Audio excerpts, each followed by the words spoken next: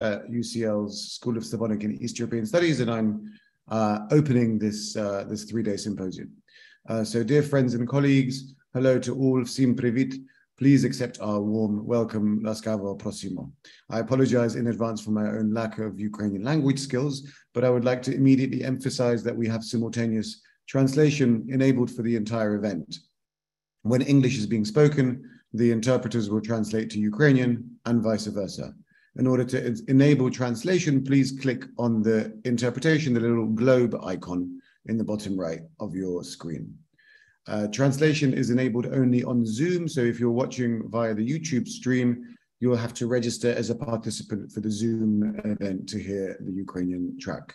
Переклад доступний лише на Zoom, тому якщо ви дивитесь на YouTube, прошу зареєструватися на сайті симпозіуму, щоб почути український переклад.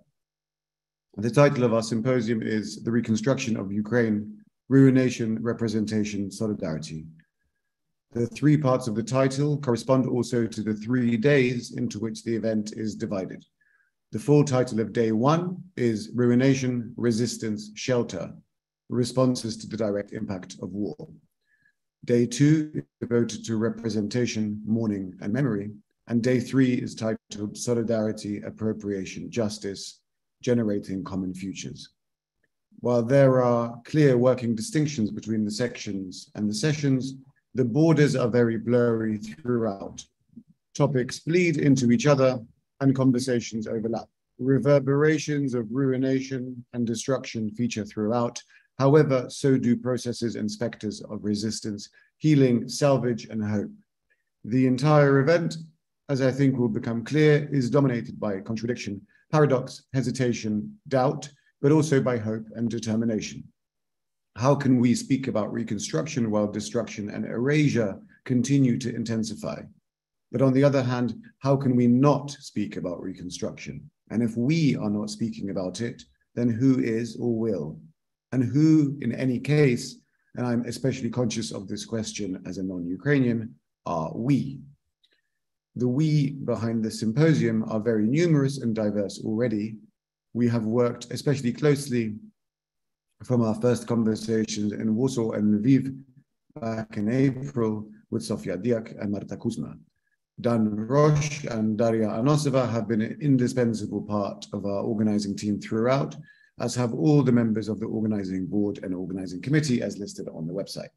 Beyond those who are listed on the site, special thanks are reserved at this stage for the students from UCL's Ukrainian Society, in particular Hanna Olinik and Anton Korchagin, who gave their time to put up conference posters all over London in recent days, and also for all those colleagues of designers Vitya Glushenko and Denis Polyanin, who put up posters in Kiev and elsewhere in Ukraine.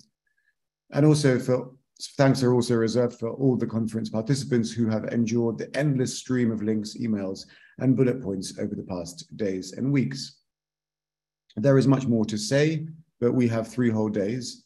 I hope you stay with us, and I will pass the mic now to Marta Kuzma, Professor of Art in Critical Practice at the Yale School of Art. Добрий день, всім привіт.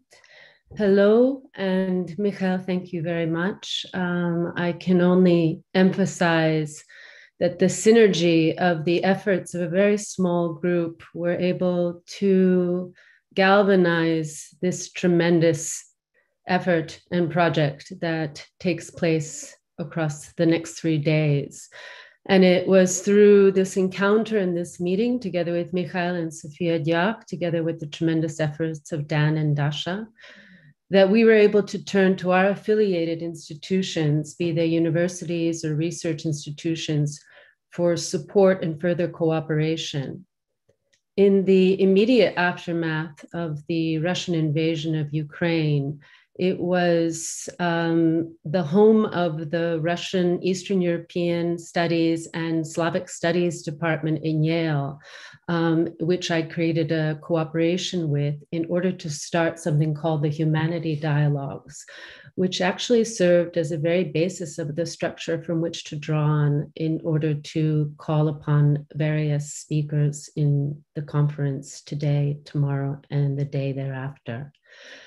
part of the discussions, and the ones that will be focused on tomorrow, is how the logic of war, or rather the illogic of war, has an impact on the cultural field, and how in some way, despite this tragedy, is there a way to find new modes of practice and tropes that can bear witness to the cultural field internationally? And behind all of this, and throughout all our discussions, has been trauma. And that will also be entering all 3 days: civilian trauma, military trauma, and trauma experienced by children. Thank you very much for this cooperation. And I pass now the word to my colleague and good friend, Sofia Dyak, the director of the Lviv Center for Urban History. Thank you, Marta. Dear colleagues, friends, and all who joined the symposium today, it's a true honor to be a part of organizing team and have a possibility of having conversation with all of you here. Much of the 20th century went under the title post-war, from post-Great War to post-Second World War and to post-Cold War. Much of what is now challenged or destroyed by the war in Ukraine, from international system to individual housing, are the legacies of previous reconstructions in many ways. So now, being right in the midst of the Russian-Ukrainian war and large-scale invasion, with all the uncertainty, and we are discussing now and sketching our new post-war in social media, in discussions, in launched initiatives, and in governmental programs. For me as a scholar of post-war transformations in cities marked by the change of borders, regimes, and displacement, and exploring how societies recover after that, there is an added poignancy. Using word reconstruction for the symposium title was not straightforward and keeps raising questions and doubts, as Michał already mentioned, from how appropriate to when and for whom it is possible. We are in the midst of the massive killing and ruination. Yet, as we know from the past, conversations and acts of rebuilding are taking place as the war is still taking place. From micro acts of rebuilding your roof, your home, to forging networks of help and support, to drafting visions of new international systems and new housing. The rare part invites us to think not about returning to what was before, but to rather reflecting the legacies and resources to take into account and revisit, to relate to experiences not only from here, but also from everywhere. The construction part signals a need and possibility of change, however differently and with difficulty imagined. Sharing these reflections and visions is one of the ideas behind the symposium. Being able to think about reconstruction is both a privilege of having time and resource, but also responsibility. For those capable or entrusted with such tasks, there is a not less important task of thinking of who is not, and how can participation be experienced and exercised in the context of massive displacement when millions of people are dislocated and distressed. Furthermore, how to communicate and connect various, sometimes very different ideas and visions conceived across and beyond Ukraine. This symposium is one of the attempts to communicate and connect. Then conversation started in April with Michał and Marta, and then with all the members of organizational board and participants, speakers. I was in Lviv, and with colleagues at the Center for Urban History, we were responding to the unfolding invasion, rethinking our activities, our programs, and opening our doors to displaced co-citizens, similarly to what many institutions and individual homes are doing. Looking back, I think now how many experiences of previous wars and post-war recoveries were never noted or later lost. for obvious reasons of justice and legal prosecution and for future history writing, documentation initiatives are crucial. Documenting the now will be part of recovering for the later, taking many years and many stories to tell. This symposium is also a form of documentation of ideas and strategies that reflect the experiences of the past, of the war, contingency of the present, and tentative possibilities of the future. So this is the introductory remarks which we as core team prepared, and they are very cursory and giving space for all of us to engage in conversation, as this is the primary aim of this event. And the next part of the program is today I will be a little bit of a conferencier between the panels. We will have a presentation by Oleksandra Azarkhina, who is with us here and will be taking mic in a second. Oleksandra Azarkhina is a Deputy Minister of Infrastructure of Ukraine, and with her reflections rather than presentation, we will put a first part of our program. If Oleksandra, you are here with us,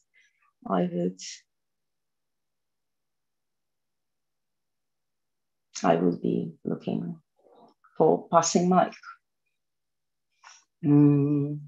Because I've seen Oleksandra before, so there will be this little moments of passing mic virtually, which involves searching on screen and people connecting and reconnecting. So let's pause for a moment.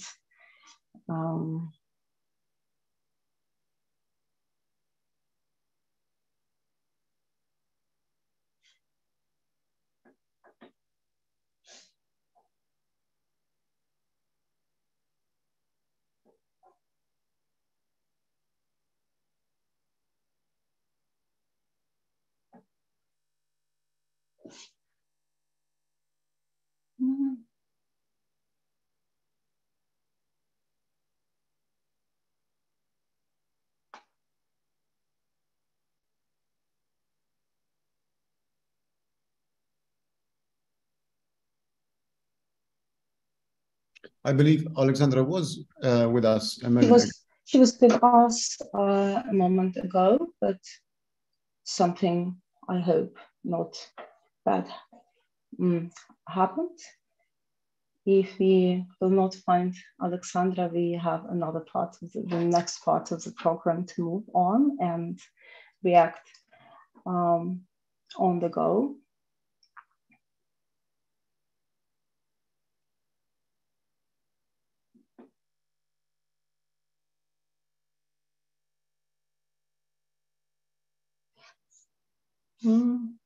Just asking for a moment of patience now.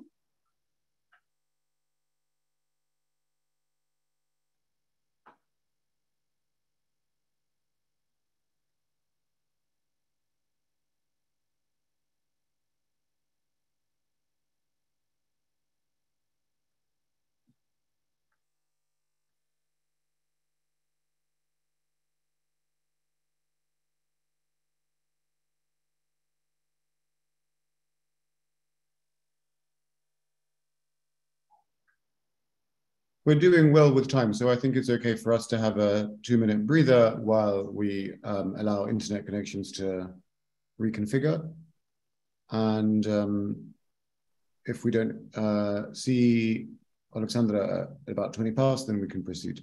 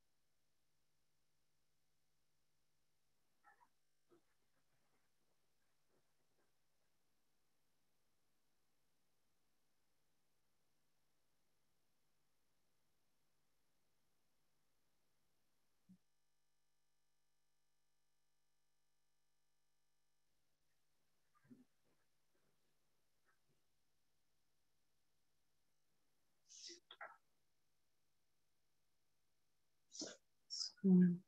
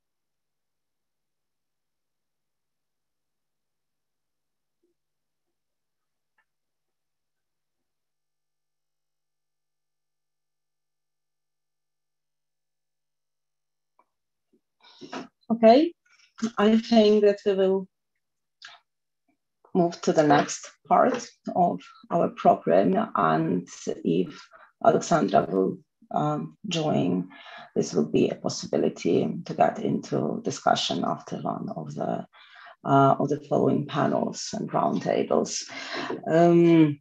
So I would like now to pass mic to Uilleam Blaker.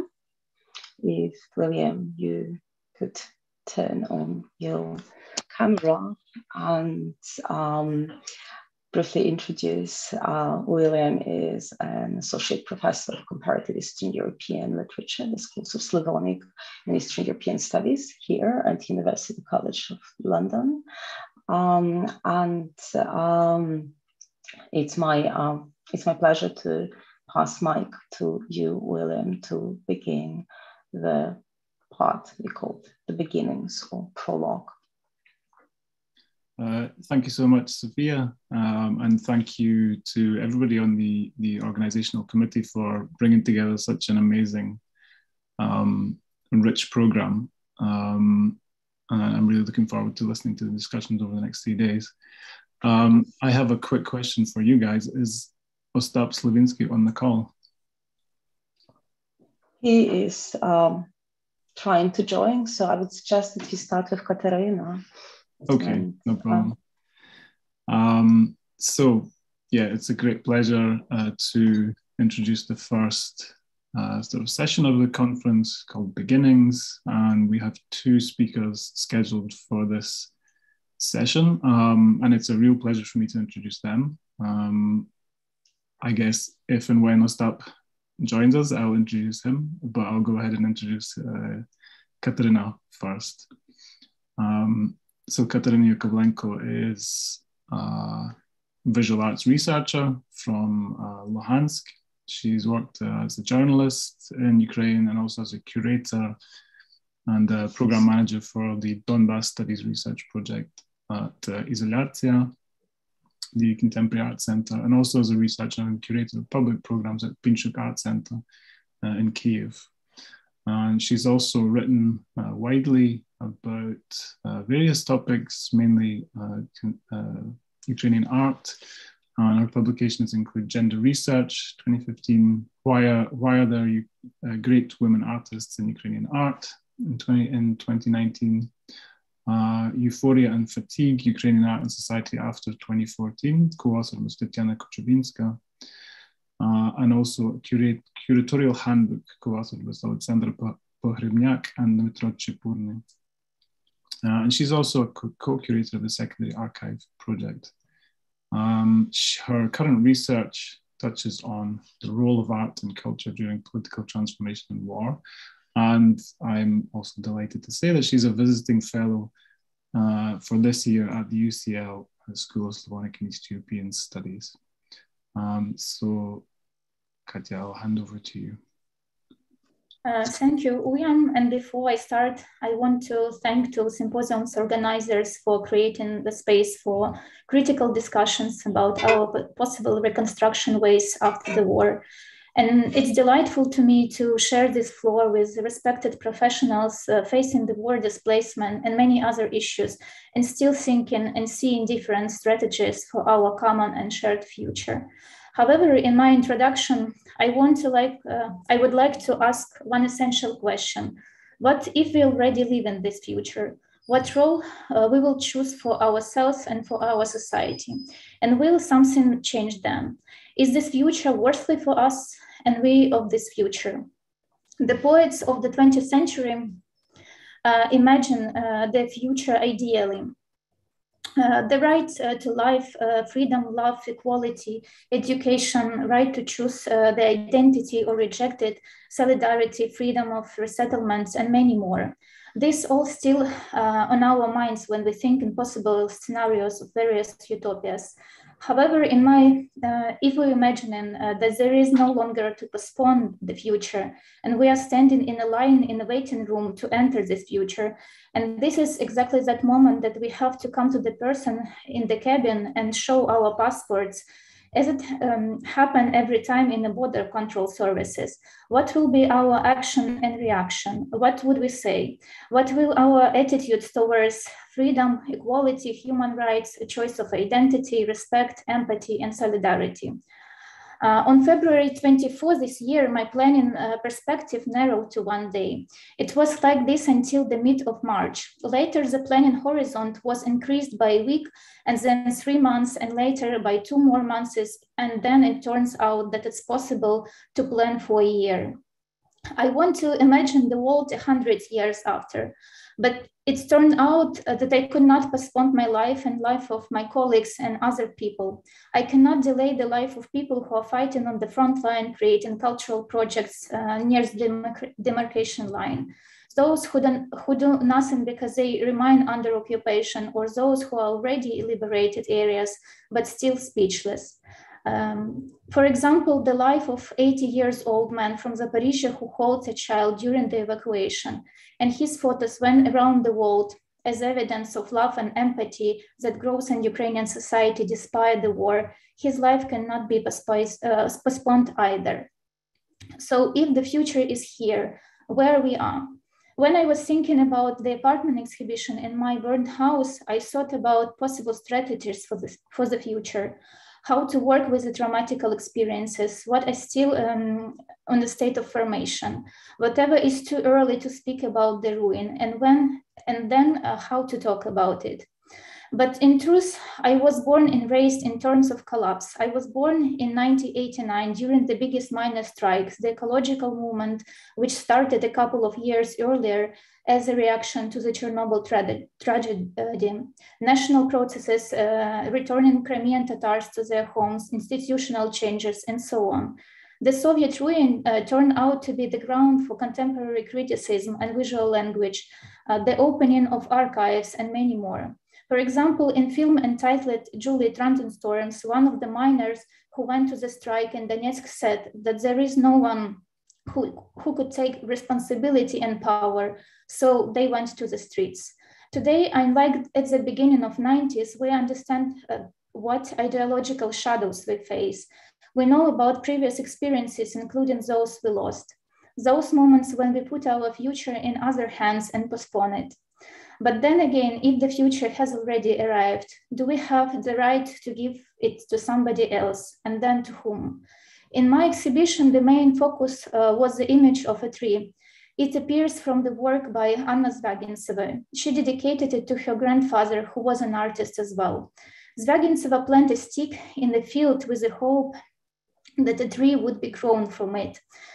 The work consists of black and white photography of this plant stick with a small leaf.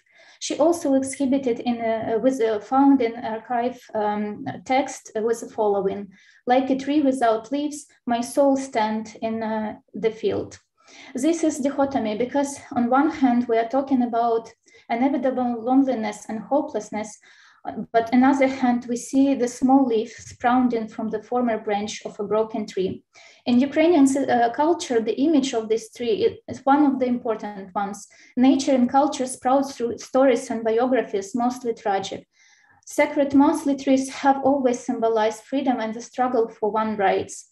However, trees also express and experience their own traumas. Strong winds, temperature drops, several frosts, and wood-gnawing pests can injure the tree. The reaction to such injuries is tears. The tree produces gum, a struggly substance that penetrates through the cracks and heals its own words. As a child, I often saw this, how trees was crying, and mostly it encounters this phenomenon on fruit trees like cherries and apricots, and I don't think that there was a child who cannot taste it. I thought about trees' tears as an image and symbol of life. However, can we heal the social trauma, and what comes to same gum that clues cracks and fractures in our society? I reasoned that civil society, institutions, self-organizing initiatives, volunteers, and official institutions are becoming such a gum. This is precisely what we have been missing since the 90s, not to start the story as a tabula rasa, but to continue. Today, we bear this double responsibility for ourselves and those who could not find themselves in this future for various reasons. Those who cannot wait in 90s, and those who cannot wait because they went to the front line. Like, for example, Yuri Matushak, a Donetsk political scientist and history teacher at the secondary school. Yuri Matushak died near Ilovaisk in 2014 defending his future. He was 27 years old. As a student in Donetsk, he founded a cultural institution called Poshtov, which was engaged in cultural and civil activism. Yuri's story is like the same leftist trees standing in the middle of the field. In 2019, Ukrainian curators Anastasiya Yevseyeva, Darina Skrinnik-Miska, Boris Filonenko held the second Biennale of Young Contemporary Art in Kharkiv, which was called It Seems to Be Walking into Our Garden. The contemporary art show was held in Kharkiv Hotel, Deshprom, 2 buildings of University of Karazina, Yermilov Center, Observatory, Common Gallery, and Botanical Garden. Even those who never been in Kharkiv knows today all of these places because of constant shelling. On one comment, the curators talk about the problem of institutionalization and cooperation of the communities. In my case, the apartment exhibition was a continuation of long tradition of alternative institutionality. The apartment serves as a safe space where ideas could be safely exchanged between artists and intellectuals. Institutions are an important features and the possibility of self-recovery. And as I plan again now for longer than 1 year, I want to imagine that at the next DocuDays Film Festival, Maksym Butkevich, released from Russian captivity, will speak and present film about human rights, calling to support minorities and people in need. Or after 100 years, I will come to Ukrainian movie screening, restored by Dovzhenko Center. Today, this wonderful organization and our colleagues needs public protection from the government revision. Yes, our institutionality is shaped by war and by aggressor, but we do not have the right to destroy it by ourselves.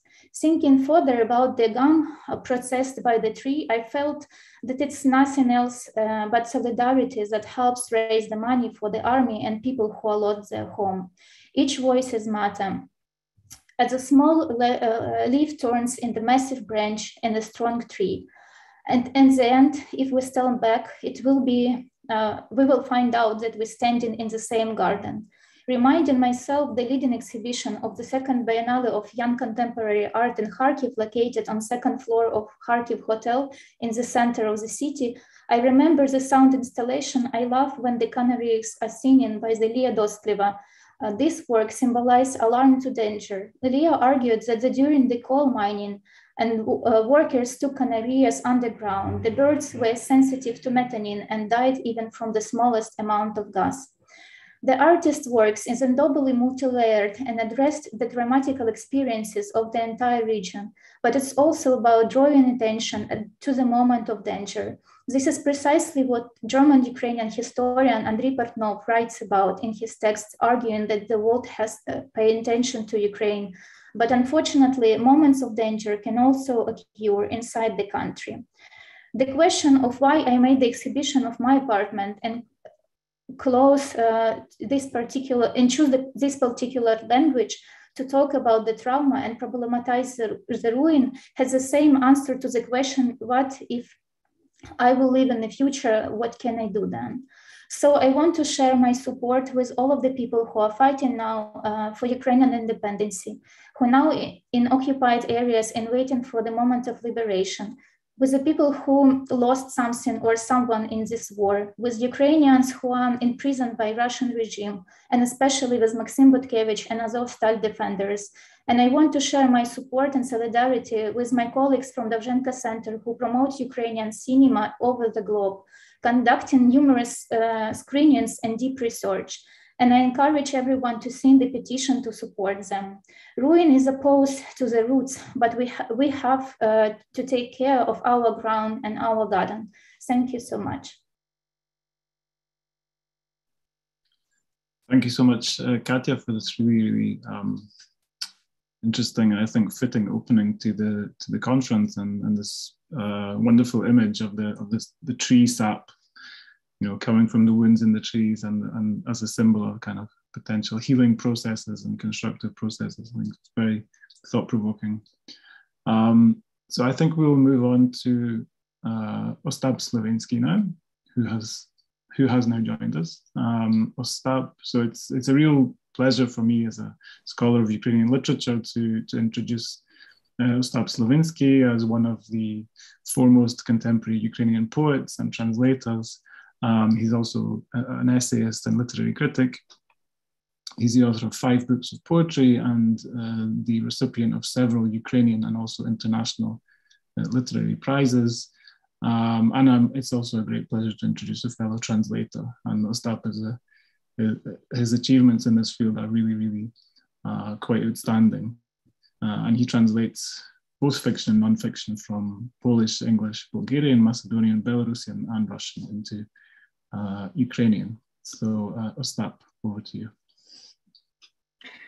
Thank you, Uilleam. Thank you for inviting me. I'm really happy to be a part of this wonderful symposium. I was hesitating what to present and how to speak about the times we are in, and I'll probably try to present the idea I'm trying to realize now, the idea which helps me to find words to describe the situation we are in. The idea which soon will be a book, but not only a book, also theater performances. Maybe there will be also the other realizations of this idea. The idea is called Dictionary of War. Dictionary of War is what became already part of my life, and also a kind of instrument which helps me describe the reality where we found ourselves during the last months. The Dictionary of War is a documentary project consisting of 80 short stories about the personal experience of war, 80 short monologues. And each monologue, there is a most important word, and the story is a kind of definition of this word. This is why the Dictionary of War focuses not only on life experiences, but also on language. It shows how language changes, how it runs out, how it becomes simpler, how it gets silent sometimes, how the language crosses its own boundaries, how it tries to explore new areas of reality that seemed unimaginable before the war. Among the people whose voices we hear in the Dictionary of War, because it's a book of short monologues, sometimes the fragments of monologues, are those who were forced to leave their homes and venture into the unknown, volunteers and medics, soldiers, social activists and artists, very different people, united by a common experience and often by a common fate. I met some of them at the Lviv railway station, where I volunteered during the first days of full-scale aggression, or in the street near coffee stands at the temporary shelters for the internally displaced persons. And I usually never met these people again. Some of the interlocutors were my colleagues and friends who were artists, scientists, teachers in a peaceful life, but who became volunteers, paramedics, war correspondents after the war began. In a certain way, the idea was born from my private experience of impossibility to write poetry or fiction after the 24th of February. For me, the dictionary, this literary documentary, was a kind of search for a way out of the almost complete inability to express my feelings, to find the appropriate words for them. I decided to look for the words in the other people's stories. Very often, I was the first person to hear these stories. The people needed someone to listen to them.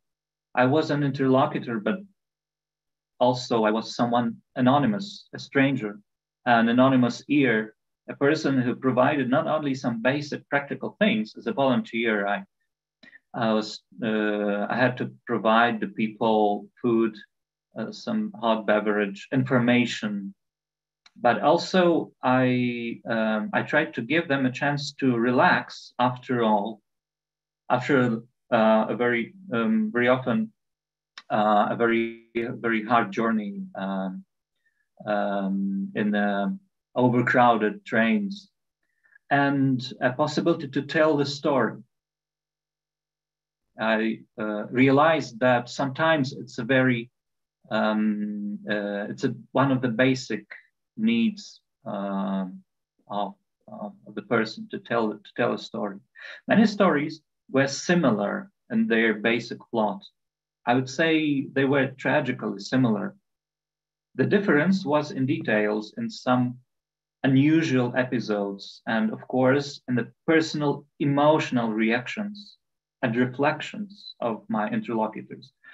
And this was what I remembered first of all, because I didn't have a chance to record it somehow, to make some notes.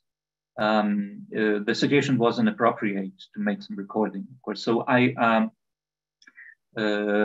could only rely on my memory.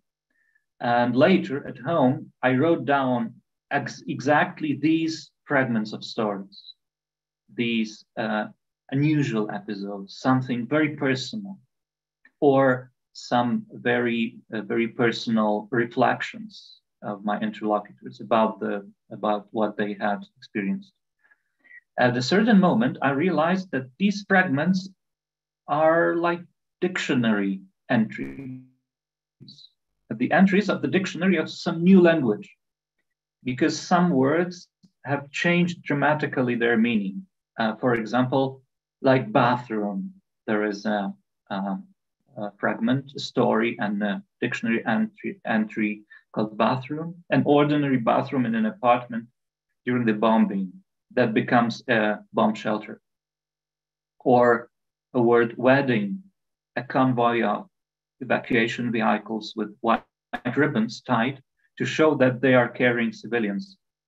And this convoy resembles a wedding, to my interlocutor. One of the first readers of the Dictionary of War said that these stories are poetry.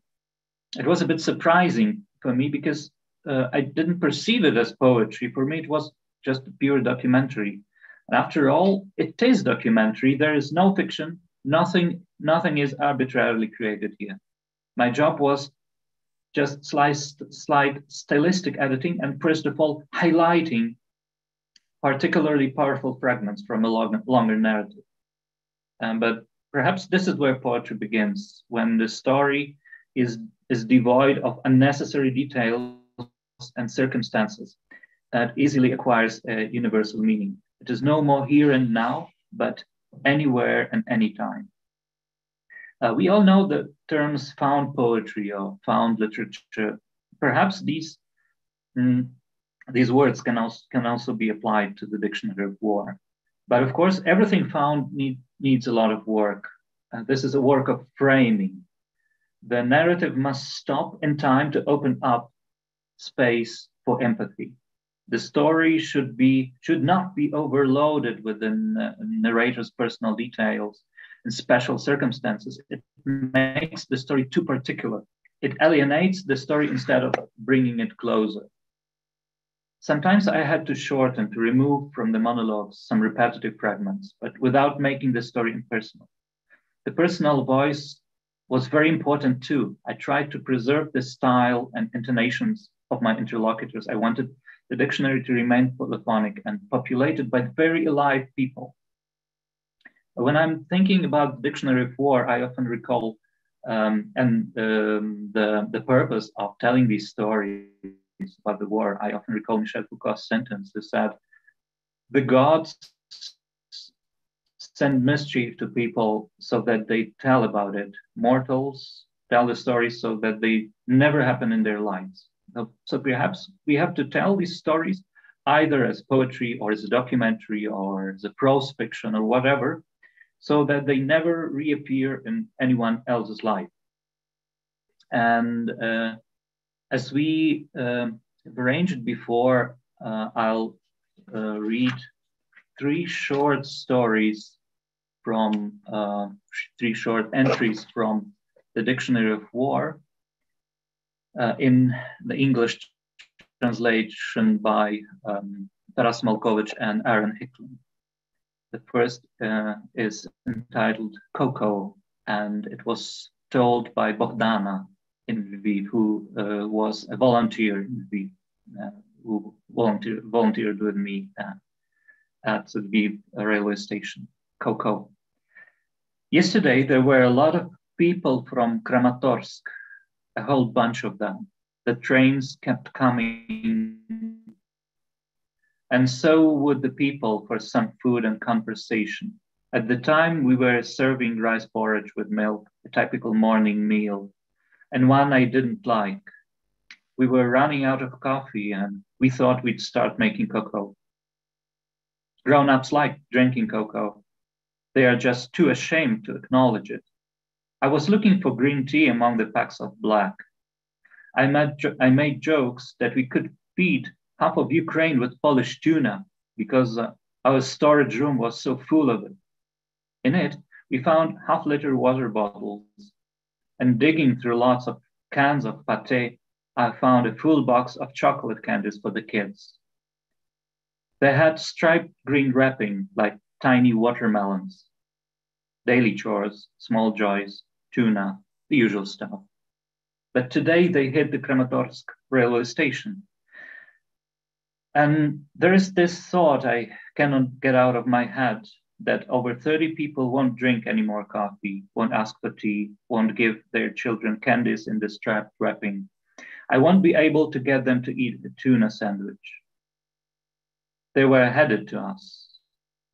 We had already found coffee for them. I don't know if there is anything beyond this world, but if there is, they should have the tastiest cocoa there. Warehouse. The story told by Kateryna from Vyshhorod, near Kyiv. I watered my flowers and left. They have been without water for over a month now. When the Russians retreated from my city, my mother wanted to take care of the flowers. She was ready to spend 3 hours on the road to get there. People were waiting for a commuter train, and there was a freight train standing on the next track. They were unloading something from it to a warehouse hangar. That warehouse was well known to me. We used to exchange waste paper for books there when we were kids. All of a sudden, my mother felt dizzy. Her feet became unsteady. She barely made it back home. For the rest of the day, she felt nauseous. The warehouse that once contained books became the warehouse of human bodies. And the last fragment is called Star, and it was told by Romana from Kyiv. When the windows are taped to prevent glass from shattering during explosions, they are like stars. I did it with my windows too. Opaque tape, 4 stripes crosswise on every window, just like the manual says. Whenever the sun is out, you can see shadows from the tape on the walls, like stars moving slowly. I would like this to be my only memory of the war. Thank you very much. Thank you so much, Ostap, for these really moving short pieces, and also for raising this very interesting question of the kind of how to write and respond and represent what's happening in a responsible and ethical way, which so often entails a turn towards the documentary forms, which has been a really striking feature of Ukrainian literature, certainly in recent months. Okay, but I think that we are going to rewind our program a little bit to our scheduled previous speaker who has now joined us. Am I correct? Yes. Hello. Thank you, Oleksandra. And I have briefly introduced you before, just to reiterate, Deputy Minister of for Infrastructure. And while it's so hard to find words, it's no less hard to find actions, what to do. And you will reflect on the governmental policies regarding reconstruction. The floor is yours. Thank you, Sofia. But listening to the other panelists, it made me think about more personally. My alma mater is Otrishchenko University, philosophy faculty. And frankly speaking, after the finishing university, the Maidan just, won.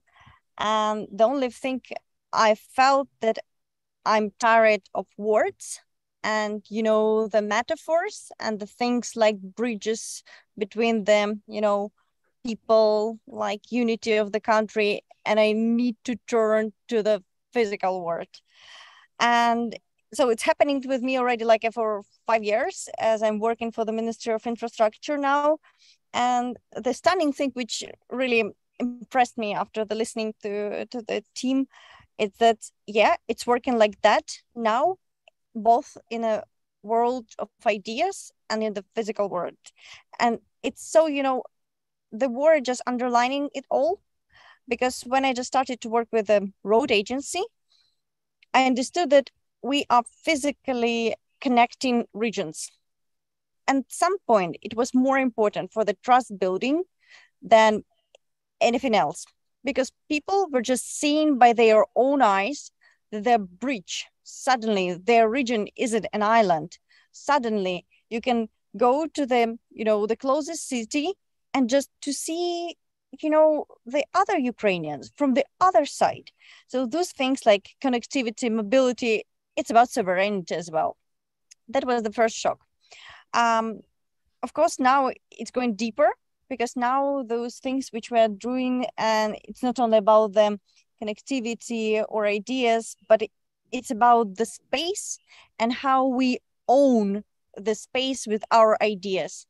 And that's why when we now on the battlefield, symbols are becoming even more important than ever. Those just, the key things, and just to make you sure that in our government, a lot of people understand that. And it's, it's a good moment for us as a nation to have a president who has artistic understanding, metaphorical thinking as well. So he was understanding that from the start. And for sure, now when we are planning reconstruction, we want to fix the ideas of liberty, of social engagement, of, the horizontal connections we do have in society, to fix them in infrastructure, in architecture, in all the way we will build the country again. And the last thing I probably put on the stage, because I was thinking that I'm gonna talk about, accountability, transparency, and data mining. Because when I started to work on those, hard things after the philosophy faculty, I was, the one who was starting with the data collection. And it's funny thing because unfortunately, our politics in Ukraine, they mostly based on intuition, political desires, something else, very rarely on the data or, some, science built things. But when we're talking about this connection of the physical world, of the ideas and symbols, data is important as well, because data is about the truth. So the only reason that the bridge can somehow make people think about the country as a real idea is that they see it by their own eyes, and anything from the post-truth world or anything from the fake news cannot change their opinion because they just see the physical entity. So just to conclude my thoughts, and that's probably actually the panelists are the best now to think deeper about that. Let's go deeper and actually study how can we reshape our physical space, how can we better own our country as a physical entity as well, and how actually the poetry could be part of those memorials. Of course, we are working now on such project as, for example, in Irpin, together with architect Slava Balbek, we created the concept where the bridge, the famous bridge which people were crossing to save their lives, we will froze it and build a new one close to it, but really save the memory in the in the destruction.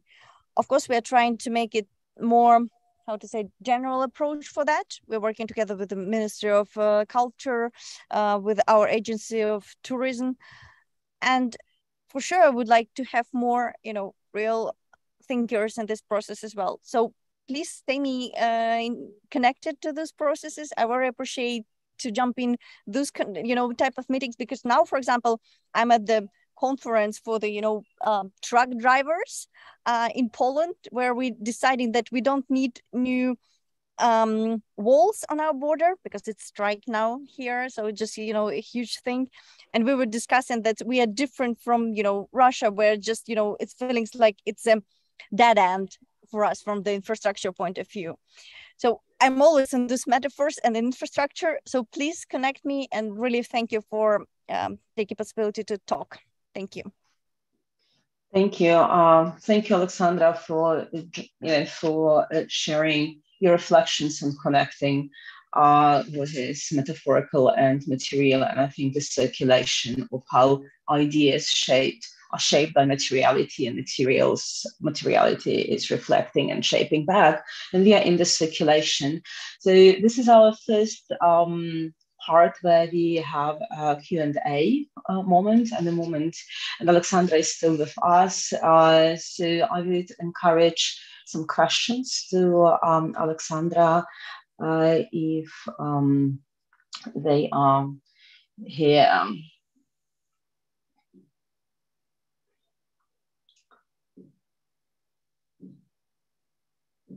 So I see Maria.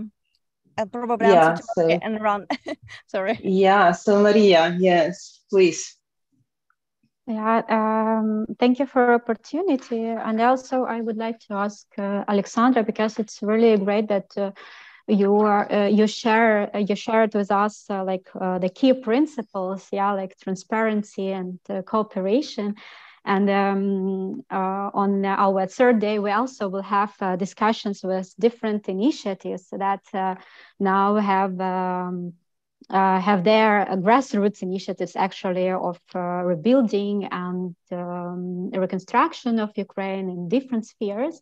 And that's why I think that it's important to ask you about how you see this cooperation with different initiatives. And here in our symposium, we will have a lot of people who already do a lot of things to Ukraine and with Ukrainians, and how you see this cooperation and what mechanism and tools you already have for cooperation. So how we can, like local activists or experts or NGOs, how we can contact you and how we can have this talk with you. Yeah, I would kindly ask Sofia to share my email address, and I would suggest the team, the whole panelists, everyone who has some ideas to come to me with some, cases, because holistic approach isn't really working during those days. And the only thing which is manageable, it's when you focus on one thing. So for example, we can talk about Kramatorsk's, rail station and its future, and how to embed the memory of those tragical events in the physical structures. And wherever, places are important or interesting for you, and if they're connected to the infrastructure, you can share the ideas with me, and I can find, the way in our projects, because we're skipping now for those strategic level and some transformation, the whole country, etc. No, we're focusing on the cases now. So please find one thing and let's try to implement it.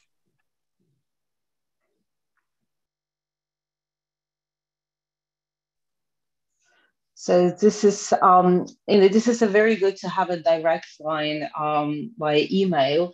But I was also wondering how your, how your choices are made in a way, because when we talk about participation and involvement, and you, for example, mentioned Valberg Studio for Irpin, that's a question, how participation, and that's what actually also very much is a question for me. Participation was a big issue for last, 10 years more, and yet it is not even. There are people who are more capable of participation and there are people who are less. There are people who are closer to power and people who are further, people who have emails and people who don't. So basically, how in your strategy, of this participation as a kind of empowerment and a kind of more horizontal linkages, not only this material roads, but the roads of ideas being exchanged. How do you see inequality now? Do you see inequalities now? And how you see what is possible under this various hard circumstances to do. And I see Oleksandra Anisimov will have another question, but please answer this and then we move to Oleksandra. Thank you. I really answer only part of this and we'll need to run. I'm sorry, but I will be available. So basically now I was, the question I raised and, that's for the people who are ready to invest their imagination in for those, infrastructure projects. But if we're talking, and that's actually about, even artistic participation of it, now is the chance to build in your idea, your art idea in for the stone. So that's first step. But second step, it's a more larger thing and it's more connected to the digital managed system we are trying to build now together with our international partners. Because again, as a person who's working on data collection, we are trying now to make sure that all the processes of the reconstruction will be well connected, well planned, and everything will be recorded. So in there will be the possibility to have direct democracy tools inside the, project planning, etc. So that's, the general approach. Sofia and everyone, thank you very much. I really need to run, but it was a pleasure to meet you. Thank you. Thank you. Thank you. And all the best for the day and all what you do. Thank you, Oleksandra. We'll share your email. I think that, we can hear a question or a reflection from Oleksandra. It has been a little bit of adjustment and improvisation for this part of the program. And as we see, Oleksandra is on the road. So maybe Oleksandra, if you could, I mean, I know that there is no speaker to answer to your question, but I think it is, we are here and we can have this question for us to ponder and to keep in mind. If I may, that was just a speculation that would refer to the part of the conference that I'm taking part in. Well, so I would think that that would remain unanswered before the third day as an entry. Okay, so we will pick some of the threats and issues, read them through all days and come back and at the end of the third day. As there was promised some of the unexpected improvisation, and we are adjusting, and we also see how we have to respond to the changes on the go. Our next panel will be starting in 25 minutes, and actually as we are streaming.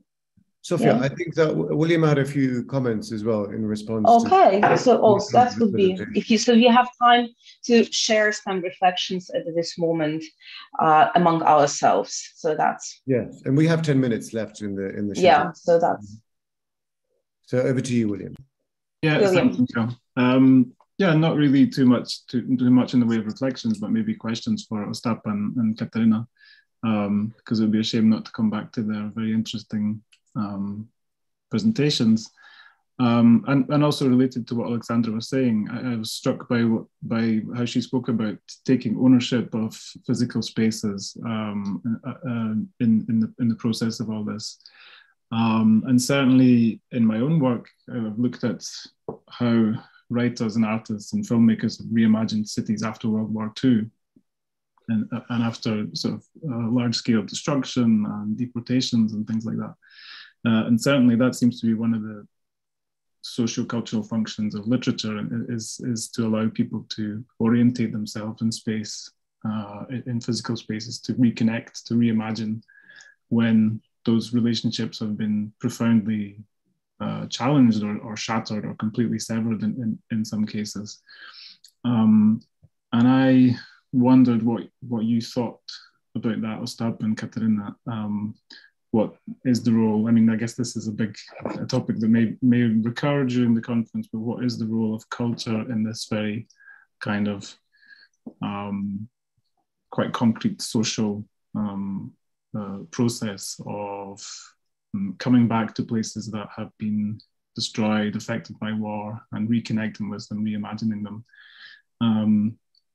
You know, I was wondering if that's something you might want to comment on, Katya, in relation to the exhibition that you organized in your own apartment. So I'm not sure if that was 100% clear to everybody, but Katya, her apartment was hit by a bomb, and recently she organized an art exhibition in the apartment, which was just like 2 weeks ago, yeah, like very recently. So I wonder if that's something that you would like to speak to in that respect. But also to Ostap, maybe you have some ideas about kind of the role of literature in relation to these problems as well. I can start. I recently, not in this case, it's not actually recently. It was the beginning of February, and I talked with Alevtina Kahidze, one of the prominent Ukrainian contemporary artists, and I asked her about when culture and arts have to come to these dramatical places, and especially in the case of Donbass. And she said that actually culture and art is already there. They didn't leave. So it's just something that perhaps we cannot see clearly, or we cannot name it clearly and properly, but still it's there. And if we will see all of these images from the bomb shelters, when people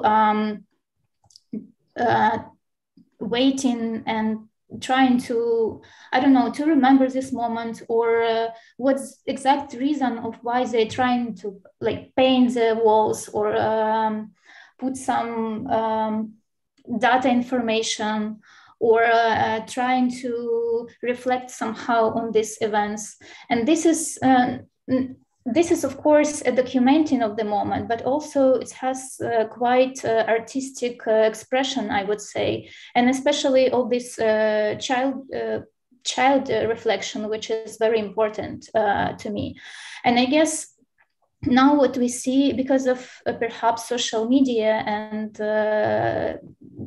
digital technologies that we use in every time, we see all of these strategies of survival, and art could be the strategy of survival. I can now pass the mic to Ostap and trying to find the images of the exhibition, because I think it's quite difficult to describe it with words, but perhaps it's better to show the images. Okay, and if I could just jump in, we had a question in the Q&A, which is actually quite similar to the question that I asked. It's for Ostap specifically.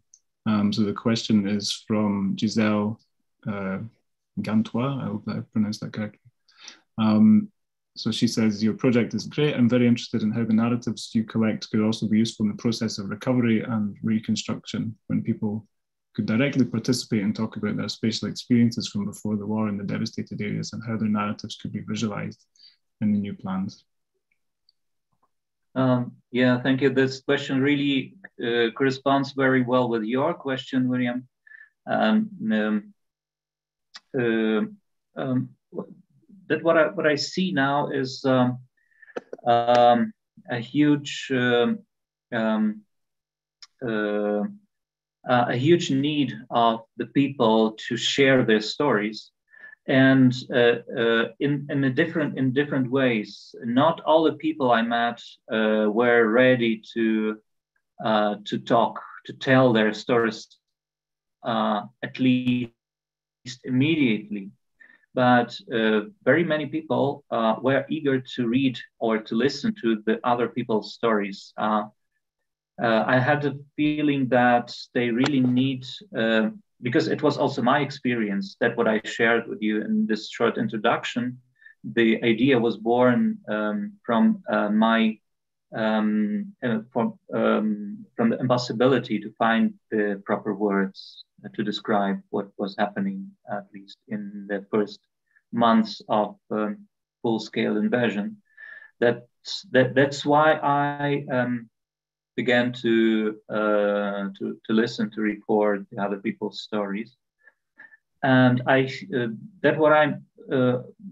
what I observe is that many people really need to listen to the other people's stories, to the stories of those who had found the words to describe their experience. Maybe it's an explanation of a real success of this project, not only in the world, but also in Ukraine, even among the people who had experienced very similar things, similar to the things told by my interlocutors. Sometimes I had maybe a little bit confusing feeling when we had meetings with internally displaced persons, sometimes very, very severely experienced, who escaped from the bomb sites, who had lost their homes, or even who had lost their close people. And I really felt confused while presenting the idea and these stories to them, because I did not know whom I'm dealing with, whom I was dealing with. Maybe these people had experienced something even worse than me or my colleagues, my interlocutors. But I felt that they, almost all of them, needed a kind of narrative, maybe some patterns of narrative, which would help them find the appropriate words for their own experience. This is some kind of building. It's not about the collective memory. It's about kind of mutual help in articulating the experience, which is very personal, and in the same times, which is a collective experience. That's how I see the main goal, maybe, of culture, in particular of this part of culture which works with the narrative, with the story, with the word. Yeah, thank you. Thank you, Ostap.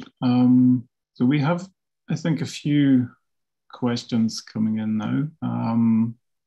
Marta, I can just a minute. I can show these images from apartment, and if it's possible to share the screen. Mm-hmm. Yeah, it's.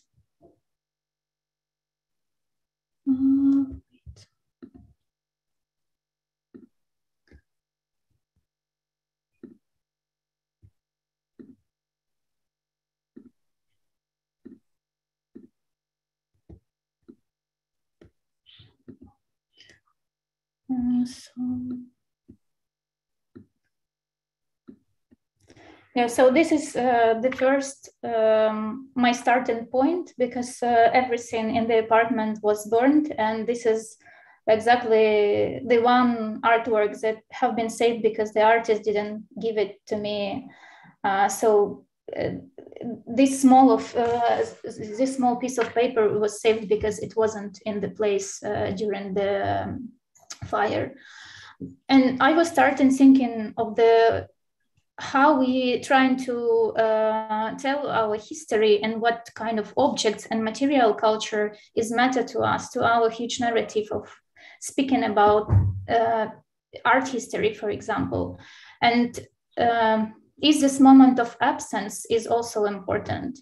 So I started thinking about all this lost Ukrainian art history, and it's like really the biggest topic for a Ukrainian researcher to feel all of these blind spots.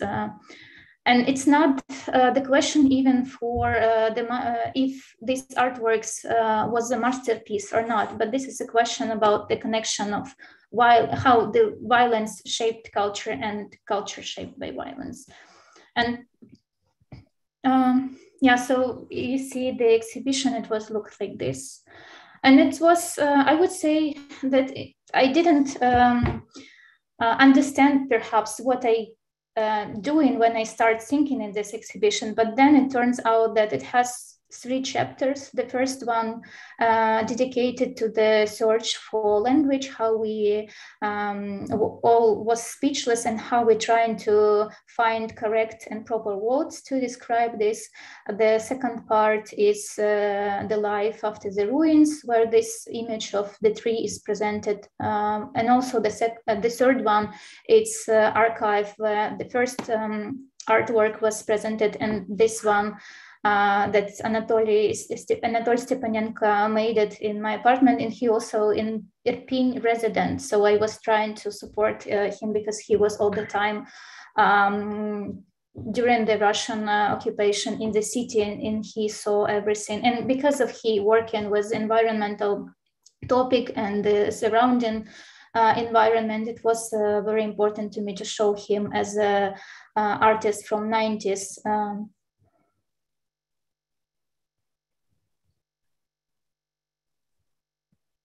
Yeah, perhaps I'll just.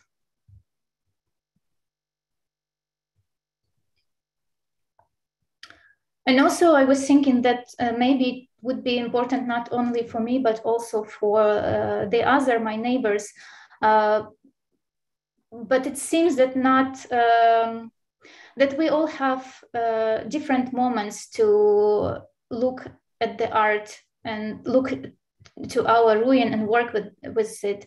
Because, like, for example, one couple that comes and asks what the main topic of my exhibition, I said that this is exactly our problem and the problem of destruction, and they just go out, do not want to see anything inside. But another couple who came to me, they was really interested in what is happening inside and how the space looks inside, because they like saw it in different ways. Before, for example, it was like totally full of garbage and all of this like burned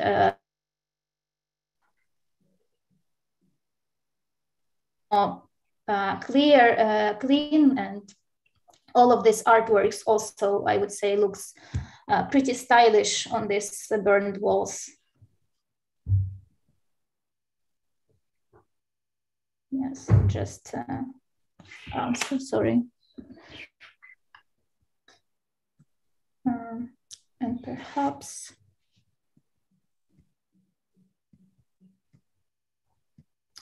yeah, and for me, all this question about searching for words, of course, we cannot name the ruin, we cannot find some words to support, or like in different situations, it's quite difficult to find words, but I find that the Dyakuyu and thank you is pretty much useful, and we sometimes, unfortunately, do not use it to express our solidarity with everyone.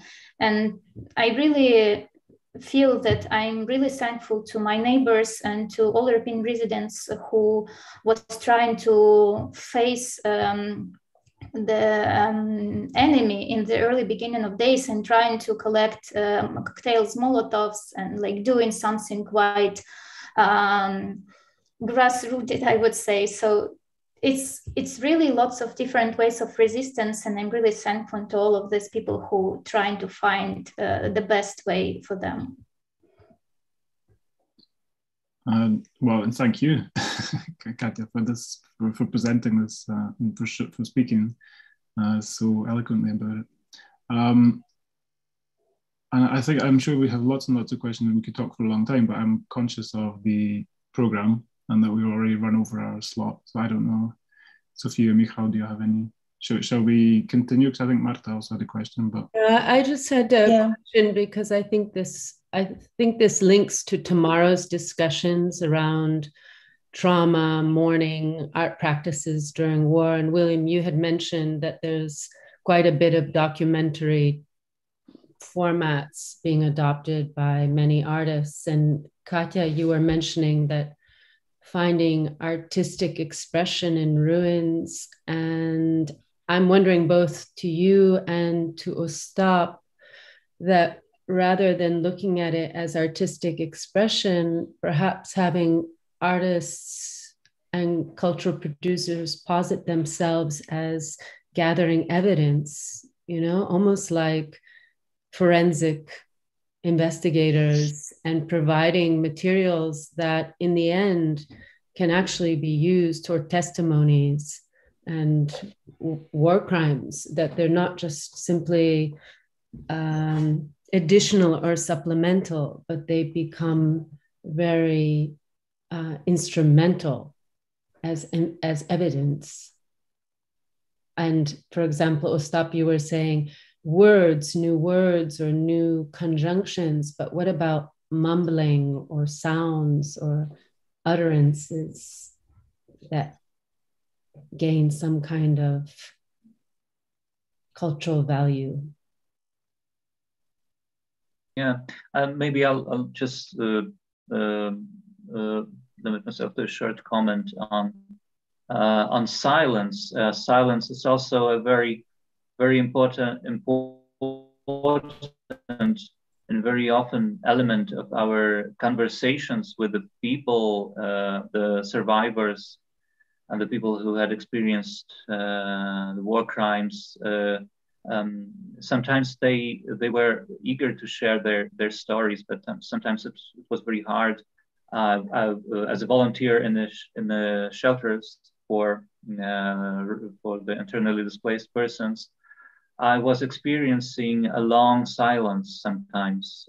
Sometimes it's really it could take a long days to to make someone speak, of course, without any pressure, but meeting every day. I was observing how people how people were getting ready to share, to begin to speak. It is silence is a very challenging thing in this situation, and if silence could be an evidence, it would be maybe the strongest accuse. But unfortunately, it cannot be used as an evidence. Only the words can, or the images can be evidence. But I totally agree with you, Marta, that some of these stories can be used as an evidence. And there are some examples when literary texts, even the literary texts, not only the monologues, the documentary monologues like those from the dictionary, but even the literary texts were used as an evidence during the court trials. So maybe I will be glad if the stories from the Dictionary of War one day will play this role. They can do it. They are capable of doing it. Thank you. I think we also have one of our participants has raised their hand. Lyubova Ilienko, would you like to ask a question?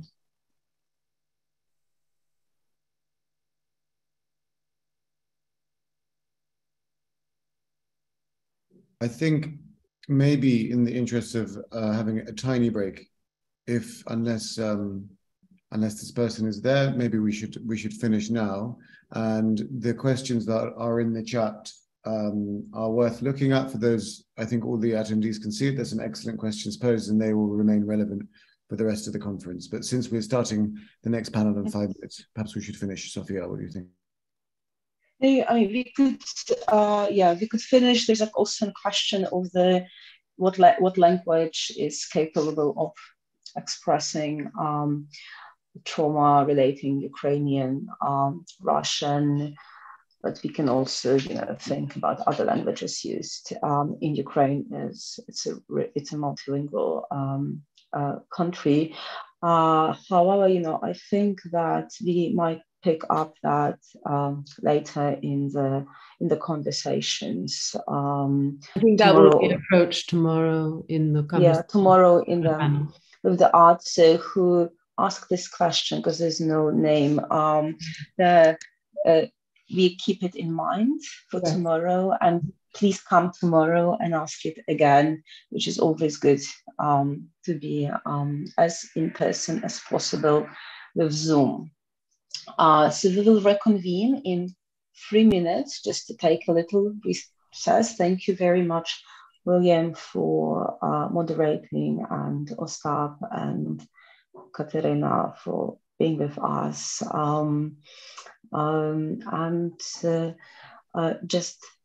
In few minutes, 3 to be precise, we will begin again. Thank you, everybody. Thank you. Thank you so much. Thank you.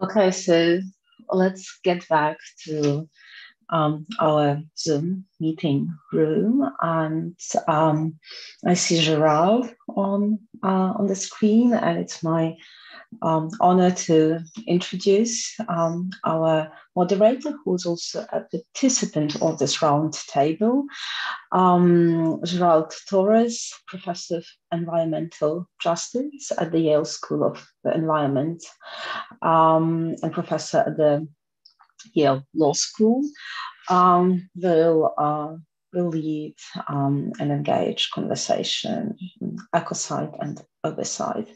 Gerald, Zoom floor is yours. Please join. Thank you. The roundtable we're about to engage in raises a number of critical issues.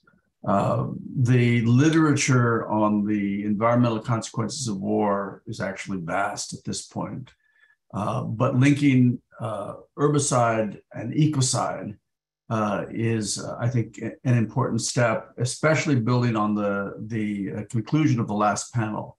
I think the last panel, in many ways, really did highlight the way the issues, or the actual and physical consequences of the issues we're discussing, and it's important to keep in mind the material reality behind the things we're discussing. So I will try to keep my participation to that as a traffic cop, making sure everybody gets enough time to talk.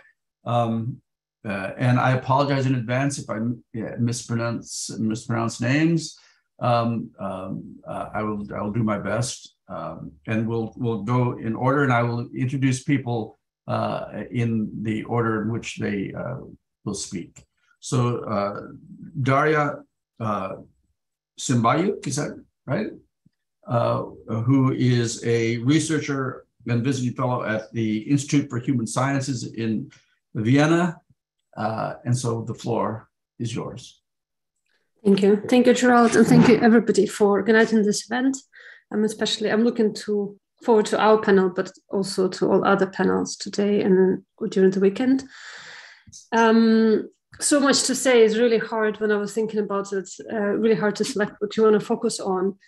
I'm an environmental humanities researcher, which means I'm quite useless in actual planning and engineering of spaces. But what I do is I do think about concepts and the way they shape our understanding of realities. And I think what environmental scholarship has done really well is destabilizing the Western binary of human nature and nature culture. And so when we think about environments, we cannot just imagine abstract forests or rivers separated from humans. But equally, we have to keep in mind that humans are in fact already multi-species, and we live in more than human worlds. So whether they're rural or urban, right, they're already more than human.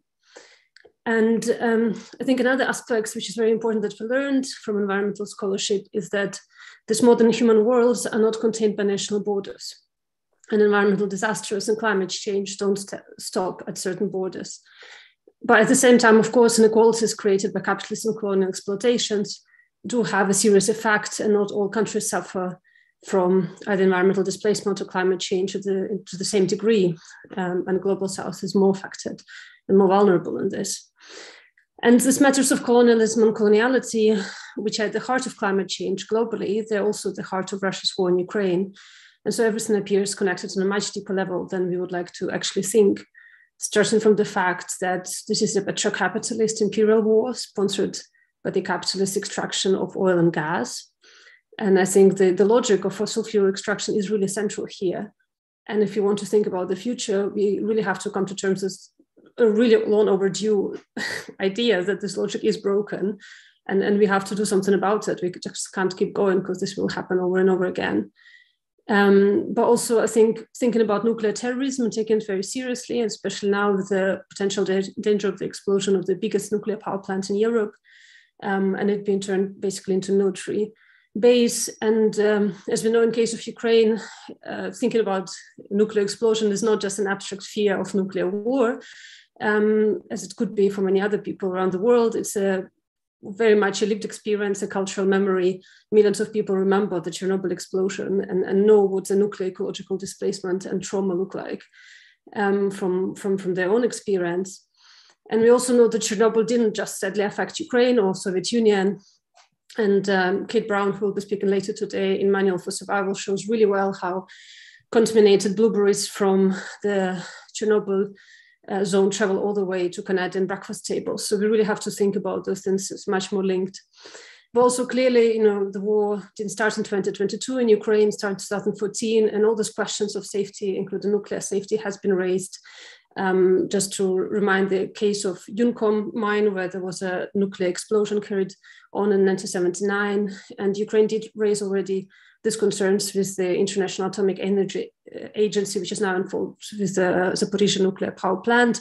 So these conversations have been ongoing, and yet it is surprising, and then they're not only ongoing, but it is, it's been clear to us that atomic energy can only operate in peaceful times, and there are no protocols and no international protocols in international organizations on how to control it when the war is going on, or let's say an environmental disaster, right? So clearly this mechanism are not really working very well. And yet at the same time, we are talking about expanding nuclear energy everywhere in Ukraine, including as a strategy for getting energy in the future. This is also something to think about. So yeah, for me, I guess is really questioning this kind of colonial petrocapitalist thinking and revising this extractivist colonial concept and looking at Ukraine as a resource of which Ostap writes really well. No milk, no love is the piece, and I'll post it later. But also thinking that Ukrainian ministry is called Ministry of Ecology and Natural Resources, how often the natural resources dominate over ecology. And do we really have to kind of change that?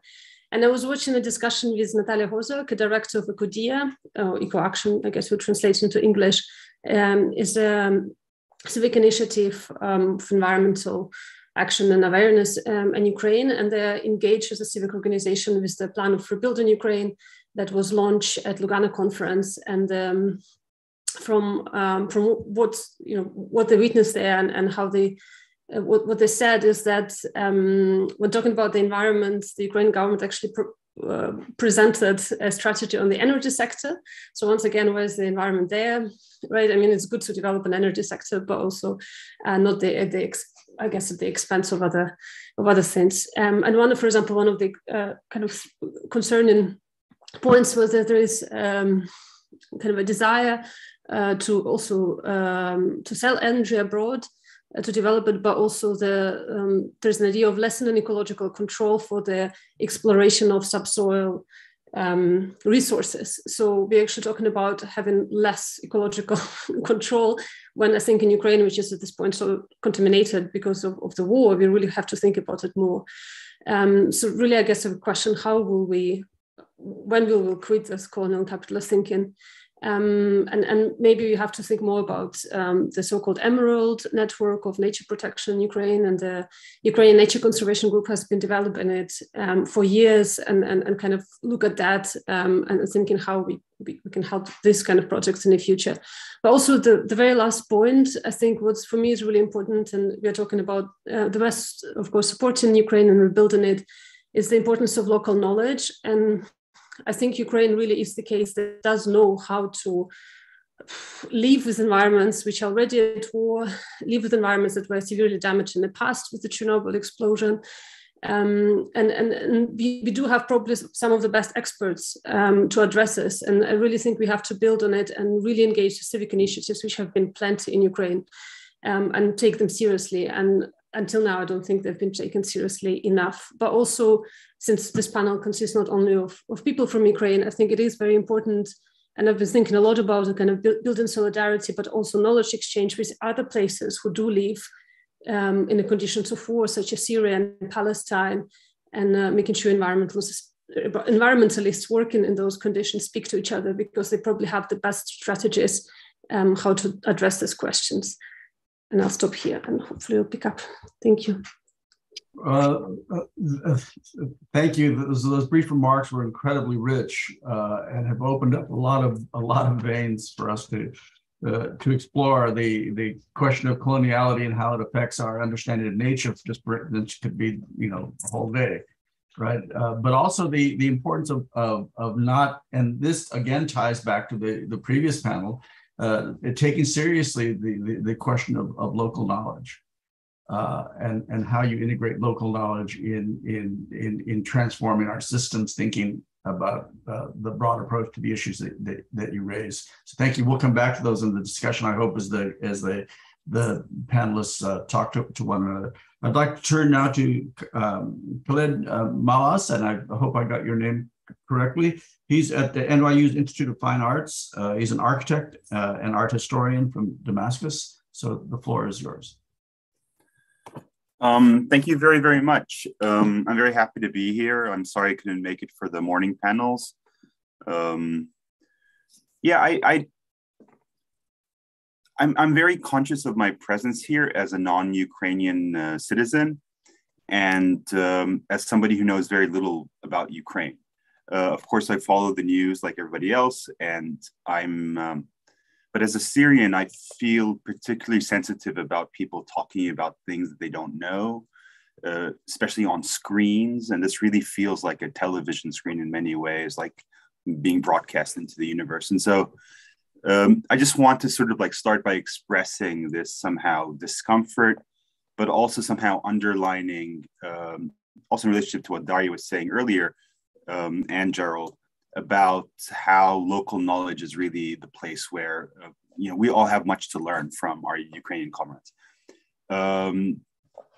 I think I'm invited here because I'm Syrian and because I have done work in relation to the popular uprising in Syria. And I'm interested in sort of like using this opportunity to think a little bit about the continuities and changes and differences between the situation in Syria and the situation in Ukraine.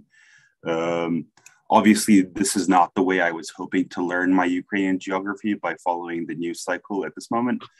And I assume that for many, it was very similar following the news in Syria. And the way that Ukraine appears on my newsfeed primarily at this moment in time is really through comparisons between the kind of military tactics that are used by the Russian army in Syria versus the ones that they're using in the Ukraine. We are often celebrating the death of officers and generals who are the same people, basically, who are leading attacks here and there. And so there's at least a moment for, I don't know if solidarity is the right word, but definitely a continuity of struggle. And I, also in relationship to what Darya was saying earlier, it is interesting for me, especially on a panel in a symposium on Reconstruction, to begin to think a little bit about what such terms actually mean in conditions of continuous war or very systematic violence on the landscape, such as what we have in Palestine or what we have in Syria. And in my own work, I've been very interested in addressing this through the understanding of infrastructure, whether it's electrical or water-based, agricultural. But I'm really interested in somehow trying to imagine ways in which our roles as architects and academics and artists and concerned practitioners can actually participate in the ongoing struggle while fully recognizing our privileges of actually not being there, sort of like with the bombs falling on top of us, but somehow being able to articulate positions and to actually make things or write things or do things that actually have some kind of resonance locally. And by locally, I mean really attached to the landscape itself. Because there is this, I think, common misunderstanding, I feel, between the kind of like the bizarre or spectacularness of the condition of war and the continuity of everyday life. And so people are getting married, they are, giving birth, they need electricity, they're eating and laughing, but also dying. And so that kind of condition is really the one that I really want to somehow just emphasize. I think finally, I'm I'm quite struck. I feel that this is also irresponsible to not share this, but I'm quite struck by the global response to what's happening in Ukraine vis-a-vis what's happening in Syria. One that I can only articulate as a form of racism, which I think all of us in this room are aware of in many ways. And I remember very recently I was traveling to the UK, and I was standing in the line, like everybody else passport kind of situation. And the officer was walking around asking who was a Ukrainian citizen to somehow try to get them to the front of the line.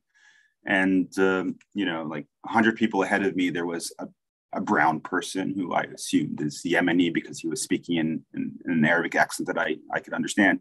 And he, after this person went around and found all the Ukrainians, he raised his hand. It's like, but look, but he showed him his Yemeni passport. And you could only begin to imagine the kind of response he got from this white man in a uniform. And that for me is an image that really struck me. And I just was hoping to share it anecdotally with you all because I think it does reflect something of contemporary realities. But thank you very much.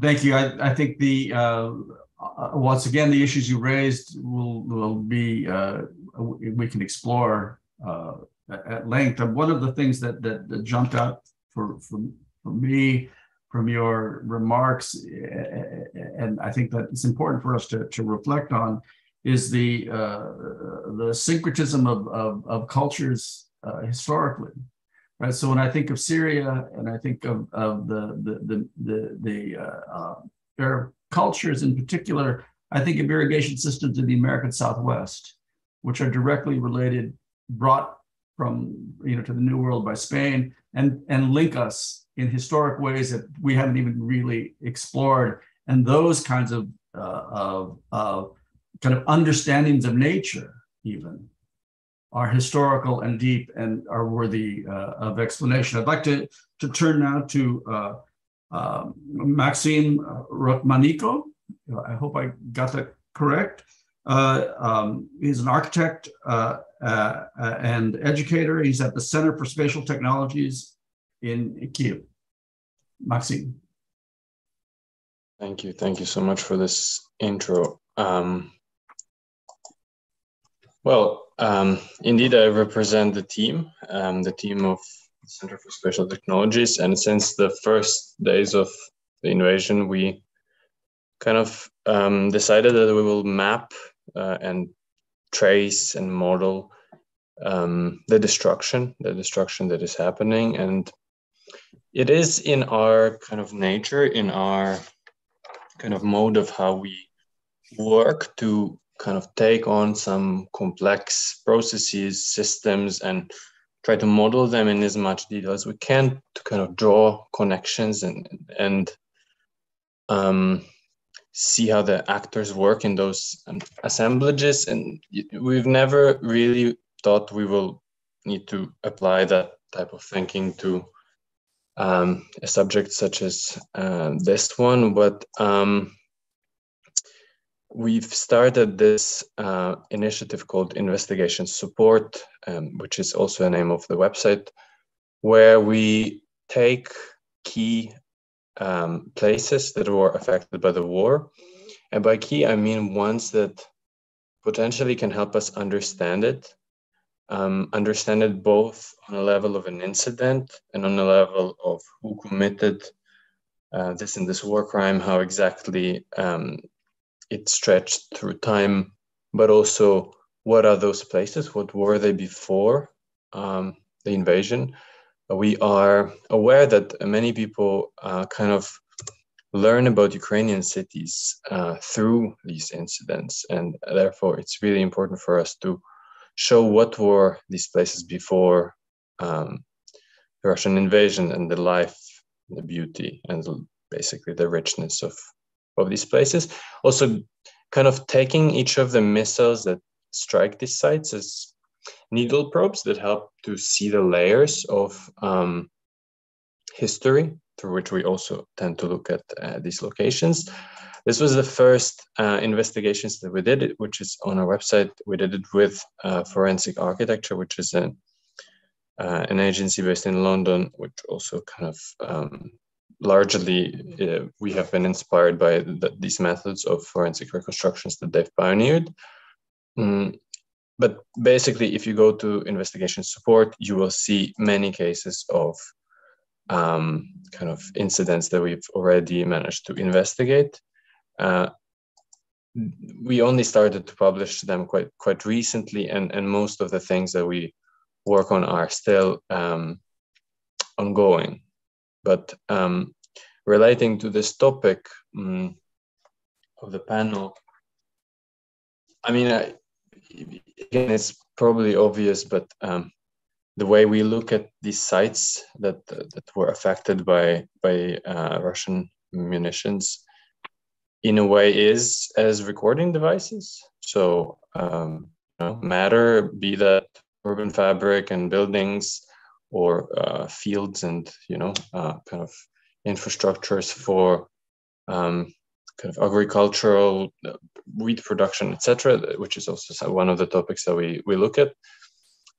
If you start tracing them, you start seeing how they were affected, irrespectively of the scale. You'll basically learn things about these places, and the hope is that we can not only help to solve certain war crimes, which would be helping the legal procedures, but also be able to tell these stories in as rich of a way as these places were in the first place. So this is something that our minds are occupied with these days. We are looking at Mariupol Drama Theater, and again, the hypothesis here is the material condition of it and the way that condition changes through time. Obviously, the destruction of it is not something that kind of happens in one moment. There's a lot of things that happened to this theater. After the explosion, there was a fire. Then kind of Russians took over this part of the city and started to manipulate this ruin in a certain way. And we are very careful to see in which particular way. And what we are hoping to understand is the explosion and how exactly it happened through this kind of tracing of the building's architecture and its material condition.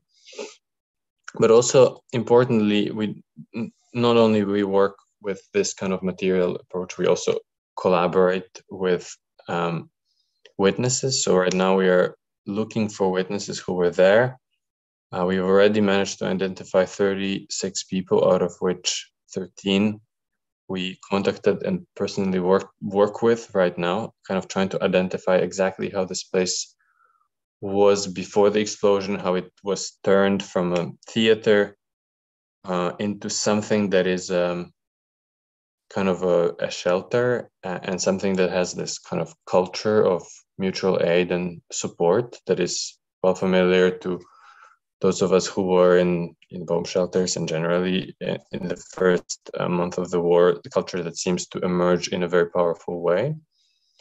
So you can go to investigation support and social media if you want to follow these investigations. But I will just end with this thought that, I mean, obviously we are dealing with many things these days, and the kind of, there's a lot of conversation about imperialism and ways that, if you're an empire, you want to kind of erase and kind of make the periphery information poor and enrich the center. And in that way, these kind of mnemonic devices that we construct around each of these places that were targeted by Russia are the places of memory for us. And in a very intense way, where we actually try to record everything that we know about these places and how exactly they came to be the way they are, which again, in that logic, to me, seems like somehow an attempt to undo the kind of acts of erasure and destruction, beyond which it seems personally for me and for the team quite hard to think about reconstruction yet, but hopefully by recording exactly what happened in these sites, we'll be able to better understand the future of our city someday. Thank you. Thank you. As you were talking, and I'm trying to put the first three together, one of the thing that emerged, and I would like to explore it, is the idea of herbicide as a correlative to ecocide being a kind of cultural war and a war of cultural erasure. And so the importance of memories and how memories are documented, not just as evidence, although Marta's point is incredibly important, right? But as foundational for reconstruction, for imagining the future. And I want to come back to that. I do want to underline Marta's point, because you made this point quite strongly, which is much of the work that has been discussed up to this point really is not just about recapturing, but also documenting crimes. And I suppose, people will dispute whether they're crimes or not, technically, but I can call them crimes, and I'm going to call them crimes. So I'd like to turn now to Piplas, who is an author and the co-author of the Global Urban Toolbox. So, is he here? I'm here. Hello, good afternoon. You can hear me, right? Yes. I have some issues with my computer. I've prepared a couple of images to share as a food for discussion. I'm in Prague, and I'm just was attending the OSCE session. I think many of you know about the OSCE. It's for sure, growing up in Sarajevo, is one of these international organizations that that were kind of, part of our childhoods, if you want. There's an organization that deals with peace and security in Europe. And it was 2 days of, I would say, diplomatic conflict between, on the one hand, obviously, Russia and Belarus are also sitting there, and many other countries. I'm not going into details on that, because I think you can all imagine. And I had the pleasure or the opportunity to talk about urban recovery, rehabilitation, reconstruction, however you want to call it, in terms of peace, security, and freedom. So I'm still a bit under impression, to be honest, and in this very, highly political and diplomatic event with all its fascinations, but also somehow where you see also the limitations of diplomacy. So I'm a bit sort of excited, but disillusionized at the same time. Again, I have some issues with my slides, but maybe I just start, and the slides are going to follow. Basically, what I wanted to talk about is about my work in I could talk about Berlin. It's a city where I spent many years of my life, of a childhood and formative years, but I'm going to talk about Sarajevo, a city where I was born, and that unfortunately popularized the term herbicide internationally. I think it was Marshall Berman. This is this rumor that he patented this term, talking about the urban, however you want to call it, phenomena of the Bronx in the late 80s. But then together with Bogdan Bogdanovic, the term herbicide, and then the killing of a city, but not as, and I think we all know about this definition. It's not about killing the infrastructure, destroying infrastructure. It's about deconstructing or attempt to deconstruct the human, the soul of the city. And Sarajevo was an emblematic example of multiculturalism. It was this creative child of the Yugoslav experiment. And what happened in the city is an herbicide in different dimensions, in an ecocide that where the city has not still recovered from. And this is something I being active in Ukraine since 2014 and two different design workshops, advisory, and consultancies and friendships and partnerships. I've seen. I would like to not only talk about destruction, but also, and that's what I had the pleasure also via the friends from Reconstruction Ukraine, also to have different interviews for Ukrainian portals. Talking about this. I know about it's difficult to talk about reconstruction, but if you go to Sarajevo, the entire globe was solidarized with this kind of multicultural, symbolic city, from Lady Diana, Michael Schumacher, Michael Jackson, Pavarotti, U2, Bernard Henri, Susan Sontag. Everybody was hanging out. Sarajevo became this sort of cultural capital, informal cultural capital of Europe during the siege. So, and then you have all the UN habitats, Aga Khan foundations, UNDPs, which I'm not minimizing their effort in the reconstruction of the city, but I say it openly, this is with all this knowledge, funding, solidarity, the reconstruction of Sarajevo failed. And this is why Sarajevo today is a city where the brain drain, one of the, in terms of air pollution, most polluted cities of the world.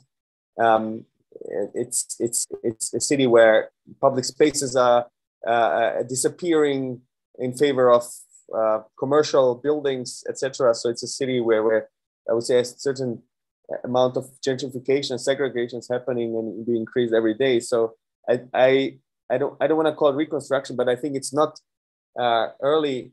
It's never early enough to start to talk about how, what's going to happen. And I'm not a political scientist.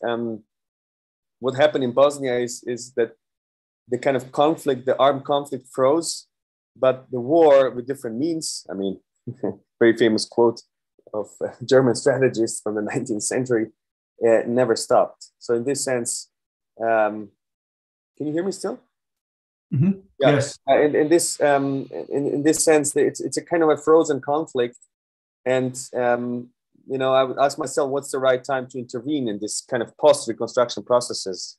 Being in the 2000s, late 2000s, as a master's student, I think it's never too early. So I would really, and that's something that the National Union of Architects in Ukraine, there's many other players that are trying to, and I think this is a task to defragment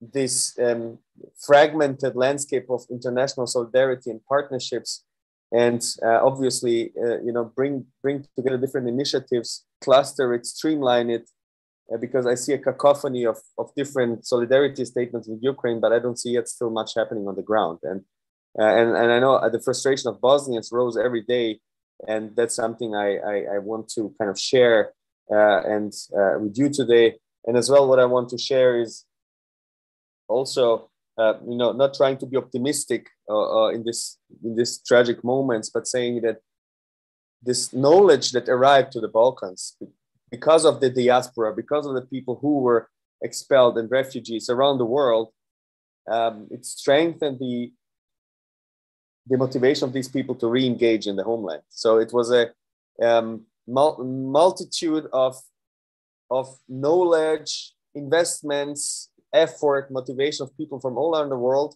bringing their friends, plus this sort of international solidarity that I see still as a hope for Sarajevo, at least to kind of get on the right path in its post reconstruction. And I think that's something where it's unfortunate situation of many refugees around the world. That's also as painful as it is. I was a refugee in Berlin, so we went the Balkan route, what is called today, up the north. But I think taking this as an experience, as pathetic as it sounds, is something that is inevitable. So, and I've seen this kind of processes. They take years. It took 15, 20 years of consolidation of the diaspora globally, so they can get re-engaged after they solve their existential problems and visas and I don't know what in Norway and San Francisco and Vienna. They got re-engaged with the homeland. So that's something I'm happy to kind of, maybe it sounds a bit like the visitor from the future, but unfortunately we went through many of the painful phenomena that the Ukrainian friends and colleagues are going through. And in this sense, that's again, I hear my computer is striking, but maybe this is for the moment a few kind of introductory words. And if there's a moment later, I could just take 3 minutes and just show you the 3 slides. But maybe as a couple of first statements that now straight from my heart and from my notes that I was also taking in the last 2 days of the OSCE experience. And I hope this is useful for the audience and for the discussion. And happy to hear your feedback and happy to enjoy the discussion. I would urge, if you can share your slides, if that's possible, we could do that now. Sofia, is that okay? Michał? I would suggest that we a little bit maybe wrap to the discussion move, and then in one of the discussions or questions, Haris, you can include your images so that we get conversation also going. Perfect. Okay, I would urge people, if you have questions, to put them in the Q&A. Now there's a question for Maksym. It says, do you think cleaning up the debris is something that is dangerous? I suppose it's about Mariupol theater, because of course it's different every time you clean the debris.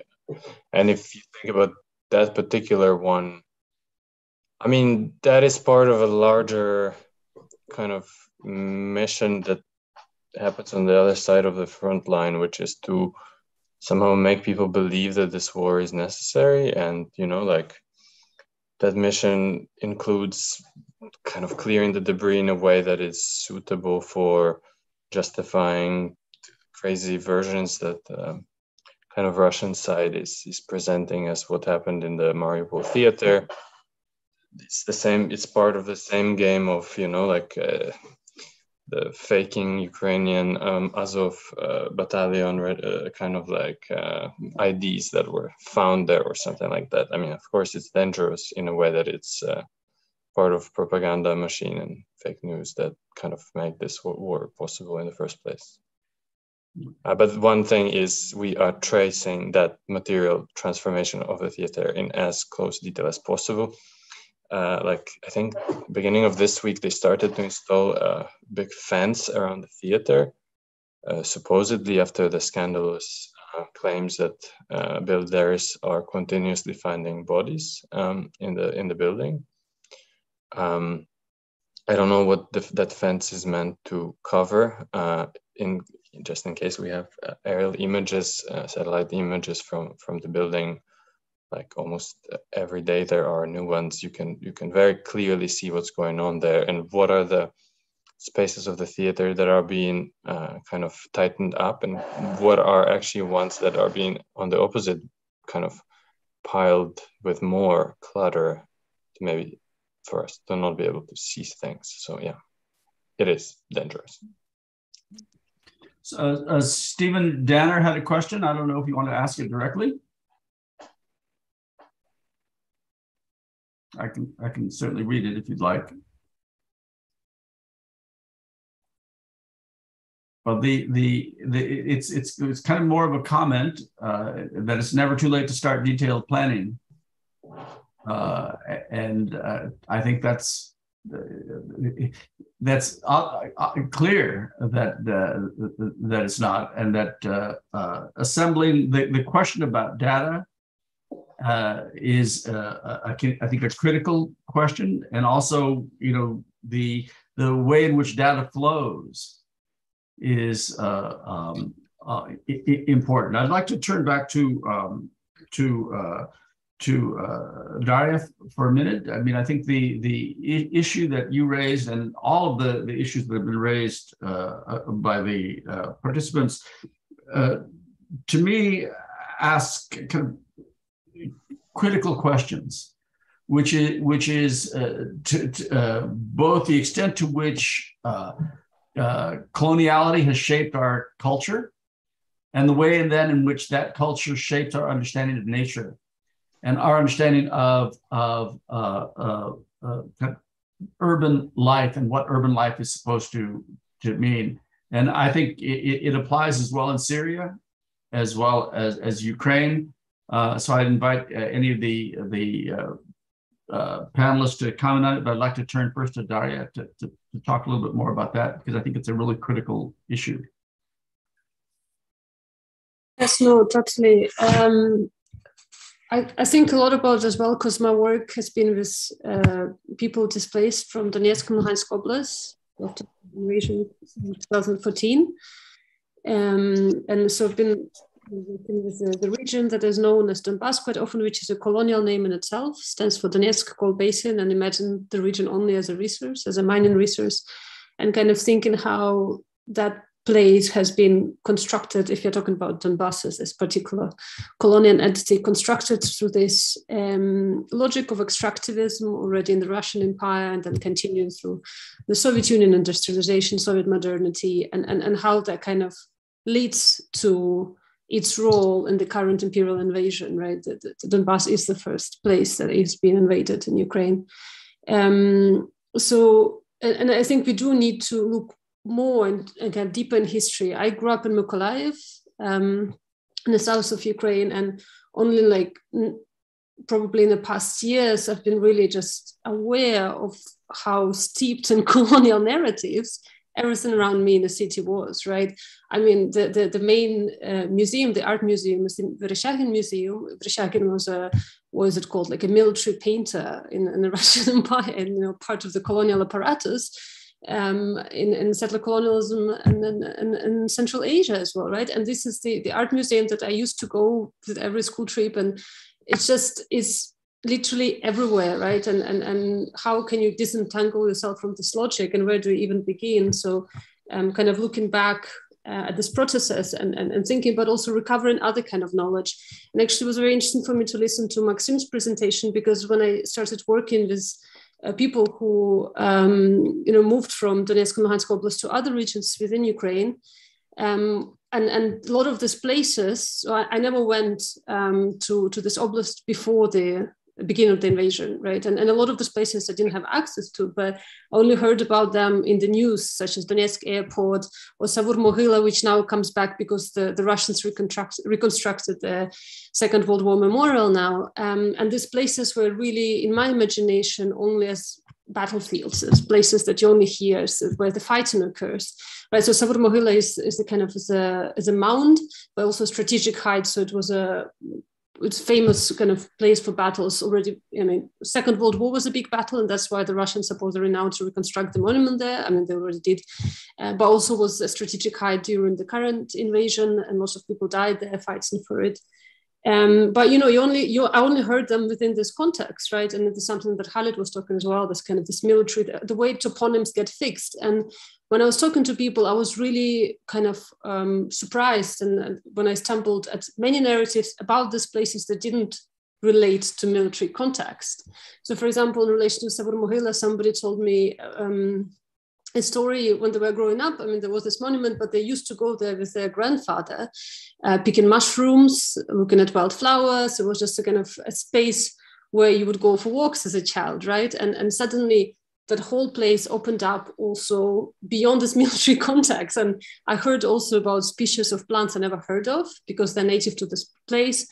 And it was, I don't know, I was really puzzled by this kind of completely different imagination of this locality. And the same with Donetsk Airport, actually. I interviewed a woman who worked there and who had, it was very traumatic for her because her memory of this place, her whole life constructed around this place, her job was really important to her, was crushed, but also there was no other place for remembering this place outside the military context. So whenever, Donetsk Airport was a place of obviously like great tragedy, but kind of finding that other space for your own intimate narrative and how it fits into the dominant narratives, I think is very important. So I was really actually interested to see that in this project investigation support that this other narratives are recovered.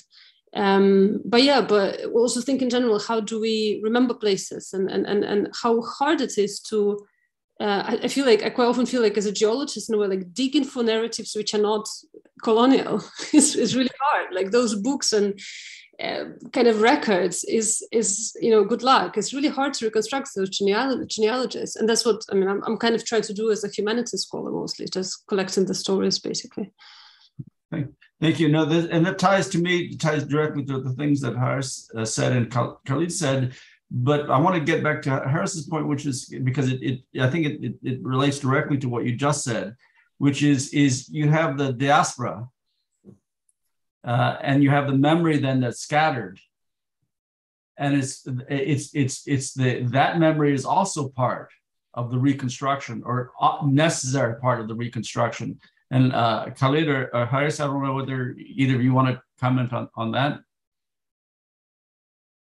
Sure. I mean that's a very, now there was an article in The Guardian where many of the diaspora who left just before the war or just early in the war, they just don't know about the war. So they're very much affected by so-called Yugo nostalgia, where there is a kind of a fascination for the Titoist era. Now I'm not valuing it or judging it, but there is a kind of I don't know if the German word Phantomschmerz, like phantom pain, is that or what? So there is a certain there's a certain also ignorance with what all happened, but then there is also a romanticization of what happened. So many people, for example, they remember the war as something positive because of the human solidarity. So that we don't have food, we have one egg in the whole building, and then we share it in 3 pieces where every family gets 1 piece. So there is this sort of human aspect of conflict that becomes somehow part of the memory. So you're completely right. The memory becomes a bit dispersed and decentralized, and then you have all these people coming back with their kind of pre-defined opinion how it is, and this led to many disappointments, of course, because you don't see the reality anymore that you left as a kid. But I see there's a hand, so maybe I stop there. So I don't know, Khaled, I don't know if you want to have any comments. If not, I can turn to Sofia. I just have a short question, because the theme that came through for your presentation is about the importance of local knowledge. And can we think about translocal, if I may, because we have transnational institutions, we have international institutions. And this is actually something that, like bothers me a lot. It's like this inequality in distribution of knowledge, and how there are geographies of paths of knowledge. So it's much easier to transmit knowledge from Irpin to Washington and not to a regional center or town somewhere which is not in North America or Western Europe. So I'm questioning about this, like the local expertise, but also possibilities of connecting other geographies of communication, and how to enable them, which fits into the question of solidarity, and how do you see it from? And I think that if you think about diaspora, it is important to think that diaspora are multiple, and that the war is also uncovers layers of diasporas which are connected to place. And this is about just right now displacement, but also, after Chernobyl, and then after World War II, and displacement, Polish, Jewish, Holocaust related. So this is like the place which kind of calls for redefinition of what is diaspora, and who is scattered, and how can we reconnect. So that's my. So I'll open that to any members of the panel who want to address that. Khaled? Yeah, thank you, Sofia. I've been thinking about this actually in relationship to what everybody has been saying now. And, I don't know how relevant it is, but I'm really thinking about, the late historian of religion, J.Z. Smith, talked about how there's no data for religion. And there's something about this absence of data for the local that I find also worth thinking about. Like, Gerald brought up these kind of pre-modern agricultural techniques of watering as kind of evocation of the local. I know that when I look at images of Ukraine, I recognize much of some forms of urbanism that are present there, that are also present in Syria in many ways. That's how 20th century Syria was reconstructed as well, or imagined. And so the whole notion of the local, I find a bit also problematic because it's also highly essentializing. Again, this is another expression of my discomfort of being here, in the sense where we are expected to represent particular positionings of locality or identity, where in a way, something as tragic as a contemporary war gives us an opportunity to sort of like think beyond these things. I was very struck by Harris's image of not only Clausewitz, but also like Bono and Sontag sort of like hanging out, like drinking raki in Sarajevo, where there's something there where, yes, you know, as well-meaning as these people might have been, the ultimate failure of that project is the one that we should be talking about, particularly in the context of a conversation about another war, another city being destroyed, and other types of relationships that are possible. In that sense, I'm very much an old-fashioned Marxist and believing that the relations of production are the ones that are at stake here. And I don't know how to react even to, for example, images such as the one that Maksym showed, and him talking of the missiles as being needle probes into historical layers. Like, again, what is the data that is actually being, and Maksym, please tell me, that is being evoked, provoked, recognized through a missile needle probe, or that of an architect's scalpel. And so that's those are the kind of things I thought I should say in relationship to your question. And before Maksym responds, Darya had her hand up, but I also want to, put another layer on this, which is, the exposure of things previously unknown by virtue of the droughts we're having across the world, right? In some ways, it's the ecocide. Is also an expression of uncovering. It is a way that memory is uncovered, tragically sometimes. But Darya? Yeah, thank you.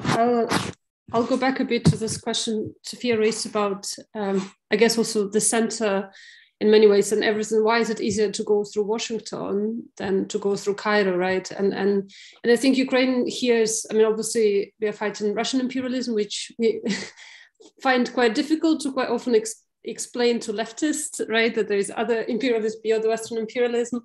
But at the same time, knowledge, and I don't like the expression knowledge production, but I guess if you think about it, the knowledge production system is controlled by the West. And so in a way to quite often, unfortunately, to meet with, and this event is also part of it, fellow thinkers and partners on the other side of the globe, you have to go through these centers in the West. But for me, it is a question of how you build networks of solidarity, avoiding going through the West as a center, right? And I think as Ukraine, Ukrainians living through this war, and we have to be more active with it. And I really hope Ukraine does not only look at Europe, and a bit worry with a bit of uncritical European discourse and how we are becoming so European. And obviously it's also discourse of whiteness there, really prominent.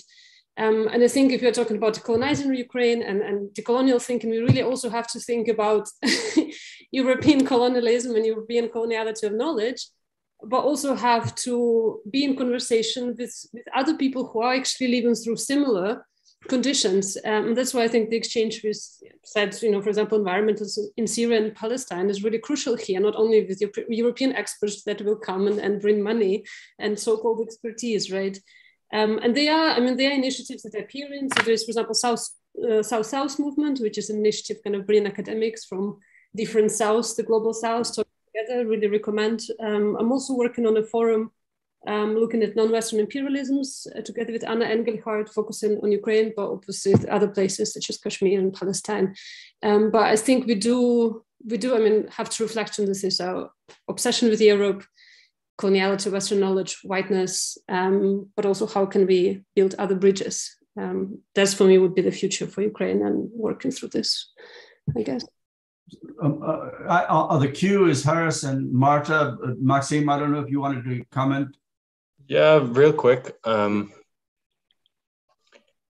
mean, basically, this kind of saying that is, we often say, you know, the war didn't start on the 24th of February, and then oftentimes people say, yes, it started in the 2014. But you know, I mean, the simple thing that we constantly bump into when we dig deeper than that and we look into history of the places that were affected by these missiles is that it was, you know, the war has been there many times. It may have been a different war, but there's very often a very strong presence of erasure and destruction that comes from Kremlin, irrespectively of whether this is, let's say, Mykolaiv, as Darya kind of mentioned, where, you know, the whole city has been settled in a very colonial way. And in fact, you know, I'm only now learning how, like, Catherine was like super inspired by American colonization and has been like kind of like,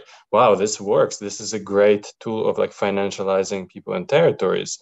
You have to use this. I mean, those echoes for me personally are quite productive in order to understand the nature of this war. I mean, the first case that we did was on the Russian strike on Kiev TV tower, which accidentally or not hit Babin Yar, which again kind of evokes the whole kind of conversation and you know, from simple ironic claims of denazificators hitting the big kind of Holocaust site to kind of like accidents that are part of that attack that were not kind of were not planned. But I mean, in any case, maybe this is just kind of self-therapeutic in a way that, you know, indeed the locality in this case is something estimated, but for us it has been a really productive way of constructing again these kind of networks between actors of today's war, but also the kind of the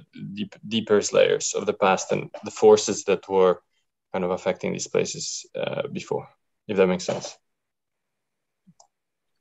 Harris? If Marta wants to start, feel free, but yeah. Marta, do you want to have the intervention? Okay, no.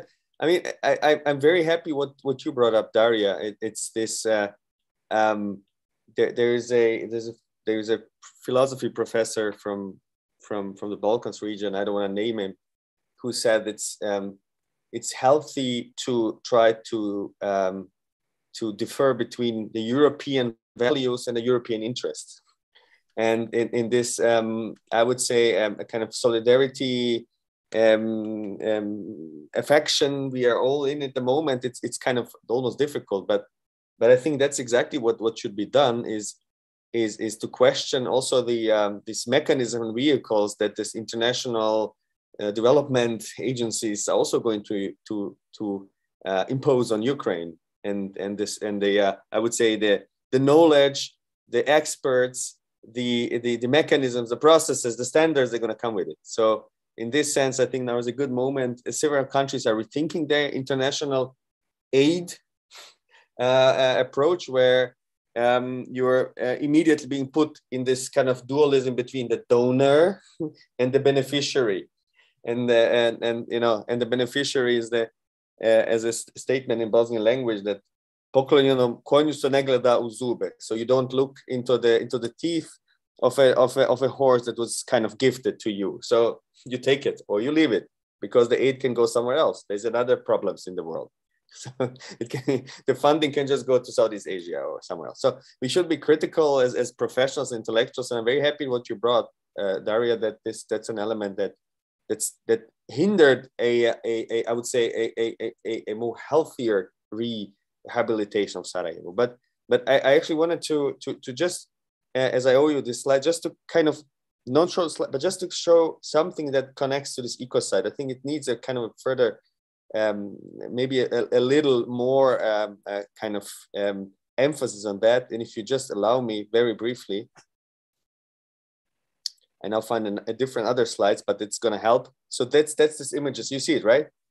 Not full screen. I'm not intending to show it full screen, but that's like Bernard-Henri Lévy, in the Susan Sontag, in the destroyed, annihilated National Library of Bosnia. So this was the biggest book burning in the history of mankind. Much, unfortunately, more books were burned in this night than at Babelplatz in the 30s with the Nazis. But what happened to the landscape? That's very interesting. Where the relationship between Sarajevo's surrounding Olympic mountains as a kind of similar to Swiss, the Bosnians have this kind of relation to the mountains. You were hiding in the mountains when the occupiers were coming in the past. So the mountains have this sort of kind of as the Swiss. So, and I mean, I'm trying now to make this analogies. It's the mountains is the safe haven, but in this sense, the mountains became this kind of occupied area and the siege. So it kind of distorted the relation between the city and the landscape as this recreational freedom, I don't know what area. And also, if you zoom in, this kind of Tito's model of this non-alliance urbanism, and it's this, I would say, avenues, alleys, the grid that it introduced became the kind of this modernist urbanism became the, I would say, these landscapes, and now you see this yellow hotel here, they became the kind of most dangerous areas in the city. So you see this kind of sniper zones. So where people kind of going then back to the old town, to the Austro-Hungarian or Ottoman parts of the city because they're more dense. And I think it's also very important to talk about how the relationship between public space, you have fear to go out, you have fear to go to the mountains because of landmine, because the enemy or whoever was there. But then this landscape becomes a kind of a source of survival. So in this sense here, you see where this kind of non-programmed, non-designed, if you want, and no kind of landscapes in between buildings became kind of urban agriculture area for survival.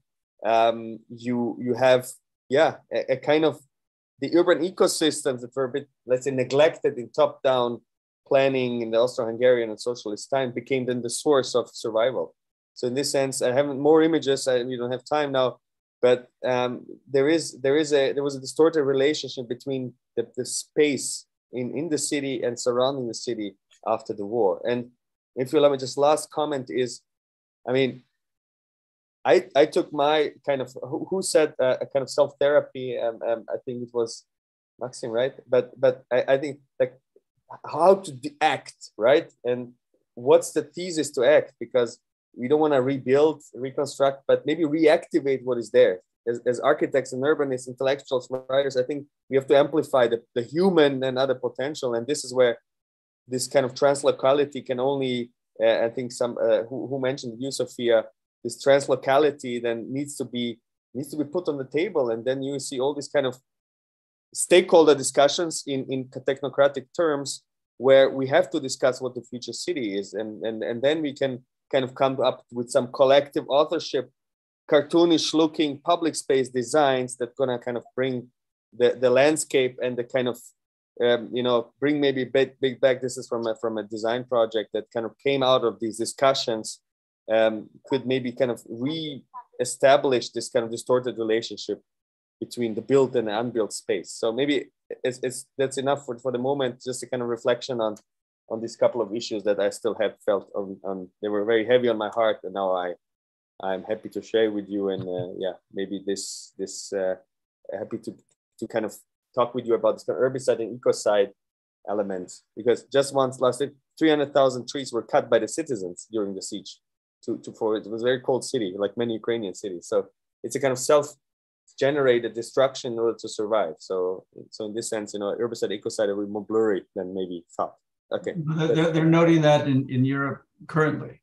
So, I mean, that's a good point. Marta? You're muted. I think that what will be interesting about this conference is you see melting of categories into others, and yet we remain stuck in similar argumentations or polarities. And so I would say ambivalence is welcome and is expected during this period of time. I mean, it's a psychological category. It will be discussed tomorrow within the trauma section. It's logical that people will be ambivalent to engage because of historical and issues, but outside of local or national, there's also civic, right? And what I see going on here, for example, from Darya's point of view or Maksym's point of view, is a different kind of engagement with the civic from the point of view of a researcher that's more ambiguous, right? It's like a cultural producer, not quite architect, not quite historian, and a new call for a civic engagement during this war that doesn't necessarily mean an engagement with the military or with the idea of a nationalism, but it does require a commitment to a re-engagement to the civic.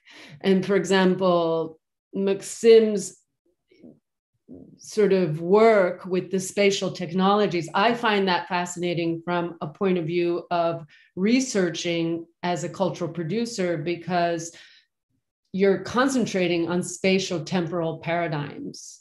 And that is hardly researched by artists themselves. You know, that's often avoided. And that's an abstraction that's very important to look at. So I think as we go on with this conference, there's going to be a lot of layerings of probably individuals that were categorized in one genre and then sort of bleeding into another one. That's just a comment of mine. Well, I think that's a very important point, because I mean, take the idea of translocalism or translocality. I mean, that's, as that was started to be discussed, I'm trying to understand it both in terms of knowledge communication, right? But then you're putting the deeply culturally embedded knowledge that's also being communicated and trying to understand that. So in some ways, it's both kind of pragmatic, but also raises a variety of other questions that our various disciplines have got to engage with.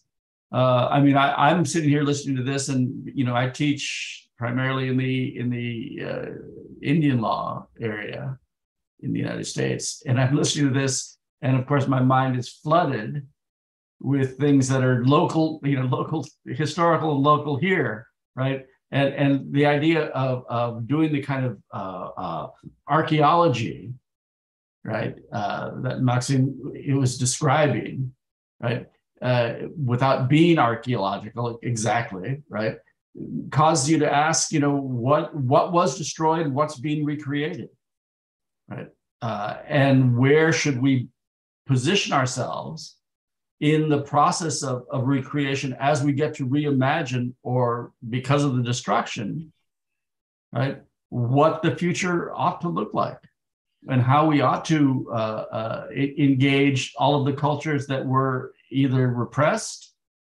or submerged. And that's where Darya's discussion of coloniality is I think it's critically important, and Khaled makes that point as well. Right, and those are some of the to me, those are some of the problems that we have to engage. But Marta's point about the constant repositioning of our understanding is critical. The idea of the civic, I'd like to explore that, because that's. I don't know if anyone wants to comment on that directly, or I would like to ask Marta to say a little bit more about that, because when I listen to Harris or Maksym, the idea of the civic is what's emerging, both from the actual physical action that's being undertaken, as well as the attempts to recapture things that were erased and yet preserve the memory of the people who've been displaced and historically. So I think the civic is a complex idea right now. It's not a simple idea. It's a complex idea. And I don't know whether Khaled or Darya or Maksym or Harris have any comments on that. I mean, the inversion that Harris pointed out between urban and natural, right, was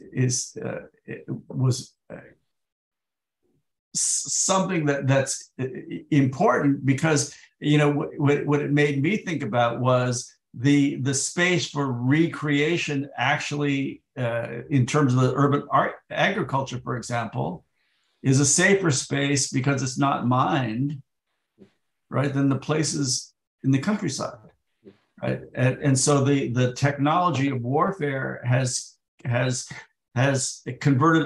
has had a transformative impact on our understanding of nature, right? And that's, to me, that's a continually disturbing idea. Harris or Khaled, I mean, Khaled, when I think of Syria, right, I mean, that point is underlined in spades. Yeah. First of all, I have to say that I'll have to be leaving very soon, so I apologize to be running out, but I have to teach. But really, to Marta's point about the civic, and also the larger conversations we've been having this morning about the local, the translocal, etc. I think it is the cynic, and then later brought up by Foucault, this idea of like speaking boldly, speaking fearlessly. And I think it's really important for us to sort of like look at ourselves in the mirror very, very carefully and really think about how what we are doing reproduces the errors and misfortunes of former experiences. Like, in this digital panel, there's several people with experiences of the herbicides and ecocides of other spaces, landscapes. And yet we still seem to continue to try to imagine that we collectively, as talking heads on screen, are able to change things or to make things differently. And I just want to sort of like challenge us to try to imagine otherwise. Maybe because of Clausewitz coming up earlier, I'm imagining, for example, I have a relationship to Beirut, and I'm thinking about how 2 years ago, certain practices were being shared between Beirut and Santiago and Hong Kong, where literally like, this is actually how to disrupt a cell phone network. This is how to start some food circulation. Something very similar is happening in Syria, especially in my own experience in the very beginning of the uprising. And there I could begin to see other possibilities, just because our kind of hearts and hands, so to speak, and brains and other parts of the body are somehow, there's a certain continuity in transformation, in transforming and imagining how things could be otherwise.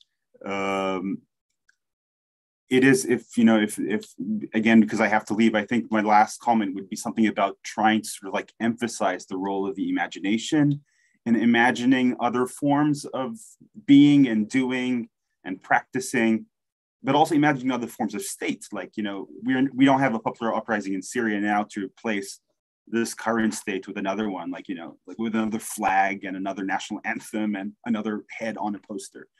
And so that kind of, again, radical reimagining is the last thing I wouldn't say for now. But thank you very, very much for having me.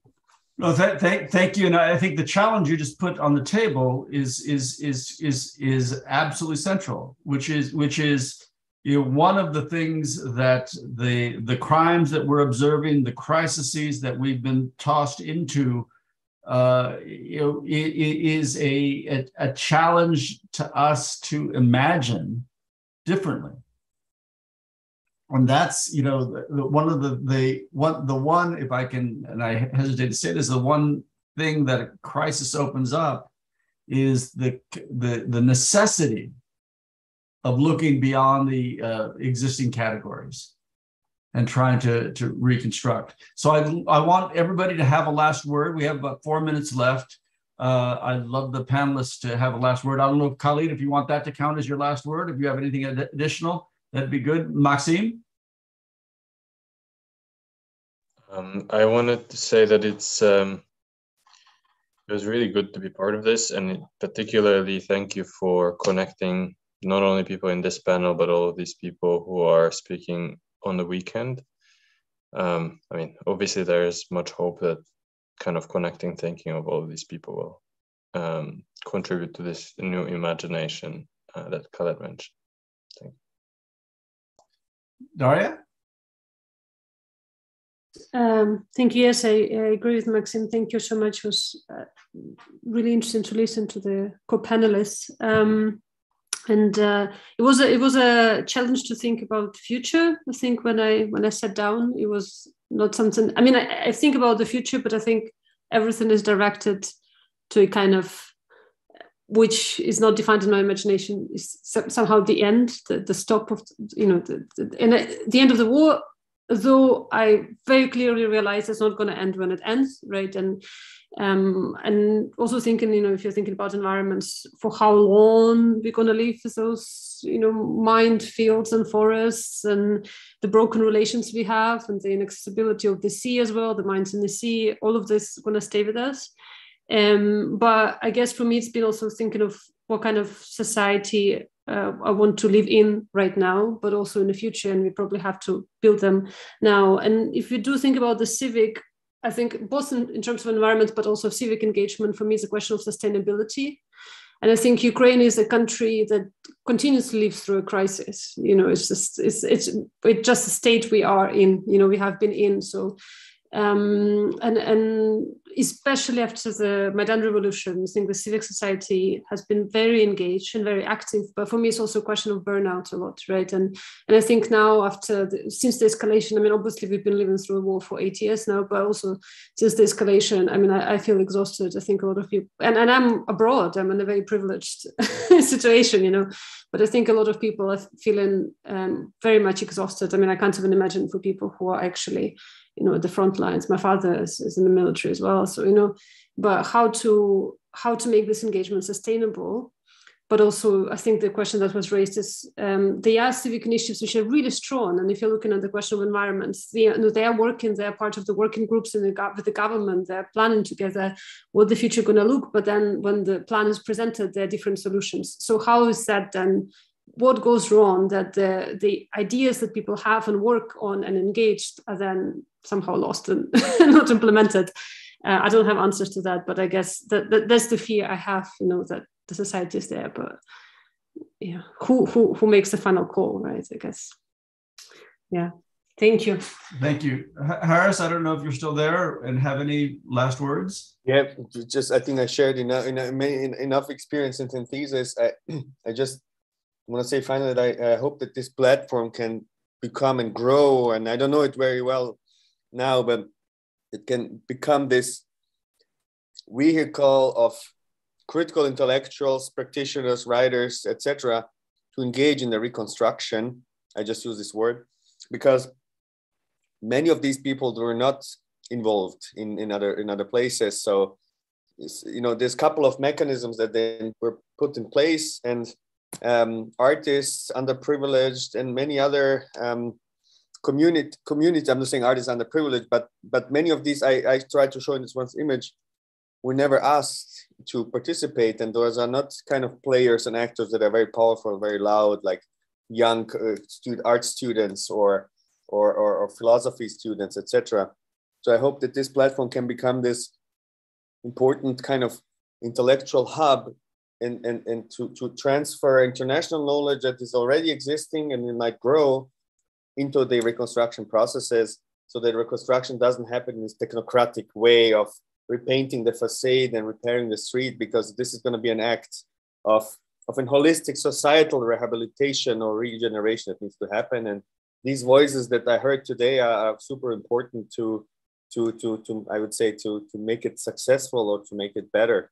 I mean, build back better. There's this term that is all around, but it's not only about building, saying as an architect, but it's about kind of rebuilding the society and reactivating the non-active parts, and that's I think the challenge. And I'm very glad to support and advise as much as necessary. So thanks for inviting me, and glad to meet you all, and looking forward to the future. And take care, all of you. Thank you all for a stimulating discussion. I want to thank all the panelists for taking the time to share with us and to put a lot of issues on the table that are provocative and need to continue to be explored. So we're going to take a break now for about 10 minutes before the next panel. I urge you to go and get a cup of coffee or whatever, and come back and join us. Thank you. Thank you. Thank you all.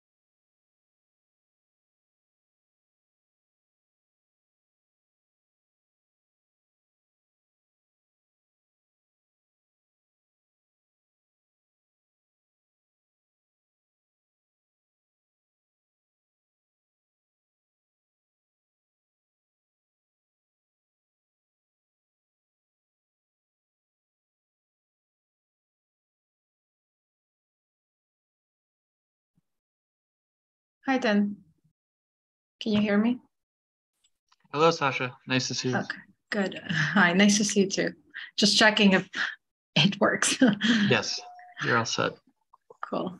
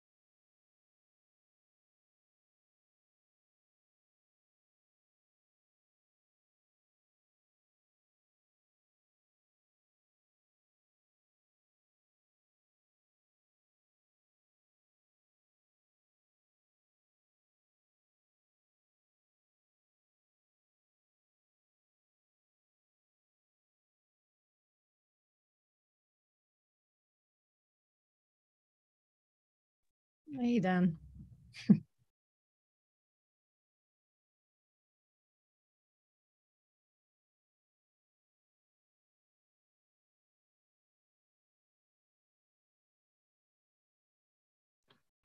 Hi, Dima. Hey, how are you? Good timing to be in London.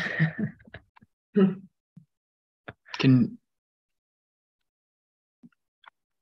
you hear me?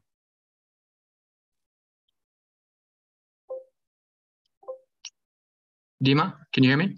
Yes. Okay, I think my audio was off. How are you doing? Good. I was saying good timing to Cool. be in London. Yes, yeah.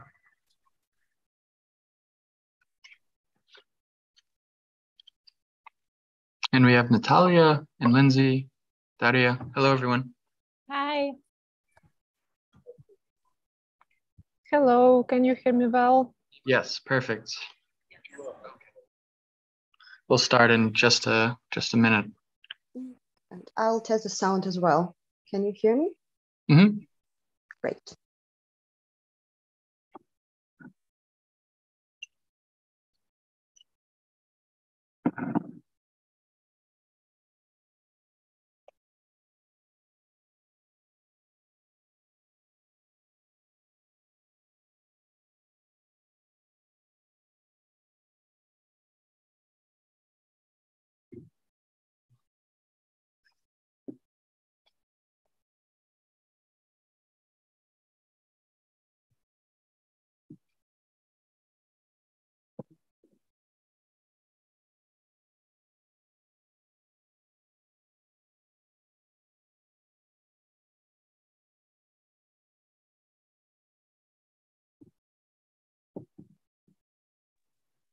So yeah, we can start, and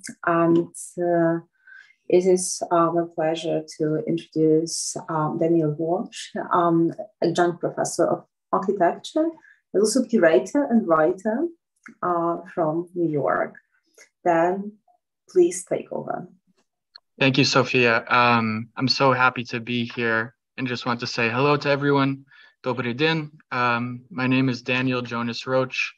I'm a professor at Kane University School of Public Architecture and a core member of the Symposium's organizing committee. And I just want to express first off how honored I am to be here and to have been a part of this project. So in this particular panel, we are joined by architects and sociologists from Ukraine, Palestine, and the United States to discuss the themes of displacement and shelter. In this discussion, we will talk about the experiences of exile and sanctuary, specifically how the experiences of exile and sanctuary can inform visions of rebuilding and reconstruction. In the previous discussion, we learned about ecocide, herbicide, and the documentation of these instances. I think there will be overlap with these themes in this particular roundtable on the scale of the sanctuary with perspectives from the ground plane. So we are very fortunate to be joined by 6 guests, Natalia Otrishchenko, Anastasiya Ponomaryova, Dima Suruji, Dasha Pergova, Sasha Topolnitska, and Lindsay Harkima. So as noted, each speaker will have about 5 minutes to present, which will then be followed by a roundtable discussion. And with all this being said, I'd like to welcome Natalia. Natalia is a sociologist and a research fellow at the Center for Urban History in Lviv, and an associated researcher at the Center for Contemporary History in Potsdam. So I'd like to give the floor over to Natalia. Thank you, Dan, and thank you everyone for being with us today at this, I hope, really fruitful discussion, which will bring us into the future, at least a bit closer. Well, the Russian war against Ukraine started in 2014. Even other words were used to name it. During the 8 years, more than 1.4 million people have been registered on government-controlled territories as internally displaced persons, or IDPs. However, the actual number is much higher. In 2022, this war became a full-scale invasion. All country was affected by unprecedented violence, destruction, and mass migration. According to the UN, 5,500 87 people died between February 24th and August 22, including 362 children. But in Mariupol alone, the number of dead may exceed 20,000 people. The UN Refugee Agency estimated that about 1/3 of the Ukrainian population have left their homes. About 7 million people have been displaced within Ukraine. At the same time, an estimated 13 million remain in conflict-affected areas, unable to leave due to the increased security risks, lack of resources, and inability to find a shelter or housing. Behind every number, there is a human story. Uncountable, meaningful connections were torn apart. Connections between people, objects, spaces, nature, memories, and dreams. Through personal stories, we can embrace the scale of the tragedy and the ability to survive. In early March 2022, the Center for Urban History and other colleagues from Poland, the UK, and Luxembourg started to discuss the possibility of ethically well-grounded and methodologically reasonable emergency collecting and archiving of oral testimonies of Ukrainian refugees, IDPs, and volunteers. Lviv team collected over 140 narratives of people who moved from Lviv to Lviv, Uzhhorod, Ivano-Frankivsk, Mukachevo, Chernivtsi, and other regions from affected areas. People from Kyiv, Irpin, Bucha, Kharkiv, Mariupol, Kramatorsk, Girskaya, Kherson, Zaporizhia, and numerous other places share their stories of war everydayness, migration, and building a life in a new place. We are here at home, not refugees or migrants. I used to hear this line numerous times during the interviews. Language could be violent. We must be cautious about the words we bring into scholarship, advocacy, and politics. I have doubts about the word integration, and especially in the way how it is used, integration of IDPs. I believe it is not IDPs as certain external bodies that have to be integrated into the existing community, but rather the whole community has to be altered. The entire Ukrainian society must change. The word might lead to overcoming regional divisions, but the new separation lines are already emerging. As a society, we have to practice empathy and reconstruct not only spatially, but first and foremost socially. Displacement is about the place and people or institution being torn from it. What constitutes a place? Its materiality, meaning, but also boundaries and connections. We do not need separate displacement sites. We need them as part of existing and newly created urban and rural structures. People who lost their homes, jobs, networks of friendships, and all the big and small connections that make their everydayness need a possibility to be engaged and to gain the means for living. They often lack resources for such engagement. Some have lost everything they once had. Therefore, they need support and created possibilities to return to their personal and professional selves. Not in clubs, not gated areas, but spaces where they can interact and develop new connections. For this, the whole society has to be reassembled with human dignity at the core. Radical reimagining mentioned by Khaled Malat at the previous session is crucial, and it starts from the questions. What means a decent life? What conditions are necessary for it? Quality of water, sewage system, electricity, heating, Wi-Fi, fresh air, parks, schools, hospitals, workplaces, art workshops, public transport, something completely different and beyond our current imagination that people can feel with their ideas and practices.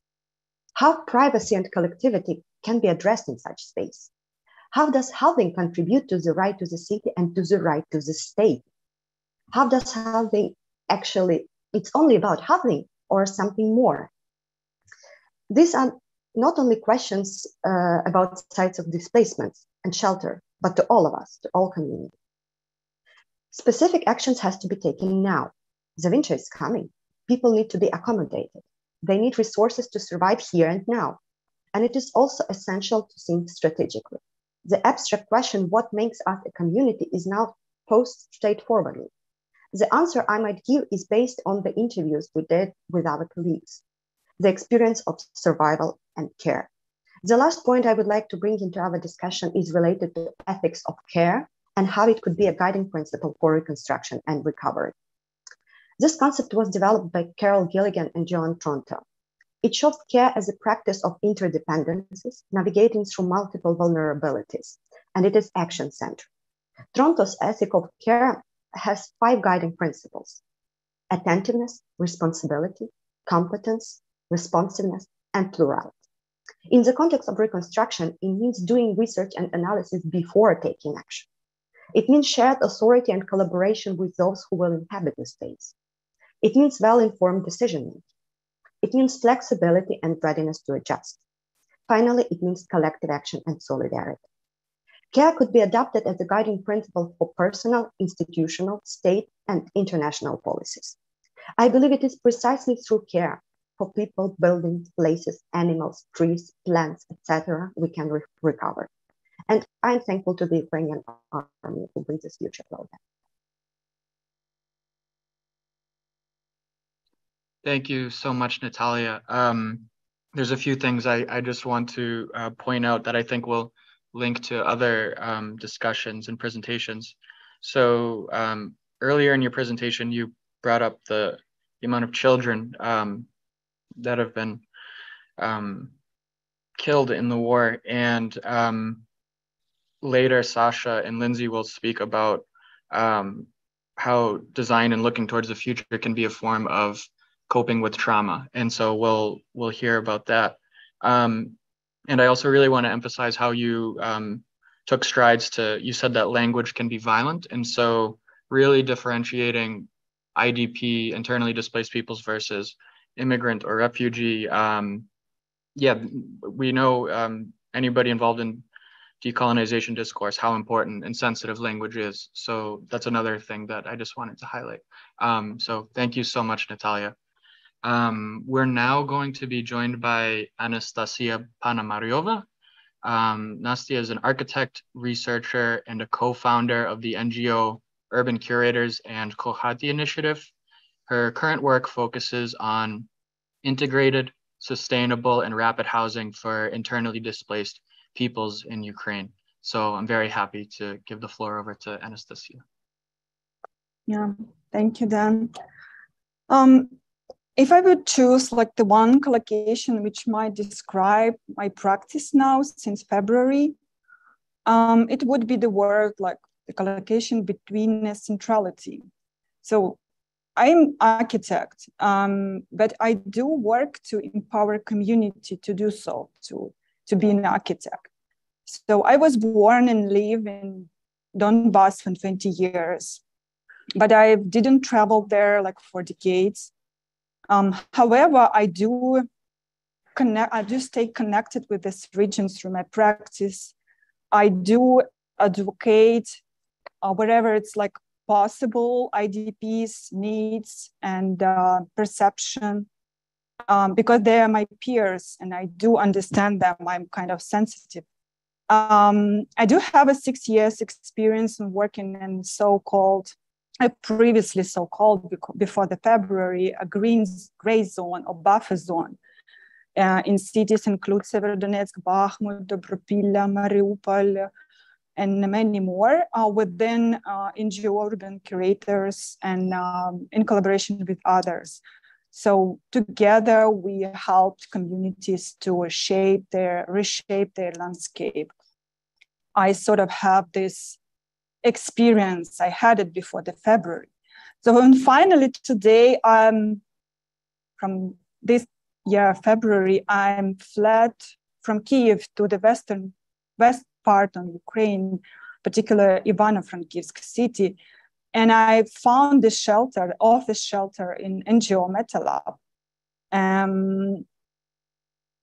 And together we kind of joined our forces and started response to the architecture crisis as a group of NGOs. And MetaLab, I found its flexibility is amazing because this organization allowed my organization and many others, such as Critical Thinking from Kharkiv, who is the co-founder Bogdan Volensky, to kind of come together and to reflect as a collective. And this is also an amazing fact I would like to emphasize. So our common project called Kohati, which is combination of core, which for us means cooperation, collective efforts, and Kohati, which is Ukrainian words for home. And this project contributes to the today challenge in Ukraine with the vacant building approach and with also social and economical integration of IDPs. So firstly, this is urgent project, helps normalize IDPs' life in this region. But it also has the potential to become a sort of new model for housing and to change the status quo in the country. Kohati provokes integrated multi-stakeholders housing for a vulnerable group in a very challenging context when there is such kind of initiative is Kohati are not norm, and where there is a significant resistance to changes and from municipality, from like more organization which are like a fan of conventional approaches and like what I would call business as usual. So we do believe that secure options for housing save lives. And for us to do the rapid houses has this meaning as well. The space availability is second argument for like which could be put by IDPs when it comes to the question of like fleeing their cities affected by war, shelling and bombs. So people can see that this availability is a second argument after safe relocation, after their capability to run away safely from the city.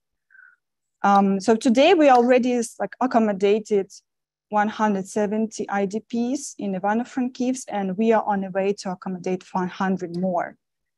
But of course, for that we are choose location, raise money, collect a team, design, and what is more important to implement. But to create a safe house for the long term, to create just a square meters and rapid shelters is not enough. So in order to provide eviction, misunderstanding with host communities, with municipalities, and to provide us like potential conflict among the group of IDPs and newcomers of this shelter, we aim ourselves to start the integration process from the very beginning, and of course to take attention on sustainability principle as well. And for that, to achieve that, for us, for the architect, is a very challenging task, of course, but we are doing, I think, quite well because we work a lot with administration, wherever it's like regional administration or different departments are in charge of work with IDPs. We've signed a contract which prevent eviction, organize workshop with IDPs and host communities, and try to do like as many soft project and work and advocacy as possible for us.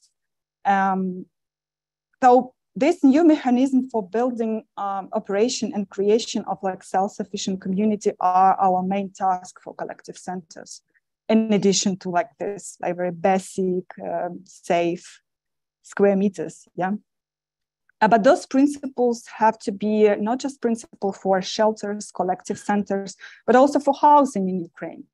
And I do believe that these who are dramatically need our help now and understanding will be able to help our cities, Ukrainian cities, and maybe just worldwide practices as well, to change the status quo in housing and to turn it to like more like non-profit schemes, like more like self-sustainable approach. In the context in our country where just like 10% of the buildings in Ukraine can be considered as a social housing, that's a very dramatic number, isn't it? The absence of regulation of flat rented market and an efficient mechanism of building operation and maintenance, this non-profit housing needs a new model like is really impossible to underestimate for both IDPs and host communities, like and many others. So, and I do believe those who are now vulnerable and needed of help will help us in the future. So, and I do believe that the Kohati is a rapid housing will help to change the housing status quo in Ukraine, hopefully beyond. Thank you. Thank you so much, Anastasiya. There's a few threads I want to pull from this. First, I really appreciate you sharing how your own lived experience kind of shaped your view of architecture. I'm so interested in the project you're doing, Kohati, as so you're interested in a new model for housing, and to contextualize that, if anyone's been following what's been happening with the Norman Foster master plan, we know that there's a lot of people are curious where the money for the housing will be coming from, and so I think creating new development models that really prioritize affordability is so important. So thank you so much for talking about that. And you said that the percentage of social housing that exists in Ukraine today is 10%. And so that's new information to me. Did you say that? I said that, just excuse me, it was a really high number. It's 2%. 2%. Okay. Yeah. Thank you for the clarification. So that number also stood out to me as well. So thank you, Anastasiya. I'd like to welcome Dima. Here's a little bit about Dima. Dima Surgi is an architect and professor at the Royal College of Art. She is the founder of Hollow Form Studio, which explores the ground as a deep space of rich cultural weight. Today, Dima will talk about the lived experience of Palestinians living under occupation and the theme of sanctuary. She will also talk about how the Ukrainian and Palestinian contexts are inextricably related. So thank you, Dima. Thank you so much, Dan. First of all, it means a lot to be included in this conversation. I appreciate the solidarity, and I'm really looking forward to having this conversation with the panelists. I think it's also very important for me to be included in this because I think we can learn a lot from each other. And we're often left out in the conversation because, of course, the fear around criticizing apartheid Israel. So I appreciate being here. Too many Palestinians have been uninvited and silenced in the past. So, of course, either through assassination, as in the recent case of Shireen Abu Akleh, the Palestinian journalist, but also with very common silencing, like the disinvitation of the Goethe Institute of Muhammad al-Kurd because of his criticism of Israel. So again, taking space and being here does mean a lot. It's very rare. So thank you. I want to begin by laying out two questions that I think about often, and often also in conversation with Jasbir Puar, who is a philosopher and theorist and author of The Right to Maim. Jasbir and I are working towards an exhibition called Revolutionary Enclosures for the Sharjah Art Biennial this coming year. So some of the points that I'm making here are new to me, and they're things that are bringing out lived experiences that are quite personal, and I don't tend to do that in my practice. So this is an inflection point for me, thanks to Jasbir, and I think it's very important to do that. I think lockdown brought some of that out. So I think together now we'll I'll point to a couple of important questions to begin with, but then following with that, I'll also kind of hallucinate over a few objects and architectural moments from my own childhood under the Second Intifada in Palestine, and how these objects and architectural spaces very much kind of come under this larger question around what is sanctuary, both sanctuary meaning physical shelter from war, but also a holy place or a spiritual safety space that is also very much a civic space and a public space. And so these are the bigger umbrellas for me. So the first question is temporal. What we now know after repetitive catastrophes over 70 years under Israeli apartheid is that the Nakba has not ended. It's ongoing and intergenerational. And so what our grandmothers have gone through and our mothers have gone through and we are going through is very much linked. And so trauma is then compounding, and it's not a singular moment of crisis, it is ongoing. There is no such thing then as post-traumatic stress disorder or post-war. There is only the colonial continuum. The question is then in relation to time as well. How do you resituate this colonial vantage point? Here, highlighting the collective rhythms of care become very important. And I'll come back to that in a little bit. And the second question, again, is around sanctuary. What does that really mean? Sanctuaries are spaces of physical shelter from war, as well as holy spaces of worship. And they tend to be civic and public spaces, like, let's say, Al-Aqsa Mosque, which is a civic space in Jerusalem that is also very commonly targeted by Israeli authorities. The windows of Al-Aqsa, both the Dome of the Rock and Al-Qibli Mosque, are breaking very often. During protests, the Israeli Defense Forces will come and break the windows in order to bring in tear gas bombs into the sanctuary space, targeting the Palestinian worshippers during prayer time. And so where is the safe space in the context of Palestine? And I think then we must resituate trauma in relation to space, because trauma is then not exactly the way that we understand war in our context. It's a very much a Western idea of it's a medical categorization of our bodies, and so we must resituate that, and we must resituate sanctuaries. So if we think about sanctuaries from multiple scales, we begin with, let's say, a staircase. A vertical structure which allows for circulation through architectural spaces.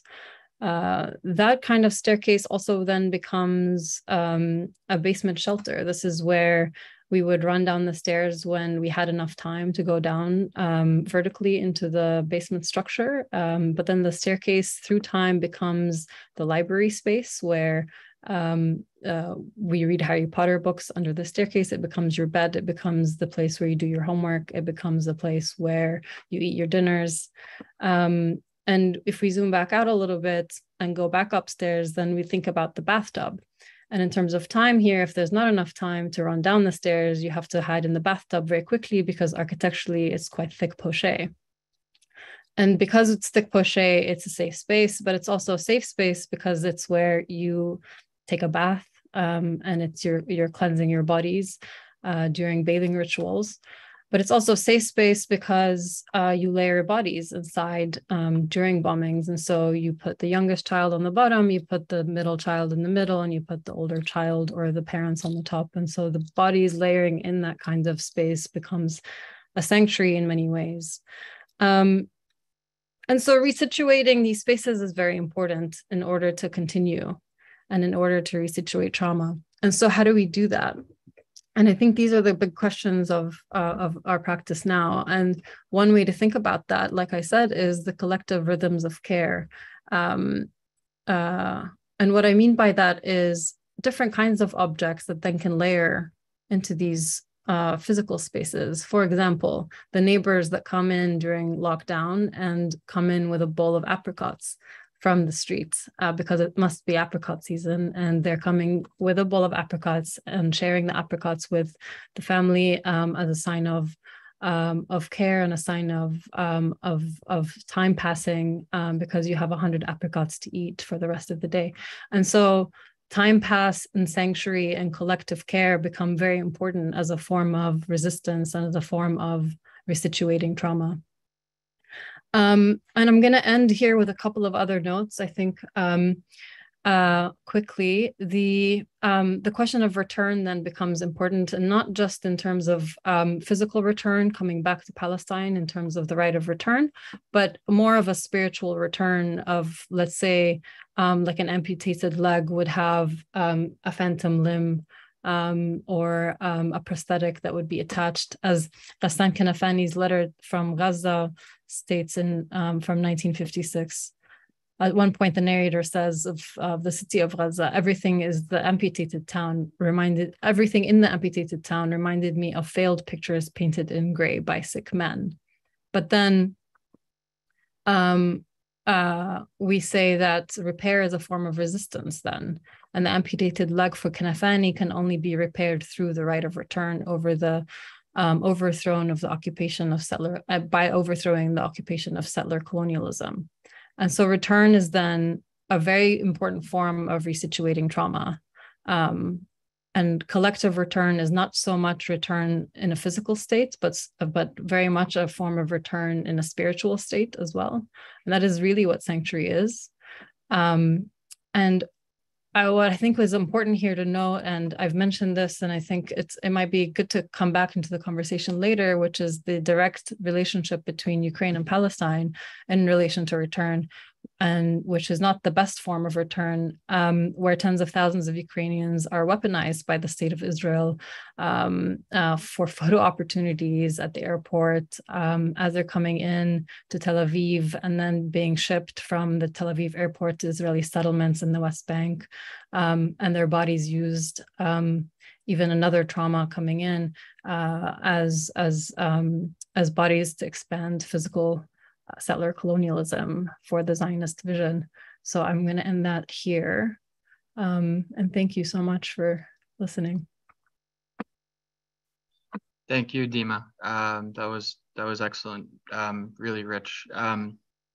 I'll quickly move on to Dasha Pirogova's presentation, but yeah, the emphasis on the temporal aspect of reconstruction is something I want to return to. So I'll quickly introduce Dasha Pirogova, who is an independent research consultant, facilitator, and mentor in strategic and tactical urban and social projects. And she is currently part of the Restart Ukraine project. So I'd like to give the floor over to Dasha. Hello, dear colleagues. I'm happy today to share with you some my very current and fresh thoughts on displacement, shelter, forced migration issues on the background of my experience in working in few research and development projects, which I'm involved now. So I would say that the core question of my short speech would be how to bridge social studies on IDPs and displacement policy about IDPs and for IDPs in Ukraine.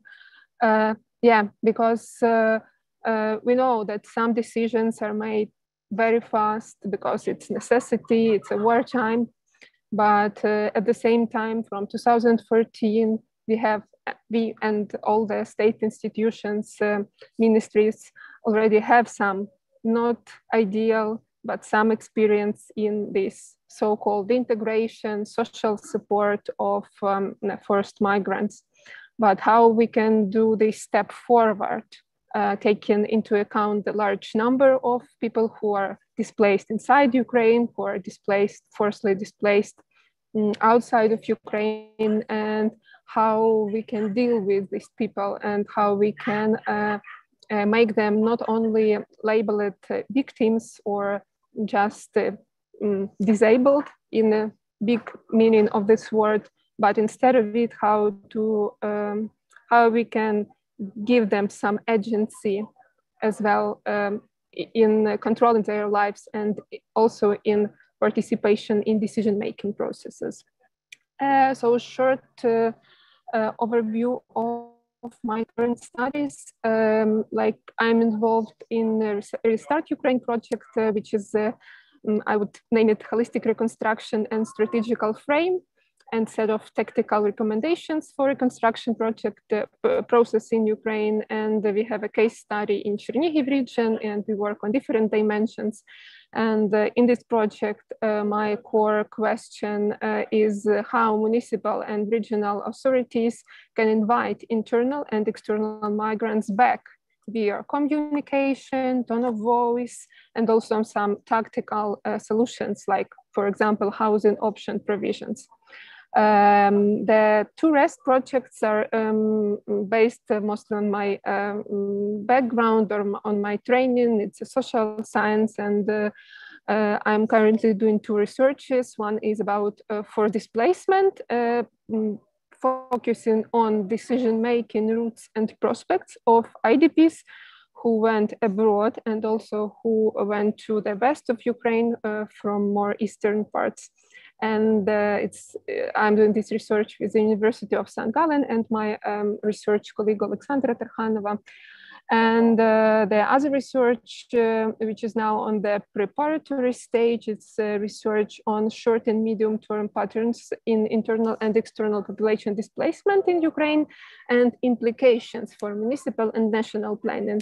This research will focus on 6 Ukrainian cities, on target group on IDPs in these cities, and I do it with and for the project Integrated Urban Development in Ukraine, implemented by GIZ. All the research questions in these 3 projects are interconnected and based on this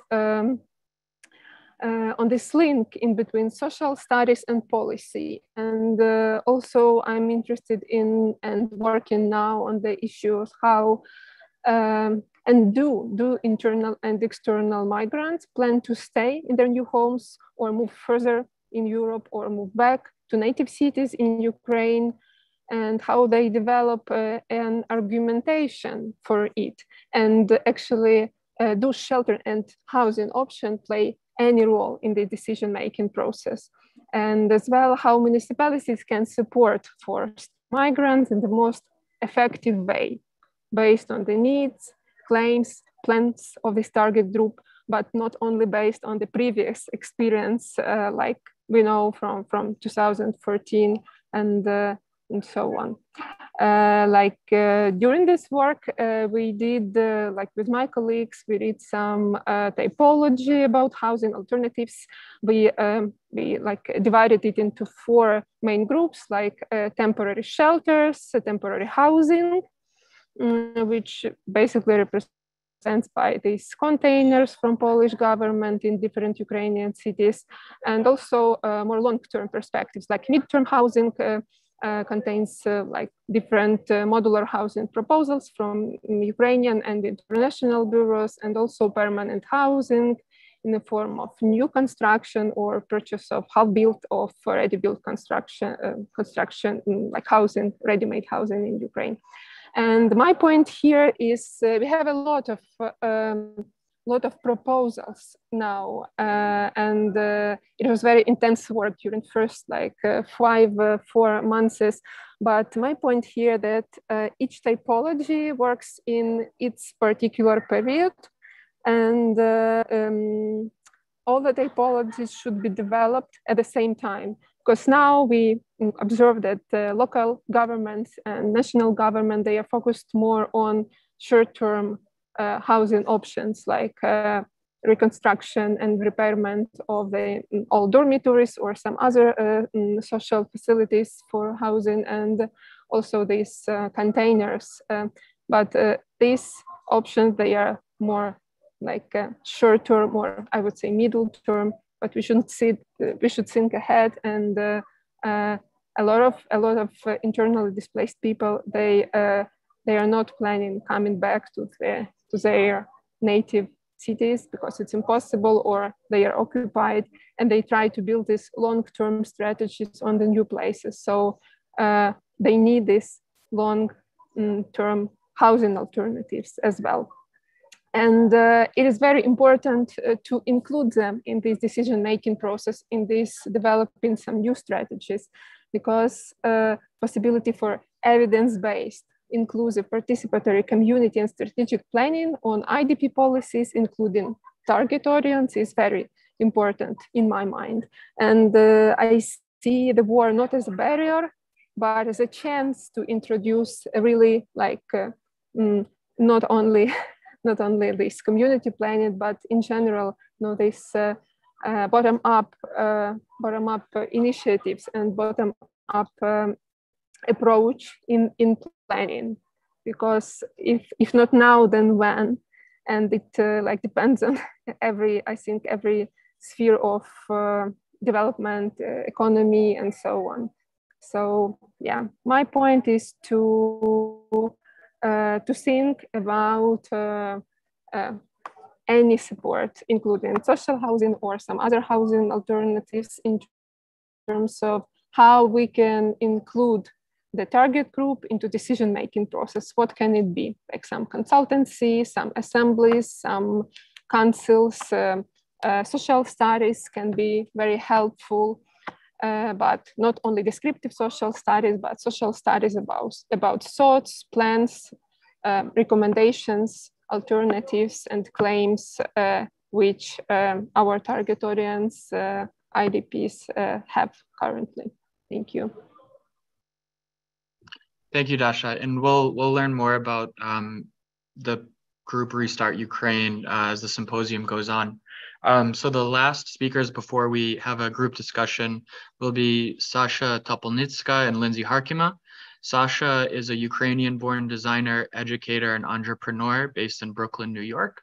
And Lindsay is a Brooklyn-based architect and educator and the founder of WIP Collaborative. Together, Lindsay and Sasha create design workshops for Ukrainian youth to empower them with skills to rebuild in the future. So I'd like to give the floor to Sasha and Lindsay. Hi, thank you, Dan, for the introduction. Again, my name is Sasha, and I was born in Kyiv, Ukraine, and I've been in the United States for over 18 years. And I'll move the first, I'll give a mic to Lindsay to start our presentation. Thank you, and thank you for the invitation and for including us in the discussion with the other presenters here. I'm Lindsay Harkima, also an educator and architect based in New York. I'm an American. I grew up in the Southwest and Midwest United States, and I've been in New York for more than 12 years. And Sasha and I have collaborated for a number of years on various design and research projects that deal with care and the built environment. And now we are working on the initiative mentioned, Dyak, Empowering Ukrainian Youth to be the Makers of Their Future Cities, for which we've received support from the New York State Council of the Arts and are really just beginning to develop. The title in Ukrainian, Dyak, translates to act, or Dyak, meaning you are the action. And the proposal is to develop design-based workshops for Ukrainian youth to inspire the creative skills they will need to rebuild Ukrainian cities in the future and for generations to come. Learning design skills early in life empowers children and young people to imagine alternative futures, even immediate ones, for themselves and their surroundings.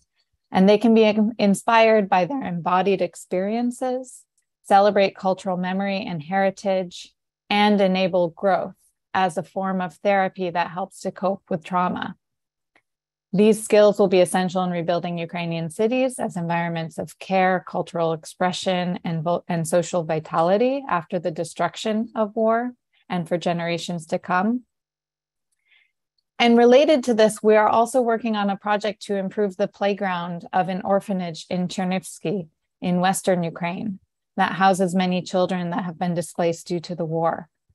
We were invited as the designers by a small humanitarian organization called Bird of Light that is working to create supply lines to hard-hit parts of Ukraine and who initiated the project. And they connected us to a team of psychologists who are working with the children of the orphanage through an organization called World of Future that is partnering with UNICEF to help Ukrainian civilians that have suffered as a result of the war. So we asked the psychologists to include some questions about the future playground in their conversations with the children. And Sasha will discuss those conversations now. So the team of the psychologists from the World of Future were already meeting with children in Chernivtsi orphanage. And when we requested that they ask the children about how their environment makes them feel, they were ready to help us out and work with us. We also asked them how they would imagine, these children would imagine to transform their future as well. As experts, they build and expanded from the line of questions we gave them. in order to engage the children in a conversation about their immediate past, present, and dreams for the future. From these conversations, which were recorded and shared with us, we began to understand how intertwined our children's experience of shelter, loss, security, and hope is. We have also asked psychologists to give children a drawing design exercise to visualize their dream playground at the orphanage. I'll share a screen. It's not really complicated.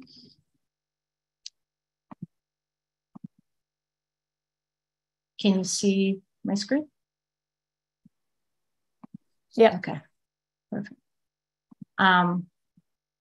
So you can see it's one of the images by one of the children at the orphanage, and below there is little snapshots of the video recordings of the verbal interviews. So in the verbal interviews, they asked the children questions about past, present, and future, such as, how long have you been here?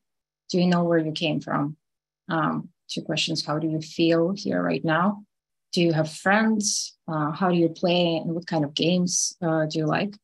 And when the questions were too complicated for children to answer because some children are too small or simply couldn't answer, questions were simplified to what color do you like, what shapes you like, what flowers, plants you like, and questions to the future were, do you have a dream? Is there a place you would like to go travel to? And in terms of the playground, some questions were, what would you like to have on the playground? What flowers, vegetables, fruits would you like to grow there?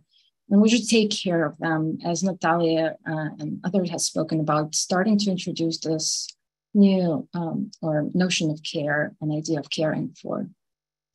Children responses ranges from quick one-word answer to silence or thoughtful pause to distraction or meandering answers. Like the trauma of war and loss, each of these children experiencing the question very differently. The loss of home can also feel like a loss of loved one, which can also be very similar to the loss of a pet.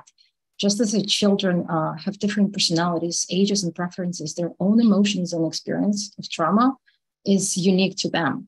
In one answer, one child would say they're fearing for their mother's safety.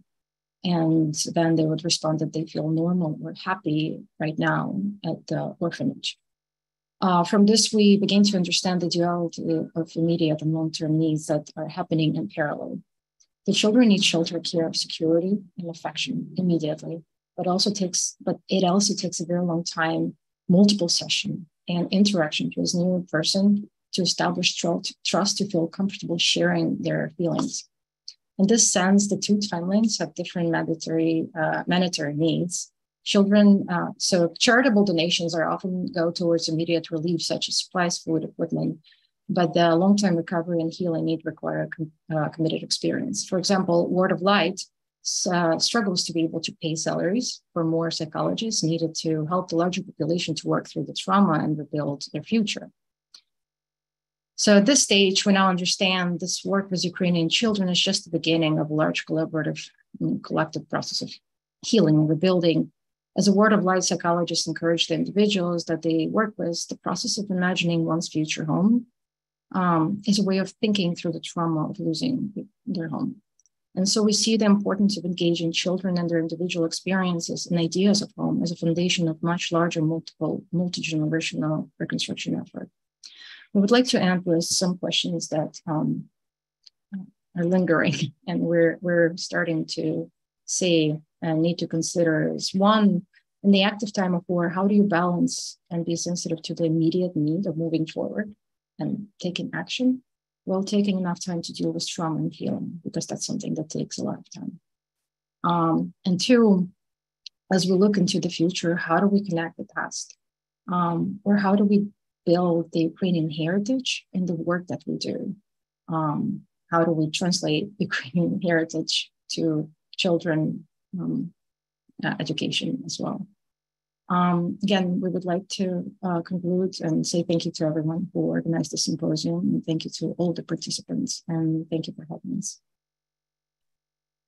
Thank you so much, Sasha and Lindsay. I want to make sure that we have enough time for questions from the audience. I can open up the floor. I think what threaded all of these presentations was the temporal aspect of dealing with the immediate as well as the past as well as the future.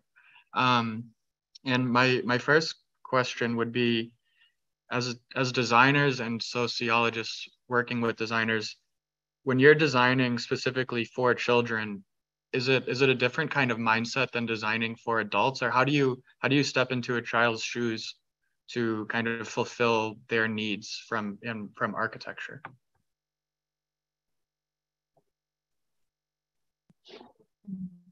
I may start. Of course, there might be like dozens of like differences, but one I found like amazing that most of the children wants a sort of like insecure places, like a sort of like controlled danger, to have fun, to I don't know, just to do something new. But opposed to that, adults and especially relatives of those children wants like safe place. And this is one of like the controversial moments I found difficult for architect, because architect cannot just like follow the line of children and not like, just like ignore relatives like request.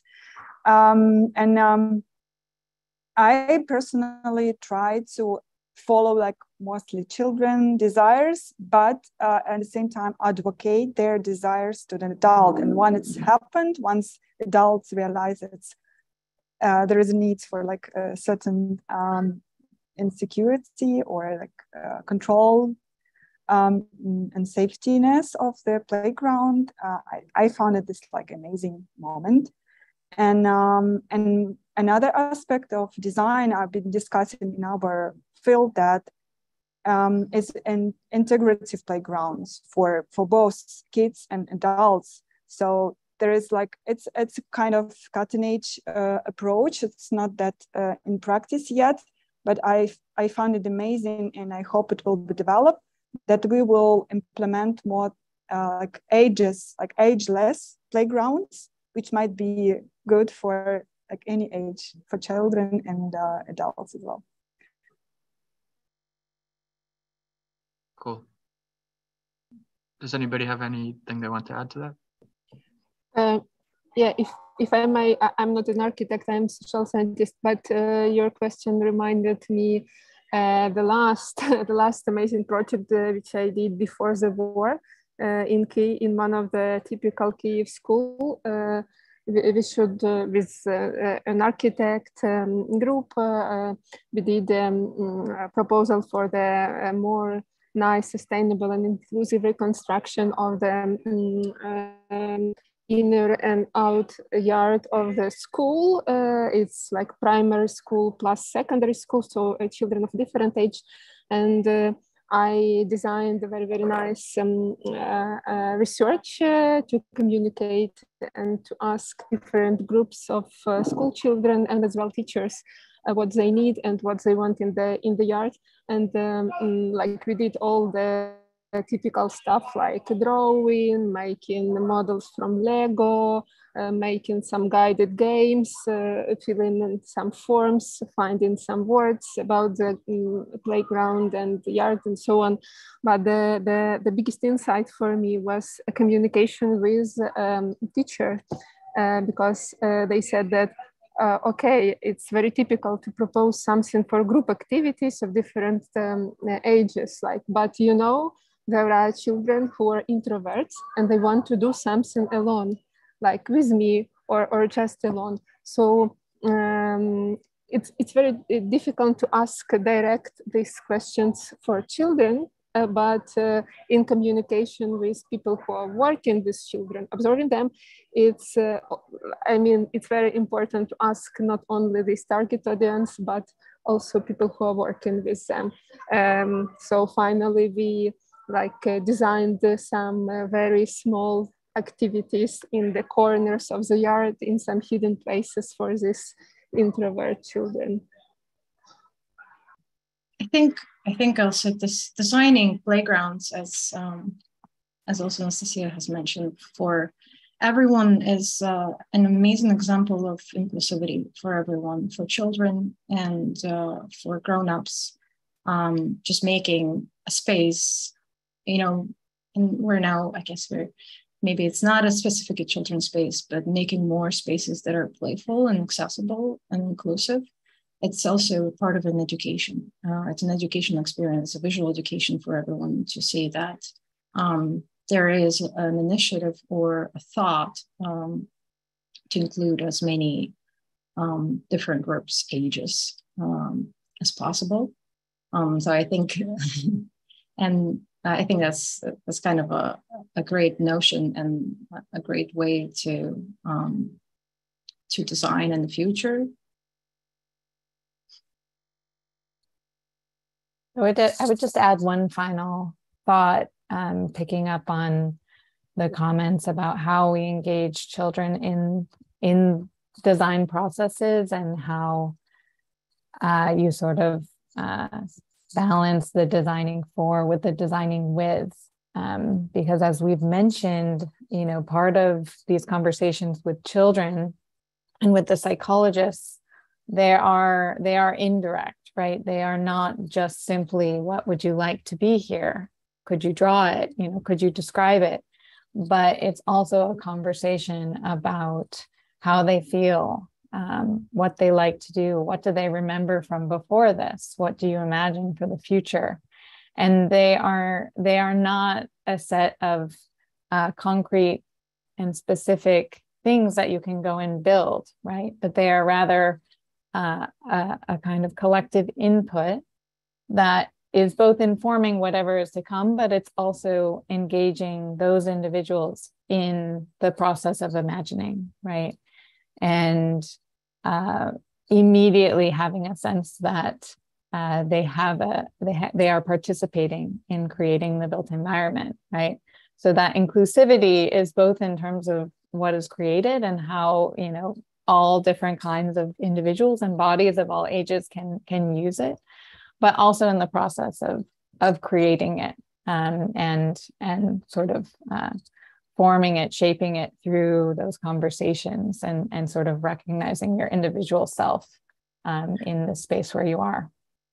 Because naturally, even if we just think of children, they're not being asked very often, like, how would you like to arrange this room, right? Or how would you like to design this space?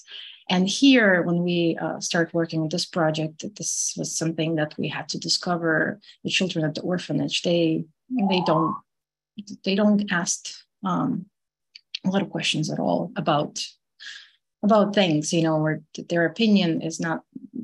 There's so many children there, right? There's so many things to take care of, and they're all different ages. So just giving that small power to them to even think, what do I want? Because now some kids didn't even understood when they were asked, the smaller one, what is your dream? And they were like, what is it? And the psychologist would be like, a dream is when you want something really, really bad. And the kids would be like a candy? It's like, yes, but no, it's something larger than that, something bigger. Like even that idea that they're not being asked. So giving that opportunity, hopefully built on dreaming and imagining things.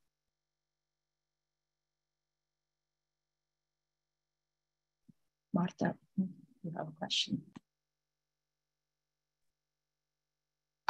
Thank you, Sasha. Yeah, unless Natalia or Dima has something they'd like to add, Marta has a question. I just wanted to say quickly on the relationship between adults and children, is that what happens often is that relationship moves further away from each other, and so there's a partitioning between the children and the families and the parents. I think part of that has to do with a sense of safety that the parents weren't able to provide during the moment of crisis. And so you lose trust in the adults. And I think what's very important quickly is to kind of regain that trust in the family unit as a structure. And spatially, you can do that, right? I think one thing to avoid is like bedrooms upstairs for the kids and bedrooms downstairs for the children, for the adults, and kind of creating spaces of unity where trust can be rebuilt early on. from lived experience. I think that's very important. And yeah. Yeah. Natalia? As we are not talking to kids within our interviews, because I understand that working with people who are behind 18, well, it needs a specific way of engagement and specific skills. And usually, according to Ukrainian law, it also needs a permission from parents in order to engage kids into this type of conversation when it is going to be used for research or for a study. But at the same time, I believe that talking to kids could unleash their imagination, which is often blocked by adults. And at the same time, the whole idea of childhood is constructed, usually also by adults, the way how you perceive it. Like kids' need, either in the age of 5 or 15, could be quite different. Therefore, I completely agree with the idea that the giving agency to children, at least on the very general decision-making process about how the space could be organized. Therefore, I believe in good quality design, where you as a user, as a person who inhabits the space, could make some changes, could adjust the space according to your personal needs and ideas of either being alone or being in a collective or having different types of activities. And I also believe that it's a great craft and it needs a lot of thinking and professionalism in order to design this type of spaces. Thank you, Natalia. Marta, would you like to ask something? Yeah, hi. Thank you for your presentations. My question relates to shelter and more to the infrastructural aspect of shelter. We had met in early August with a number of psychotherapists from Lviv, and it was 3 weeks short of the start of the school semester for children. And there was a discussion going on in Ukraine as to whether the children should be attending school or not attending school, because there had not been a structure for sheltering the schools from being targets. And to send the children to school might become targets for enemy missiles. And this seemed to be a real predicament because it had to deal with how the children were about to enter into school in about 2 weeks' time. So I was wondering if you had any comments on that.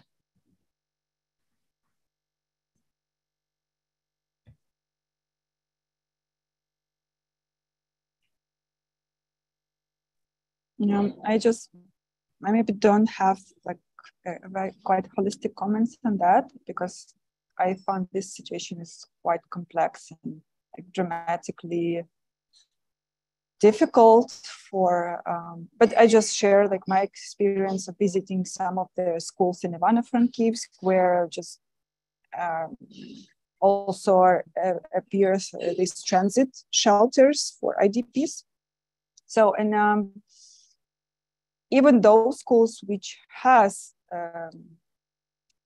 this safe area, like protection area, they're not very good. They're not reconstructed. They're not in line with current requirements, and so the situation even more complex. Like if we look at the all infrastructure, and in addition, there is like an issue of integration with those IDPs who are remain in the schools now. Especially in Ivano-Frankivsk, there are a couple of cases where transit shelters are located in schools, and since September, children went to the school and they kind of intervene those shelters live. And yeah, I think this is a quite amazing job for sociologists, anthropologists, but quite tough for Department of Education and for architects and for relatives. So yeah, just that. I wanted to add that. I think the question that Marta is posing is is in some ways unanswerable, right? Because of all of the complexity that's being acknowledged, but it really points to the duality of the immediate and the long-term need, right? The immediate need is physical shelter and absolute protection of bodies, right, from the aggressor. But at the same time, and important in a different way, is the long-term need for the children to go to school and to lead the kind of continue the normalcy of life, but also to build their education and their connections to other children. And I think this has sort of been touched on in the other presentations and throughout the entire conference, that the complexity is in balancing this. And I think for individuals who are experiencing war, they are sort of oscillating back and forth between these two modes of existence constantly. It becomes sort of intuitive. But in decision-making processes and planning processes, it becomes very difficult to manage both. In a way, I think that the kind of openness of the question and the kind of sort of constant need for reevaluating the situation and as much as possible engaging the children in that conversation so that they are aware it is both important for you to be safe and it is also important for you to go to school. And we are constantly trying to figure out which one is the best for this moment. And then how do we sort of organize cities and spaces around that duality?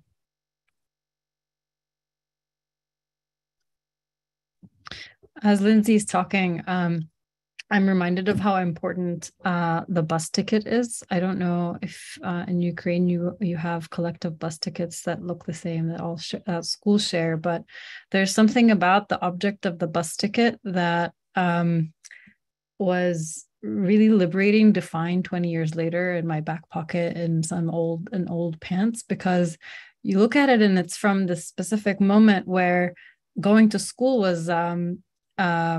was kind of the shift in the day, right? Like at night you're under the stair, and then in the day you're standing at the school bus, kind of the station, going to school. And there's something about the safety of daylight that's so closely connected to the ticket itself, but also not on an individual level, because everyone had the exact same bus ticket. And they were hole punched with different kinds of like different symbols. Some of them are stars, some of them are little butterflies, and so every day you go to school you get a different sticker. And it went viral during lockdown because it was exactly 20 years after the second Intifada to the day. In September 2020, and everybody was sharing their bus tickets from 20 years before. And so there's something really nice about kind of having this time capsule. And it was beautiful memories, right? It was this kind of resituating trauma through this object. Thanks, Dima. Unless anybody has something to add, we have questions from Ira and Michał.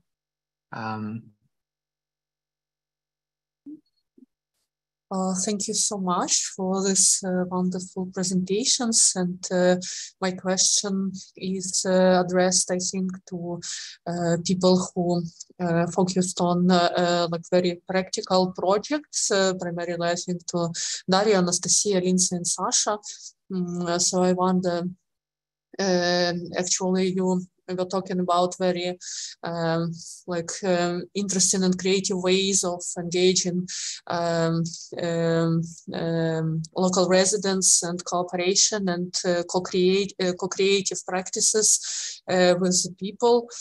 and to which extent you see the possibilities of translating the results of your projects into some policy making.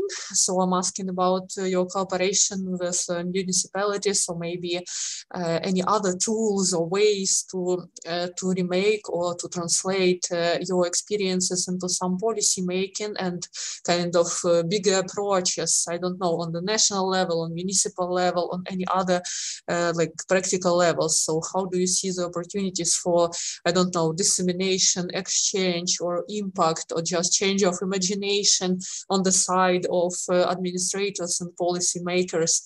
And also, I think same or kind of similar question to Natalia Otrishchenko. So this archive of oral histories, which is created by the center. So do you think it's also, it's not only the material for research or for the eternity, for the future, kind of accumulation of human experiences, but do you see any opportunities of translating these opinions and views and experiences of the people into some policy recommendation? I don't know, some kind of dialogue, not only between you as a researcher and the people who went through certain experiences, but also broader for the society and for policy making.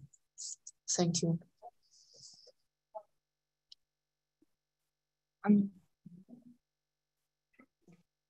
Nastya, go ahead. Irina, thank you for your question.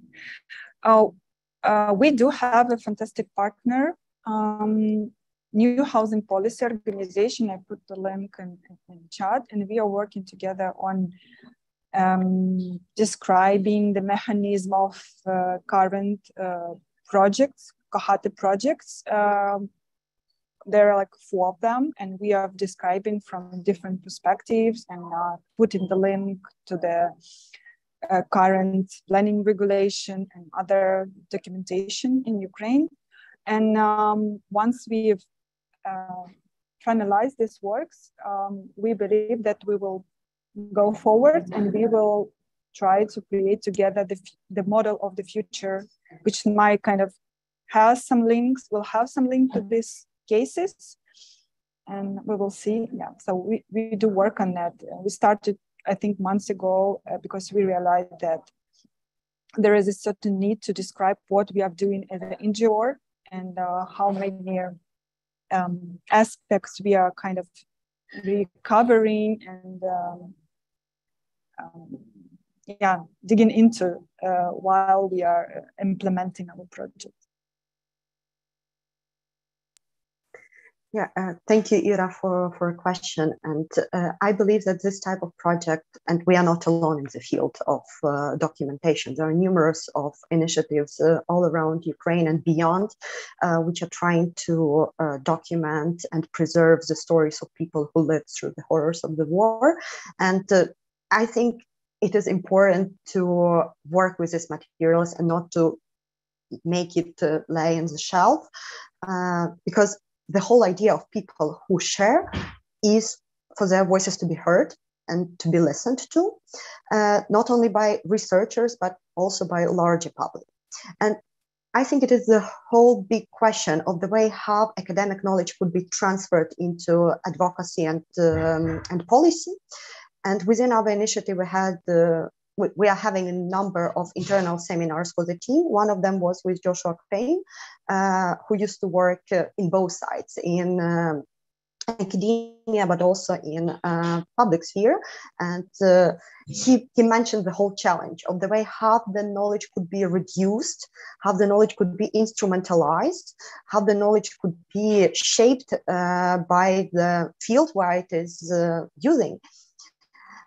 Therefore, I wish these materials would be somehow, well, using is a bad word because it's very instrumental word, but I wish it be present in the discussion about the policy making. But at the same time, I fully acknowledge the whole problems which might arise with this kind of engagement. And also, I've seen the question in the chat or Q&A from Abdul about this rebuilding as active resistance and how it can counter the Kremlin narratives. I think the Kremlin narratives is the last thing I'm thinking about. And for me, the whole point of decolonization is to stop look at the Kremlin narratives and be linked into it and counter it somehow, but rather start to build your own story. And you have so many things to be said and to be acknowledged and developed based on the things which happened in Ukraine even before February 24th. Therefore, it's not only about active resistance, it's about the way how we regain our subjectivity and regain our agency on different levels, as a nation, as a community, as human beings. So basically, that would be my answer. Thank you, Natalia. And I think we have time for one last question from Michał. I don't want to take. I don't want to. I mean, maybe there'll be time for more. But I mean, I suppose, yeah, really fantastic presentations and so much detail. And these stories of displacement, shelter, return, the desire to return are so diverse and multi-layered. But also, it's possible to build or draw comparisons and connections between them. And I just wonder, I suppose this is a question that's kind of to everyone, but I mean, by no means everybody should answer it.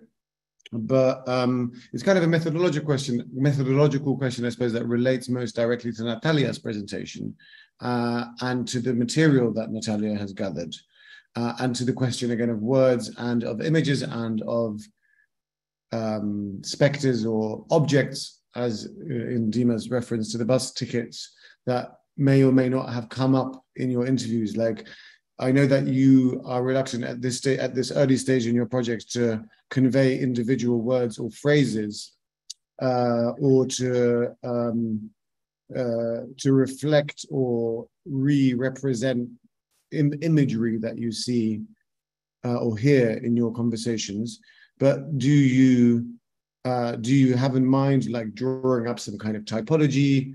How do you organize these languages and images and objects that you hear discussed in your interviews? And I suppose this is a question that definitely also relates to the other presenters. Like, these images and words, can they be somehow? How can they be understood? How can they be reflected and depicted? I mean, if I may jump here, because I have a question that kind of maybe specifies and gives an example, because the gaps between the languages we get from people and the language we use in policy and media and bureaucracy. So IDP sounded many times during today's. It just almost to the moment of, I don't know, normalization and also dehumanization. And I was wanting to ask Natalia, I mean, does it occur in interviews, in your conversation? Like, and then maybe from that, it's about these tensions and gaps in how we use vocabulary. People are very sensitive to the language different prescribed to them. The policy or whatsoever. The state has to categorize. And even though we as academics can problematize this categorization, but it is a tool for governance. It is a tool for decision making. We have to be really cautious about how this tool is used and misused. And answering also Michal's question, like, the comprehension needs time and resources. We are now at such a fresh stage of collecting these stories that the comprehension needs more distance, if I may use this word, whatever it might mean, the distance, and can we gain it at all at this point of time? And but people do reflect on the language in the conversation a lot. People are very critical to these big categories they experience are put into. And that's why it hurts. It really could be violent, and we use this word violence in my presentation because people might might feel threatened by the words. But at the same time, I believe words could be empowering, and people can hack the language itself. People might start use it in order to gain more agency, gain more power, in order to access more resources. Therefore, I think the language, I really like the presentation in the morning by Ostap Slyvynsky and all this, the dictionary of the war, how the words meaning are not fully fixed, and how people feel them like some kind of everyday objects with a completely different meanings, and unpacking those meanings and making these meanings visible. I think it's also very important work, not only for academics, but also for a larger public, to be cautious about the language that we use and we bring into different fields and how it might hurt others. So I think it's also very important to work in this field with empathy. And empathy is another big word, which I don't know if we have a lot of time, but I would like probably end with this empathy and how practicing empathy towards other human beings, and not only human beings, as the previous panel showed us. It's about the life in general, how caring about life and being empathic towards life could help us recover through the war. Thank you, Natalia. And Dasha has her hand raised. Following this thread, I just wanted to share a few few thoughts also from the fresh analysis of from one of my research about, we did 30 in-depth interviews with internal forced migrants and also external, and we don't have any direct questions about the status and how people name themselves, but we have a task for moderators to follow then how people name themselves in conversation. And people who went abroad mostly call their group like Ukrainians, or people who came from a certain city, like people from Mariupol, people from Kyiv region, some like abroad. They label them with national or local identity, and it is interesting. And when also we realized, and when they call themselves refugee, it's, it's like low language, that they make fun of it mostly. Yeah, it's a very, very, very limited, it's a quantity of research, very limited material, just a tendency. Yeah, but it's important. I also believe that the language is very important, both for policy, for ordinary life. But what came to my mind recently, like on some meeting in Borodyanka, that even people in Borodyanka still name some nearby villages like Chernobyl villages, because like in the end of 80s, people from Chernobyl resettled there, and we discussed somehow how to unite all these hromada, villages and city, and people still label these people who are like more than 20 years, live with them in one community, like people from Chernobyl. So yeah, it's another argument that official wording is matter. So I claim that we need some other wording than IDPs, because it's not possible to call people IDPs for 1 year, 10 years. I don't know. They are just the Ukrainian residents. Yeah.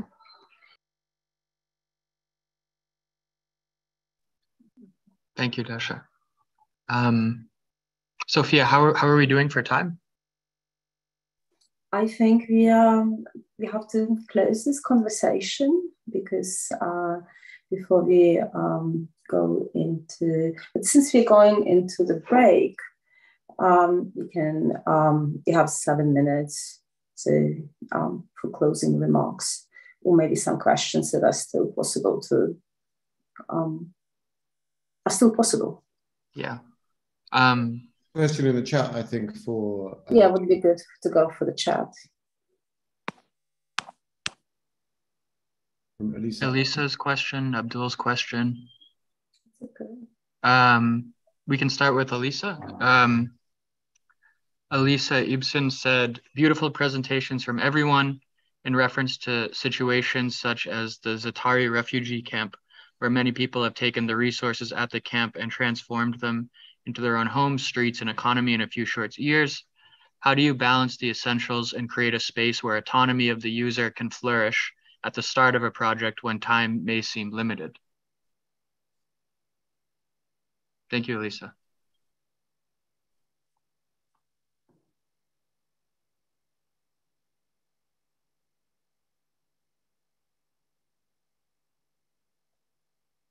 I guess the way that I understand that question is how do you, so autonomy and safety are words that we heard a lot in this presentation. How do you design for safety? How do you incorporate that into the space that you're thinking about? Does anybody want to try to take a shot?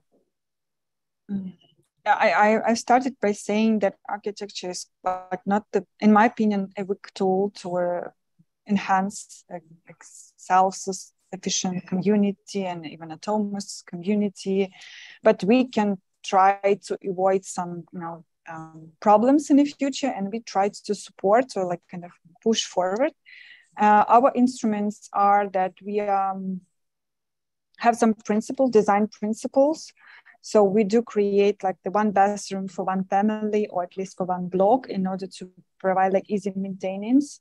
We try to integrate like not housing functions into the building, such as like social entrepreneurs, like social enterprises might hunt for their IDPs as the workers. So it's we also think about their like demographic balance within community, and we try to in a situation where it's on our shoulders to integrate like more active members in a collective centers. We hired at least so we do have a sort of relationship on a contract basis with 5 IDPs, internally displaced people, and who are now helping us in our efforts, and they become a sort of local team leaders. I don't know if they will be the same, like one collective center will be like fully accommodated, but this is our intention, and we are happy to see how it will go.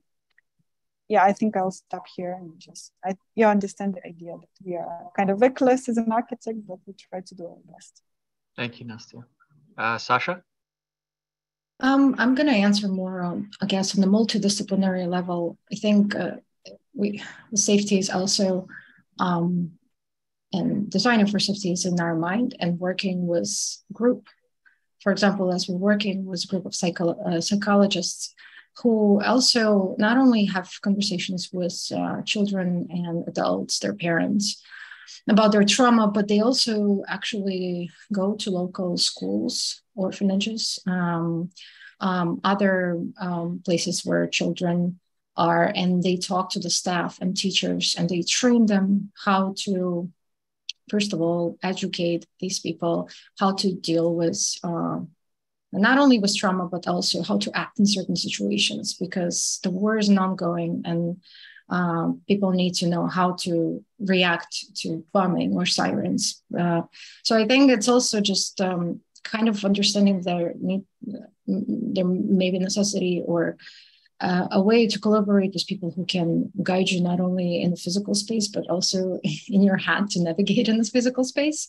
Right, just kind of understanding what do you need to do, and how do you feel safe in the space and not react against with fear, which is obviously easy to say than actually done. But yeah, I think that's kind of other way to possibly deal with that.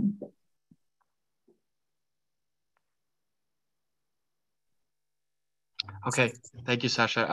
Unfortunately, I'm happy Natalia got to answer Abdul's question a bit, but we have to wrap up.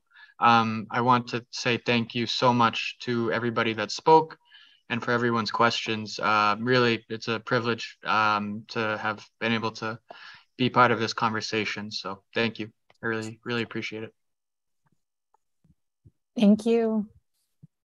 Okay, so we'll meet in half an hour, whenever your time is, whether it would be 12, 17, or 19 in different locations. Thank you very much, and let's have a break.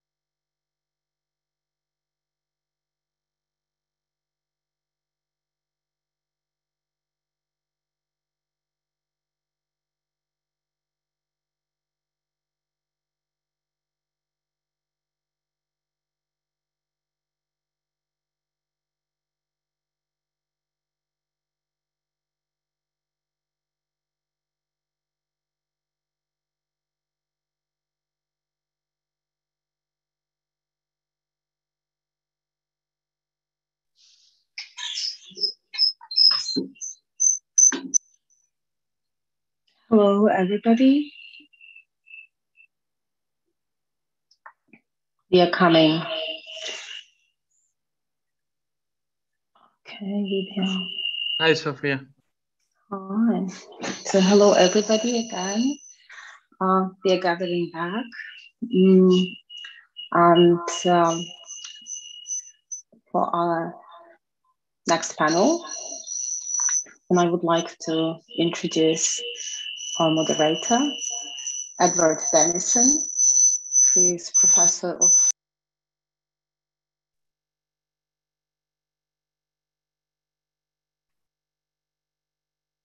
yeah, I see. Thank you. Yeah, thank you, Ira. Again, so it's my pleasure to introduce moderator of our next conversation roundtable, Edward Dennison, professor of architecture and global modernities at the Marta School of Architecture at University College London. Edward, I'm passing mic to you. Please take over. Sofia, thank you very much indeed. And thank you to everyone who is or has organized this conference and is participating in it. It's my very great pleasure to be invited to chair this session. I'm going to start with a brief introduction about myself. I know there's one in the chat, but my reasons for being the chair of this session, and then a brief introduction to each of the panelists. I've been given very strict instructions to ensure that they speak for 5 minutes, no more, and very brief images or presentations if they have them. The purpose, as I'm sure most of you are aware by now, if you've been attending the conference throughout the day, is to really generate a conversation and to learn from one another through that conversation, and for it to be more of a dialogue. So as I said, it's my very great privilege to be chairing that conversation today. So just briefly, I'm a professor of architecture and global modernities here at the Bartlett School of Architecture, which is just across the road from SEAS. And my professional practice has been mostly in heritage, particularly modernist heritage, and especially outside of what we would term perhaps the West, and therefore focusing on sort of non-canonical histories of Eastern Europe, Asia, and Africa, and challenging the canon of the West. It's a real interest to me and my colleagues here at the Bartlett to be collaborating both in this conference, but also with colleagues in Ukraine, associated with Ukraine. I direct a master's program here called Architecture and Historic Urban Environments. And it's the sort of pedagogy and practice which is very much aligned with the topic of this particular panel, which is heritage, destruction, salvage, and legacy. So with that, I want to introduce our 5 panelists. Forgive me for my poor pronunciation of Ukrainian, and especially for the terrible distortion of your names, but I'm very much with you in spirit, so I'll give it a go. Irina Matsevko, who is a historian and Deputy Vice Chancellor of the Kharkiv School of Architecture. Irina Sklokina is a research fellow at the Center for Urban History of East Central Europe in Lviv. Kateryna Kublitska is a practicing architect and restorer and laureate of the State Prize of Ukraine in Architecture. Polina Baitsim is an art historian and curator and currently a doctoral candidate in comparative history at Central European University in Budapest in Vienna. And lastly, Yulia Frolova, architect and restorer and tutor at the Department of Architecture and Conservation in Lviv Polytechnic National University. So it's as I say, my very great pleasure to introduce these speakers. I will hand over first to Irina Matsevko, who I think is leading the session, starting the session. And over to you, Irina. You have 5 minutes, and we look forward to hearing you. Thank you very much.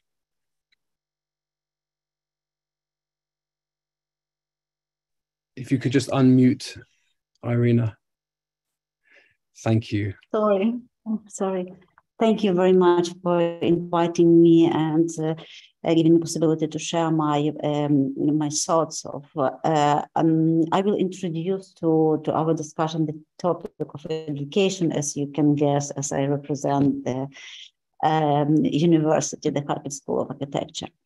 In the 21st century, the growing number of armed conflict around the world not only threatened heritage sites with physical destruction, but also effectively turns heritage into a powerful instrument of manipulation and pressure by the parties at war. Heritage became one of the key targets in an attempt to erase the collective memory of communities. Heritage can become both a tool of reconciliation in the post-war traumatized community or instrument of stirring up or deepening the pre-war conflict and tensions. The rethinking and reconstruction of heritage sites after conflict becomes part of political and social processes shaping post-conflict communities and contributing to a creation of new identity. And in this process of post-war thinking and recovery, an important part is assigned to education. From primary schools to university, education shapes the community understanding of what heritage is and trains experts who will become the decision makers in heritage process. So in this talk, I would like to emphasize the importance of critical approaches to heritage issue in the humanities curricula and to outline the challenges faced by Ukrainian academia, because resolving these challenges or putting them on hold will affect the way we as society and experts formed by the academia will work with heritage after the war. So talking about humanities, I mean the domain of history, architecture, art, media, cultural studies. So the disciplines which investigate the past, culture, human values, and to link this knowledge with the present. The approach to heritage in any academia depends on the basic definition of heritage and the role of the future experts trained by the academia in heritage policy making. In Ukrainian academia, heritage is used in educational settings, but with the exceptions of several universities where heritage studies are taught as a separate discipline or field, the heritage issue usually are part of general courses in history and culture that apply to object-oriented approach to heritage. This approach stems from understanding heritage as a form, something complete and stable, and the didactic approach in heritage practice and legislation still focuses on restoration and even rebuilding from scratch the tangible, preferably monumental heritage. The analysis and work with heritage through the discourse of styles result on complete neglect of intangible aspects of built heritage. Such classical object-oriented approaches to culture and heritage cannot possibly develop students' understanding of the social values of the built heritage and their own responsibility as the future experts for preserving its intangible values. The war and public discussion, which have already started around the destroyed and the still intact heritage like imperial and Soviet heritage have demonstrated that the redefinition and the reuse of historical sites depends more than ever on their social context and the possibility to link the complicated past to present as well as to address the future. And the war and this discussion has highlighted the importance of heritage education, not only for specialities directly dealing with heritage, like historians or architects, but also for all the trends in the humanities. And in this context, it is the responsibility of academia to introduce critical approaches to heritage into the curriculum, addressing the dynamic and critical view of heritage developed by researchers over the past decades, and defining heritage as a social and cultural process that combine the scope of intangible values. And this is absolutely possible to introduce these changes in the near future. But what if it's go beyond methodology and if it involves sensitive aspects of heritage? This year, many students and faculties have lost and left their homes, which are still continuously bombed by the Russian troops. And this raised the question whether it is possible to reconcile heritage issue in which students and teachers are emotionally immersed with a disciplinary approach to the past. Application of critical thinking and reasoning skills should definitely take the central point in the curricula.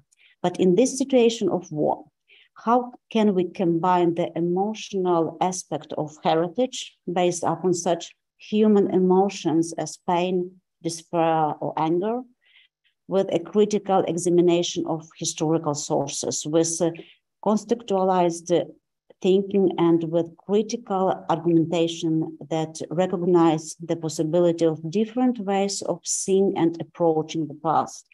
So this is the question that is not being discussed either in academia or in the public discourse. And actually, this is the question which I would be happy to discuss with you. Thank you. Irina, thank you so much for a perfect introductory presentation, and for keeping to time as well. I'm very grateful, and for posing a very explicit question. I will say that we'll run through the presentations one by one first. Please don't hesitate to post your questions in the chat, which will accumulate and be forwarded to me, so I will be able to present them to the speakers at the end of the presentations. And if you would prefer to read your question, just put your hand up. Thank you, Irina. Now over to Irina Sklokina. Thank you so much for inviting me to present. It's a big honor for me to share my thoughts. And I would like to start with addressing one particular case of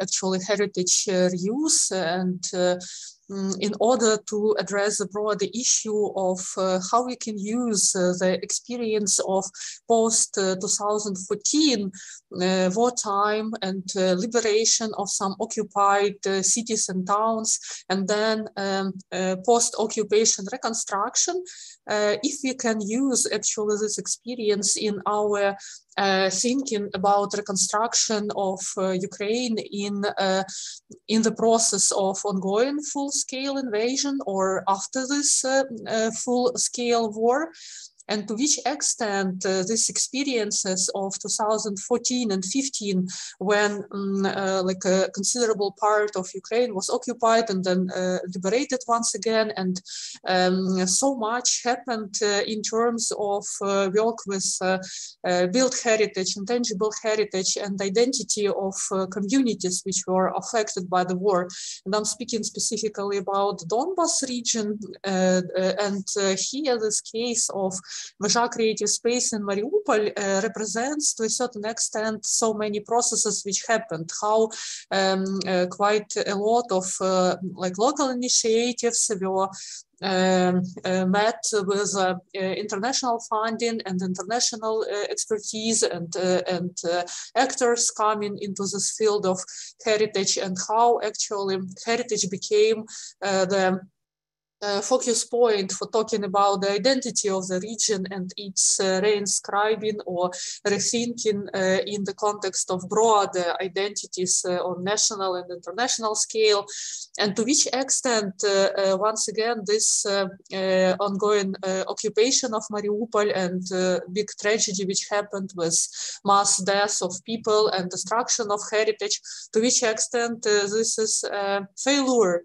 of what people achieved there, to which extent this idea of culture-based reconstruction or heritage-based reconstruction can be applied to this region where actually this brutal military force actually defeated all these ideas about cultural and heritage rethinking of our identities and peacemaking and kind of development based on community and culture.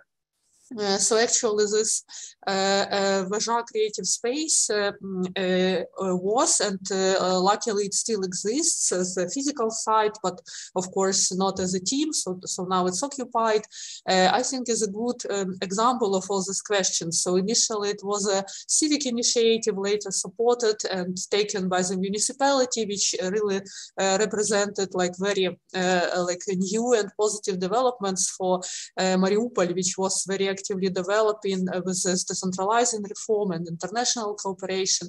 And here you can see this place inside after bombing, and how the artworks actually were used to protect the windows.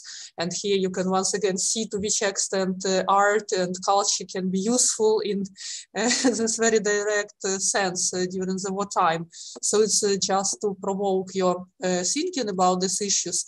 And just very briefly to sum up like my couple of ideas about all this, I think my vision of the future role of heritage and reconstruction is, of course, that we should continue these experiences from 2014, and we should critically examine them to really understand how to make these initiatives of, especially of adaptive heritage reuse, more present in the mind of broader public and experts. So we should think about heritage primarily as a community building force, more than the identity making and national propaganda kind of enterprise.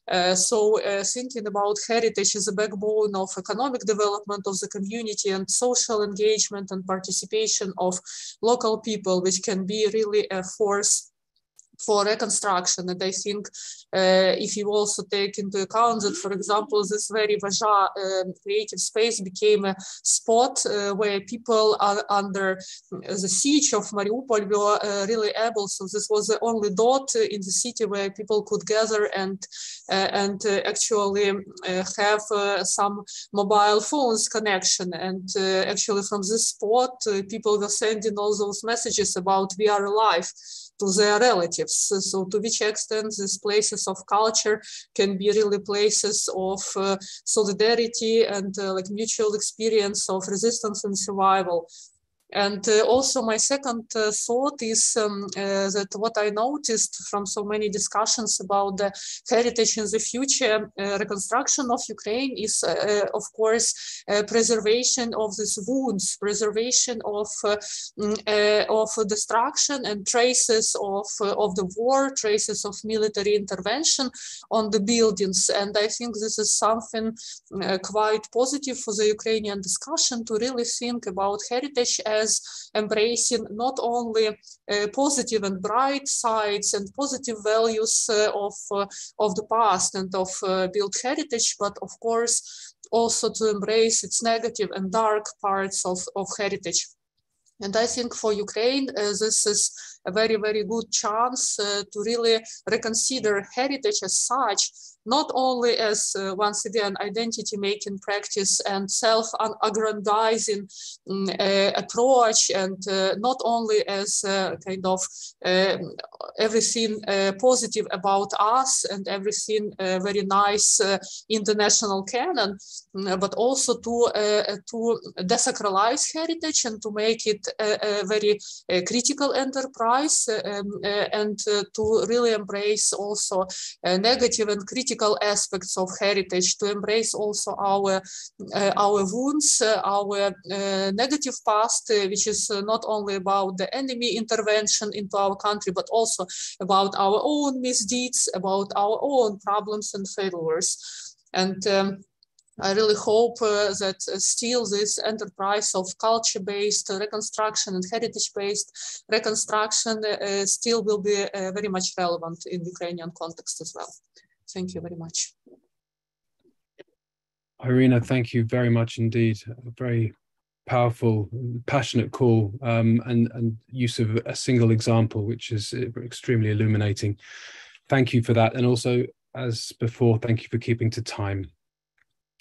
So next up, we have Kateryna. You're ready to go. Thank you. you have an image to share? Yeah.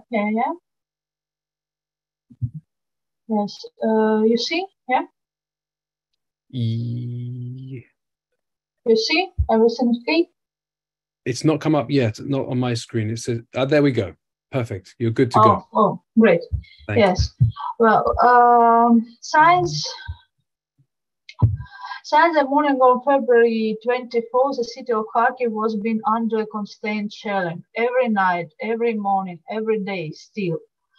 From February to April inclusive, shelling was very intense. The enemy activity tried to destroy government quarters, medical infrastructure, facilities, and educational institutions in the city. Government quarters and party medical infrastructure and educational institutions are located directly in historical areas and mainly in buildings that are architectural monuments. As a result, historical buildings, including those that the monuments of architecture was damaged as a result of the direct impact of projectiles or from the impact of blast waves. Since the second half of April, it has been relatively safe move around the city. The investigative work of specialists of architectural restorers and civil engineers has begun to examine this object to record and destruction and losses, document them, and draw up a recommendation for stabilization. As part of several teams, I had the opportunity to investigate the most damaged buildings of the architectural monument.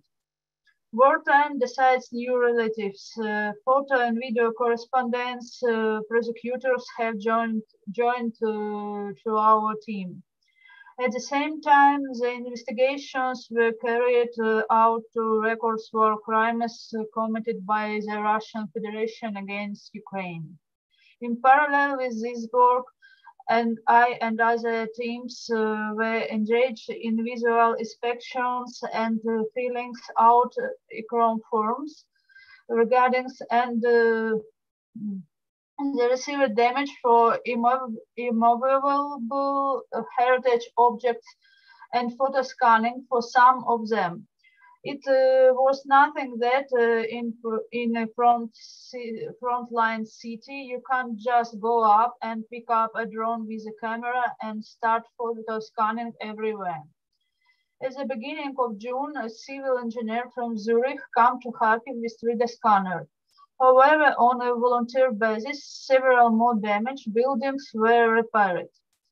He clearly showed that the existing conditions in the city, this is most optimal method of working with monuments. The maximum amount of information in the minimum of people at the object, who can quickly hide in shelter at any time when the threat of artillery fire and an air alarm announced. Currently, these materials with digitalized monuments are the source data for the future development of scientific project documentation for restoration. Data in investigators' cases regarding the recording of war crimes committed by the Russian Federation against Ukraine. In parallel with the above minuted process, I tried and I'm still trying to form a reliable and competent approach to work with the destruction monuments at the city council and to stop them from rash steps related to the desire to dismantle something at damaged monuments or take it to landfill for authentic fragments of monuments. Now, currently for charitable fund, city has now 3D scanner in the local monument protection department of the Department of urban planning and the architecture of the Kharkiv regional military administration.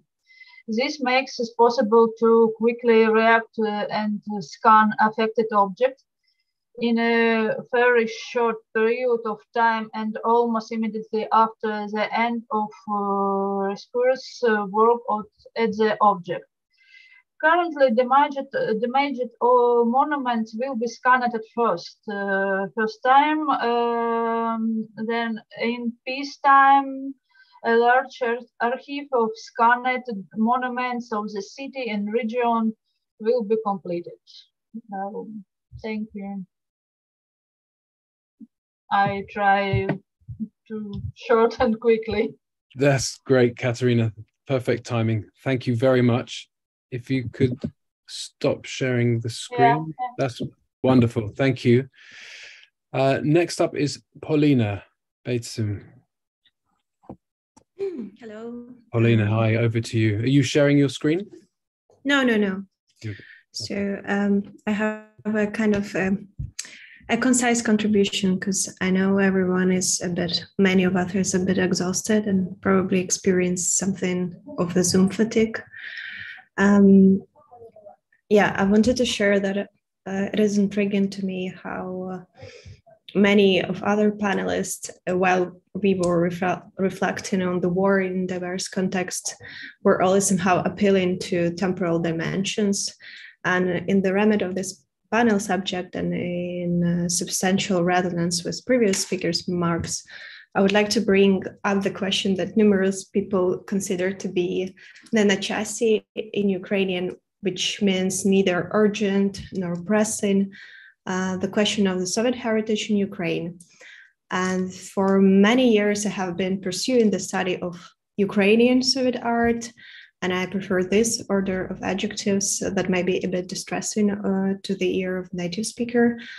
And the study I consider is kind of a part of the decolonization effort, where the colonization process revolves around knowledge and ignorance productions and aims on stripping some of particular trajectories of prescribed attitudes or vice versa, dressing some ideas in more nuanced accounts.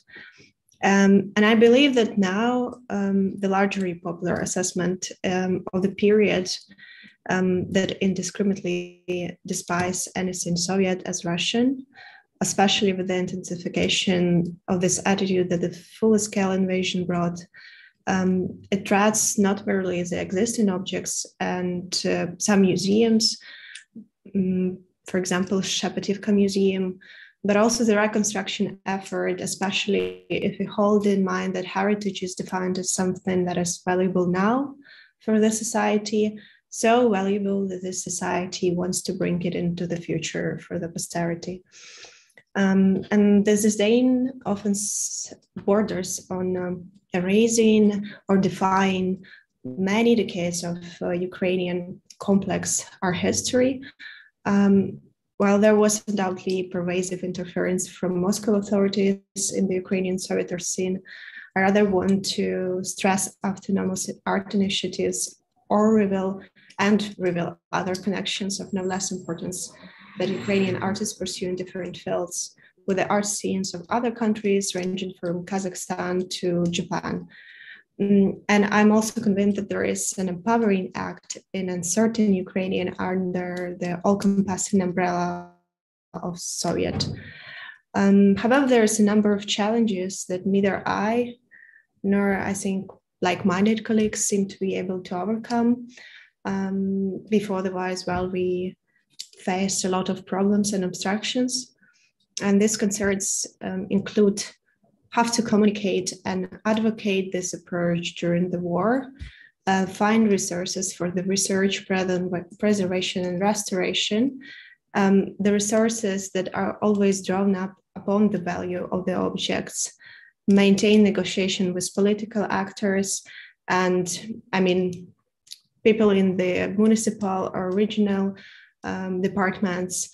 And when the resources are coming from abroad, have to prevent commercialization or exoticizing of Ukrainian Soviet art.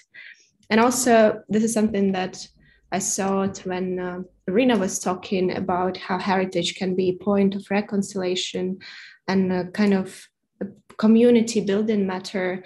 The question is, I think for us, for many people who are dealing with Ukrainian Soviet art scenes, have to navigate the situation when communities bear contradictory values, the values that do not agree on certain objects. Yes, this is all. I would like to discuss it.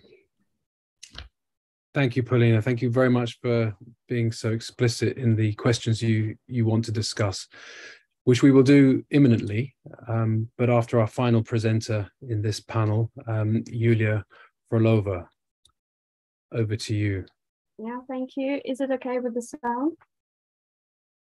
Yes. Okay, thank you. Absolutely. Yeah, thank you for this opportunity to join such a deep discussion today. I would like to focus on 2 points which appeared during the work in the project Restart Ukraine. This is the use of the situation to create neo-modern architecture in Ukraine, and the second one is the military ignorance of how to deal with the cultural heritage. And in my opinion, it is now important to pause the development of the architectural and urban planning proposals and look at the results of the half-a-year work and take a breath. In the first month of voluntary physical work, which accumulate a lot of intellectuals and practical practitioners in the field of architecture and urban planning, who created a lot of proposals for cities, settlements, villages, etc. But if we delve deeper in these proposals, in this project, we will see that they are mostly disconnected from the local context and especially local people. They are standard, sometimes made really fast, cheap, or other side, really expensive. Right now, in my opinion, Ukraine is like a sand playground where you can test any idea, any theory, is it in a context or without context local. And especially you can manipulate the result of this project. Just you can draw the bright future, or you can say this is the only way for you to live. At the sense that you can actually test it, is it right or wrong decision? Is it this decision right or wrong? For example, there are a lot of proposals for the places. There were massive people death, for example, and the people are right now buried under the structures. And these proposals are most concentrated on to clear the site, to build new structure, to put new function, or to create a park and a new memorial space. Right now, these decisions could be rethink. I mean, like we have to look closer in these proposals and just check, is it working model for future or not? And in my point of view, this project could lead to loss of the emotional connection of those who will return to these spaces, to this environment, and the losing of the like atmosphere of home. So currently, it's really necessary to create a system of social values, the points of philosophical interpretation of events of war, in order to form the framework for future construction. The architects and urban planners should know what to do and in how they can do it. I mean, we have to just discuss this question, what is necessary for each of the spaces, for each of the cities, villages, etc. And this discussion should be open and already. We have to form this general policy of attitude to the spaces, and not only in a narrow circle of specialists, but more widely, involving the also people who experience the war, like of their own, just to maybe to share this experience with the architects, with the urban planners and other professionals to create new spaces, to create new forms of interpretation, new aesthetic of these spaces. And this framework will, in my opinion, could regulate the intervention of new construction in space. That in future, the spaces, maybe after multi-layered research, we will define like a place of memory.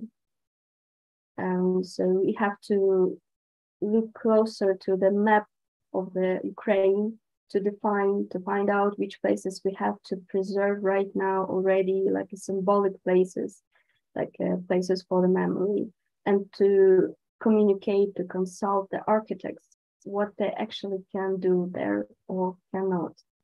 And another point which I stated is to instruct military about the need to preserve cultural heritage. We also knew that ICOMOS has such kind of instructions and orders.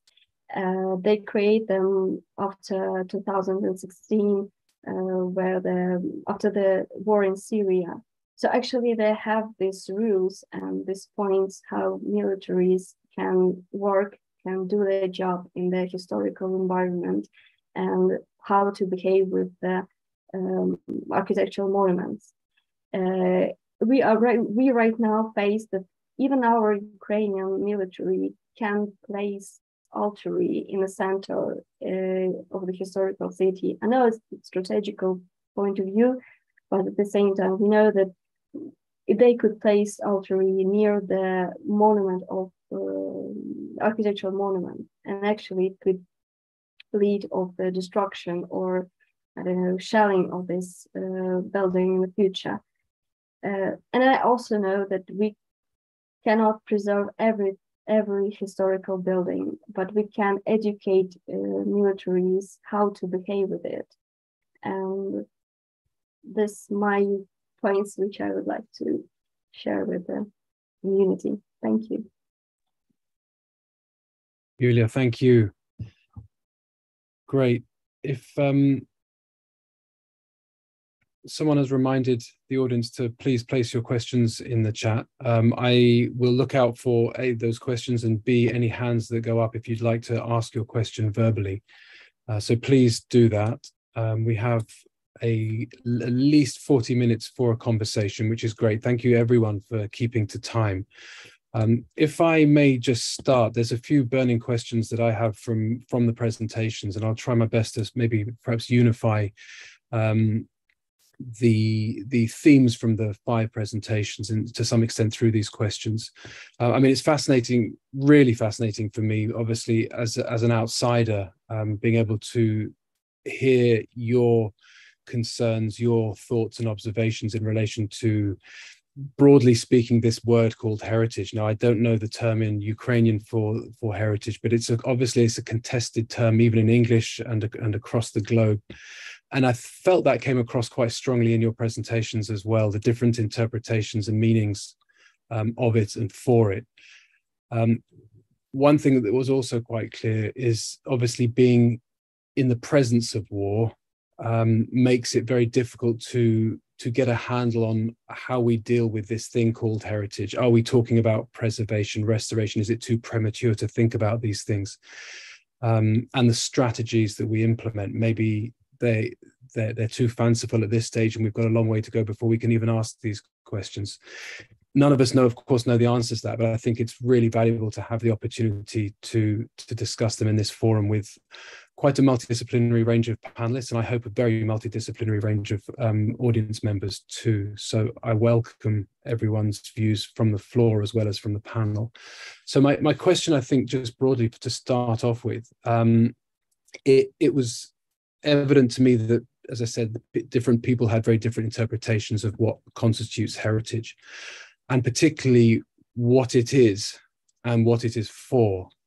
the agency that this thing that we call heritage has, whether that is an object or a building, or whether it is most definitely not an object, it's a process, or whether it's a platform for social or communal cohesion and restorative sort of agency. It came across very strongly, Irina, in your first, Irina Matsevko, your presentation about this challenging the notion of the object and seeing heritage more as a process, particularly of social and cultural process.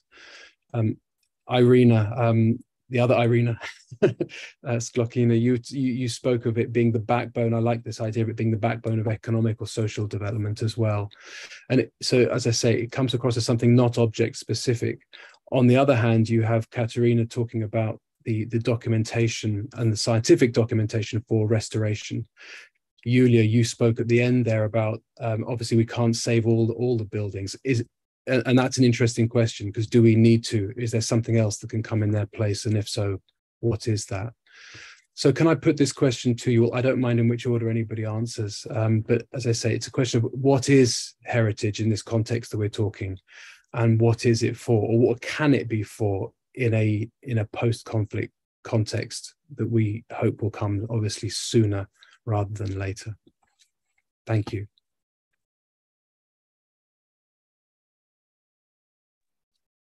Would anyone like to go first?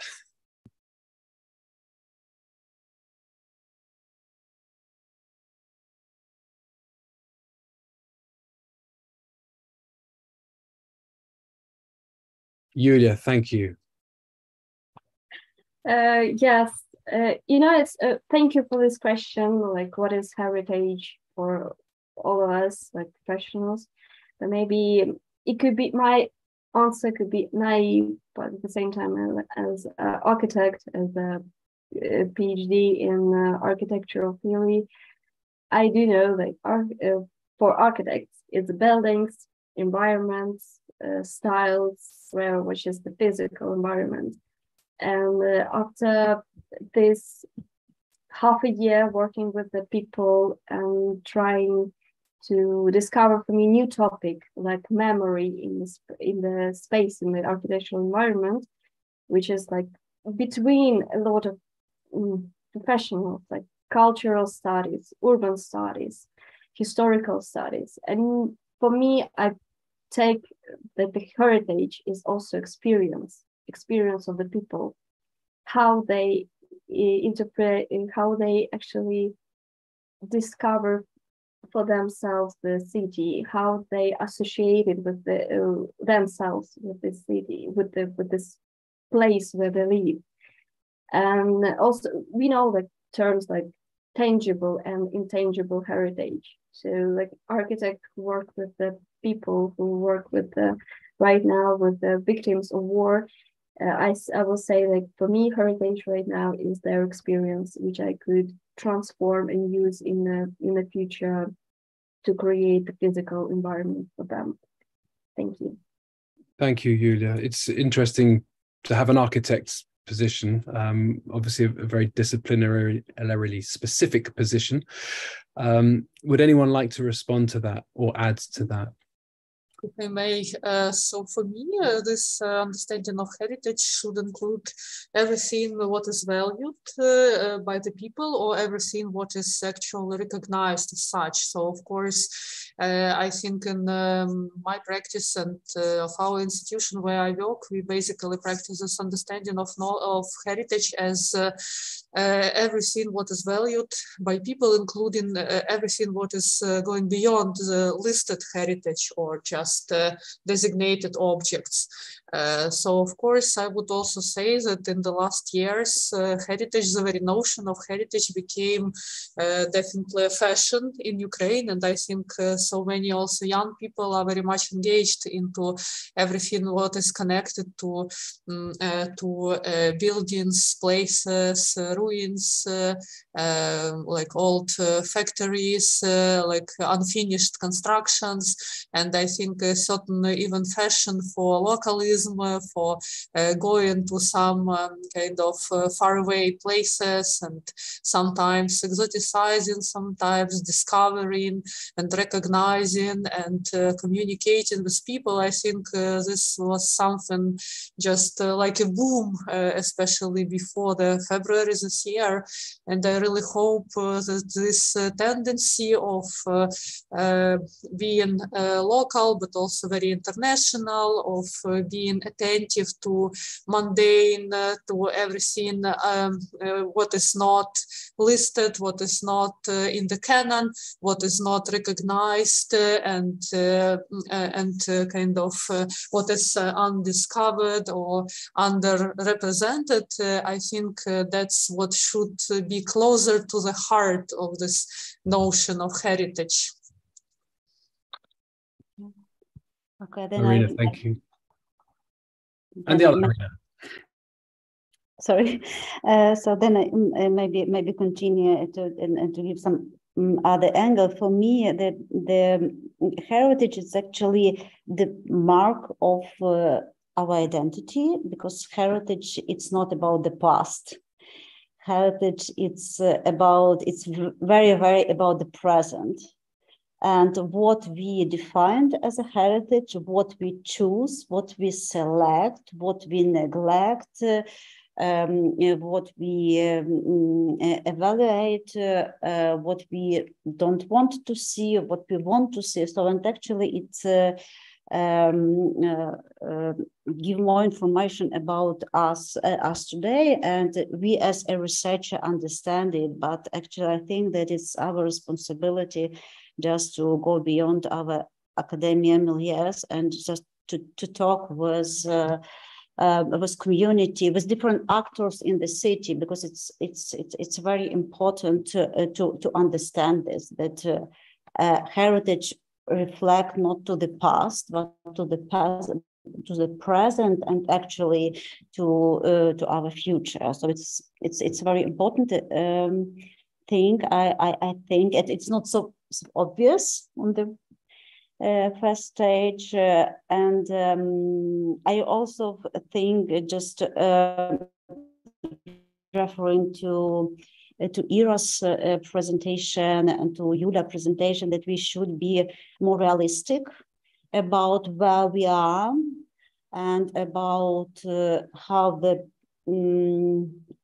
society perceives heritage, what is it, and we should be more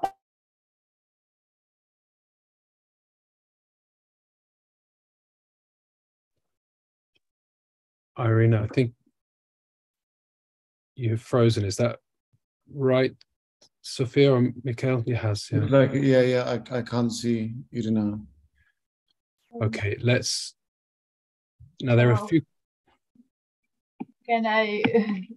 Yeah. Kateryna, please come in. Yeah. Yeah. Yes. Well, for me, heritage, it's more material have sense. It's at first it's about something what we have from our parents, grandparents. We save it and take our child. It's the first. It's most important about heritage. So the second sense of this. It's not about beauty. It's not about something test somebody, something like it, somebody doesn't like it. No, it's just about our civilization. It's about what we can, what we have, what we do. And it's about our building technology, our history of our technology, and each we have now, it's not created not in an empty space. We have a very huge background about this heritage. Thank you, Kateryna. Irina, you're back in. Sorry, you broke off. Would you like to finish what you were saying? You're muted. Sorry, maybe not. I was stressed with my awful internet, and I just lost my. Sorry. No problem. Well, welcome back. I'm pleased you were able to join us quickly. Now we have many questions coming in. Thank you very much for posting those. So I'm going to start with some of these. Pierre, thank you for you've got two questions. I'm going to ask the first because it was actually something that I was going to ask or related to a question that I was going to ask.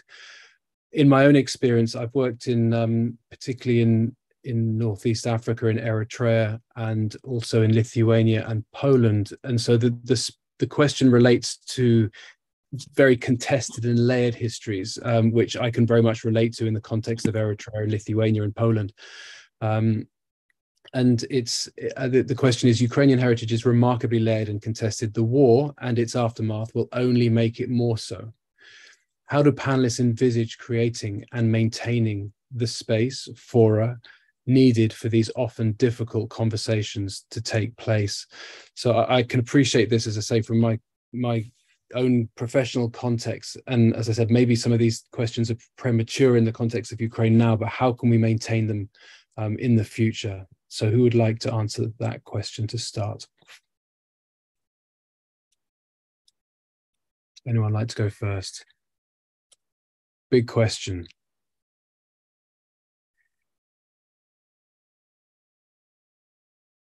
Paulina, is that a hand up?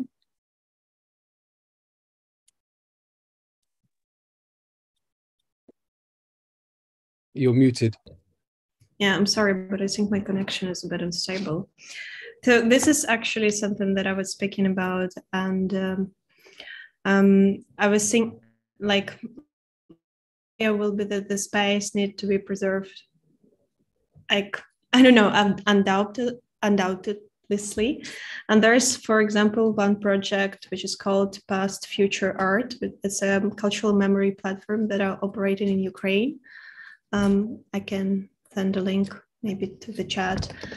And I think they are doing very interesting kind of work in this field, because they are also involved in the organizing discussions on rethinking the memory of certain objects. I mean, tangible heritage, but I also don't necessarily think that intangible heritage should be excluded on the basis of non-materiality.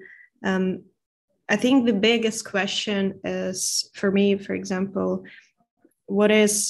how do we deal with the legal dimension of the heritage and how we are able to move it, and kind of to translate our discussions and our findings of the discussions to actual law that can protect and support the protection of some objects. So I think it's very important to kind of mobilize all this activist movement that Irina was talking about, like young people who are coming and protecting buildings, but like, unfortunately, it was not many cases with it that is actually having any impact. And when the war erupted, I mean, in 2014, we would see that the objects that were not preserved by the law, they were under much bigger threat than the one that were kind of preserved. And now with this full-scale invasion, it's the same situation. So I guess for me, it will be kind of another step that like of what we can do after we can build a community around object or around some heritage, more, I don't know, folk songs. Of course, there's also like a collections and preservations of Ukrainian folk songs, and what we do with it next. Yes. So. Thank you. Irina. Yeah, I can. So I can say from my side and from the side as an educator, what we can do and what we do in this issues. So it's very important to teach students, to give them this instrument to work with this very complex heritage, which really now these ruins open these different layers, and not all layers are very pleasant for us. Yeah, these are the layers of Russian Empire heritage, Soviet heritage, and other heritage. So how to deal with this? So, and what should we do as an educator, just to give the student this knowledge and this approaches how to deal with this complex heritage, and on the other hand, to teach them to be the moderator and facilitators of the processes, because they are just the player in this game, but not the monopolist is in the decision making. And they should be on the one hand the experts, but on the other hand, they should moderate the different actors in this process. What is very important, and they should have the knowledge of this importance of these different layers, and to communicate the importance to save it, to rethink it, and to appropriate it as our heritage. So this is actually very important aim of the education and educators, and what we do in our school, and we develop our methodology of one of the course I presented a few times in different conferences, when we combine interdisciplinary approaches to work with heritage buildings, and actually use the heritage buildings as a model, as an example for students to comprehend this connection and disconnections and changes, and to find, to discover, and to research the intangible values of buildings, and to understand and to show this changing through the in this changing urban environment. And we combine in such courses not only interdisciplinary approaches, but also the teachers from different disciplines, like historian, architects, sociologists, use their methods to this, and give our students these different instruments, and to give them possibility to be actually the experts who will work with this, and also moderate the process of negotiation in the community, because it will be really very challenging after the war to talk and to decide together with this traumatized community what is our heritage, and what should we preserve and protect, and how, and what not. It will be very painful and hard discussion, especially if we talk about imperial heritage and Soviet heritage. Thank you, Irene, very much. It was that point I was going to make about the, as Pierre highlights, the fora that need to be created for those very difficult conversations to happen. It will be painful, undoubtedly. Irene, you also had a point you wanted to make. Yes, if I may. So in response to this question about fora, so I would, of course, remind about necessity to build institutions for this. So when we are talking about actually spaces or forums, of course, museums come first very often. And I think both me and Irina Matsevko were engaged before this full-scale invasion into some grassroots initiative in Kharkiv to create the kind of city museum, or museum which will address the history and legacies of the ongoing war in the Donbass, and will work with veterans and displaced persons and children. So I think all these initiatives will make even more sense after this full-scale invasion will stop. And for me as a historian, the idea of museum is especially dear, but of course any other types of institutions are also very important. And that's once again, we should be very critical about this like short-time funding, short-time international projects, but think much more about institutions and also about these competing priorities. Your second question, Pierre. So that's what I think is like should be taken very seriously, that we should not see heritage as a competing element, but as an inherent element which can bring together economic development, like social reconstruction of the society, and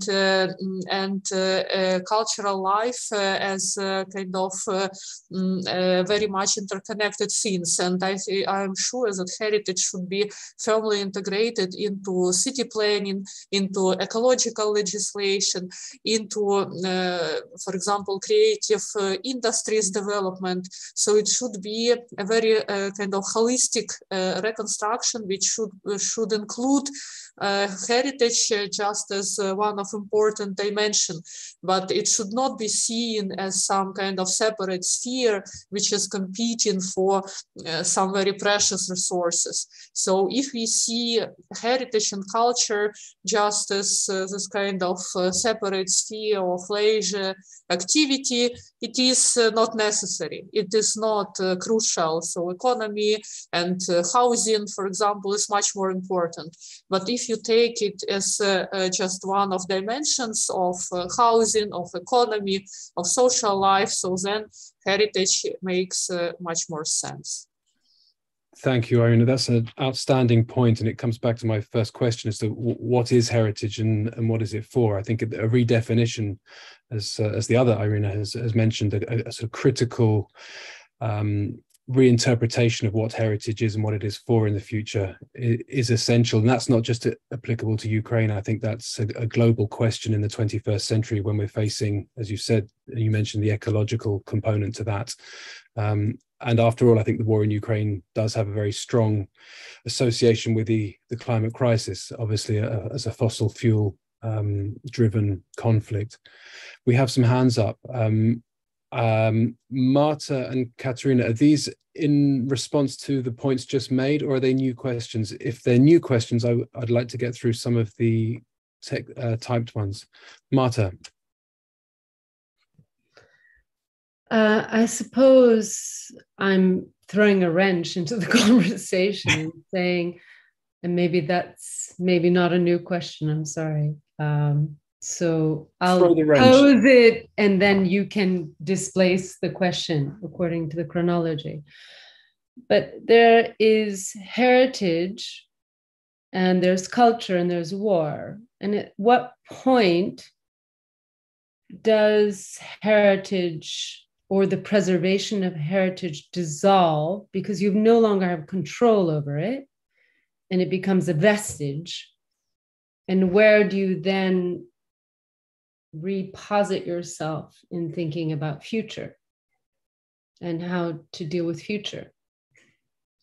And so that heritage at some point becomes such a vestige that it's so dissolved that the only option is to rebuild it almost as fiction. And so there's this need to adhere to heritage in war, right? But meanwhile, things are being damaged, dissolved, destroyed. And at one point, is there a fathoming of the future, which is how do we integrate it? And so it's related to kind of the historical dialectic of ornament in a way. Like, how do we reintegrate ornament? But that's it's a whole other question. So you can put that at the last. Okay, we'll come back to ornament if we have time at the end. Thank you, Marta, for that. It's not a huge wrench, but it's a very useful contribution. Could I just really brutally interject with regards to ornament, because I think Marta's point is important, and it also kind of relates to the first question about Kharkiv University in a way, maybe not in the way that the person who asked the question intends, but this is the question also about socialist heritage and Soviet heritage, in particular socialist realist heritage that Vasil and posed and that Polina deals with.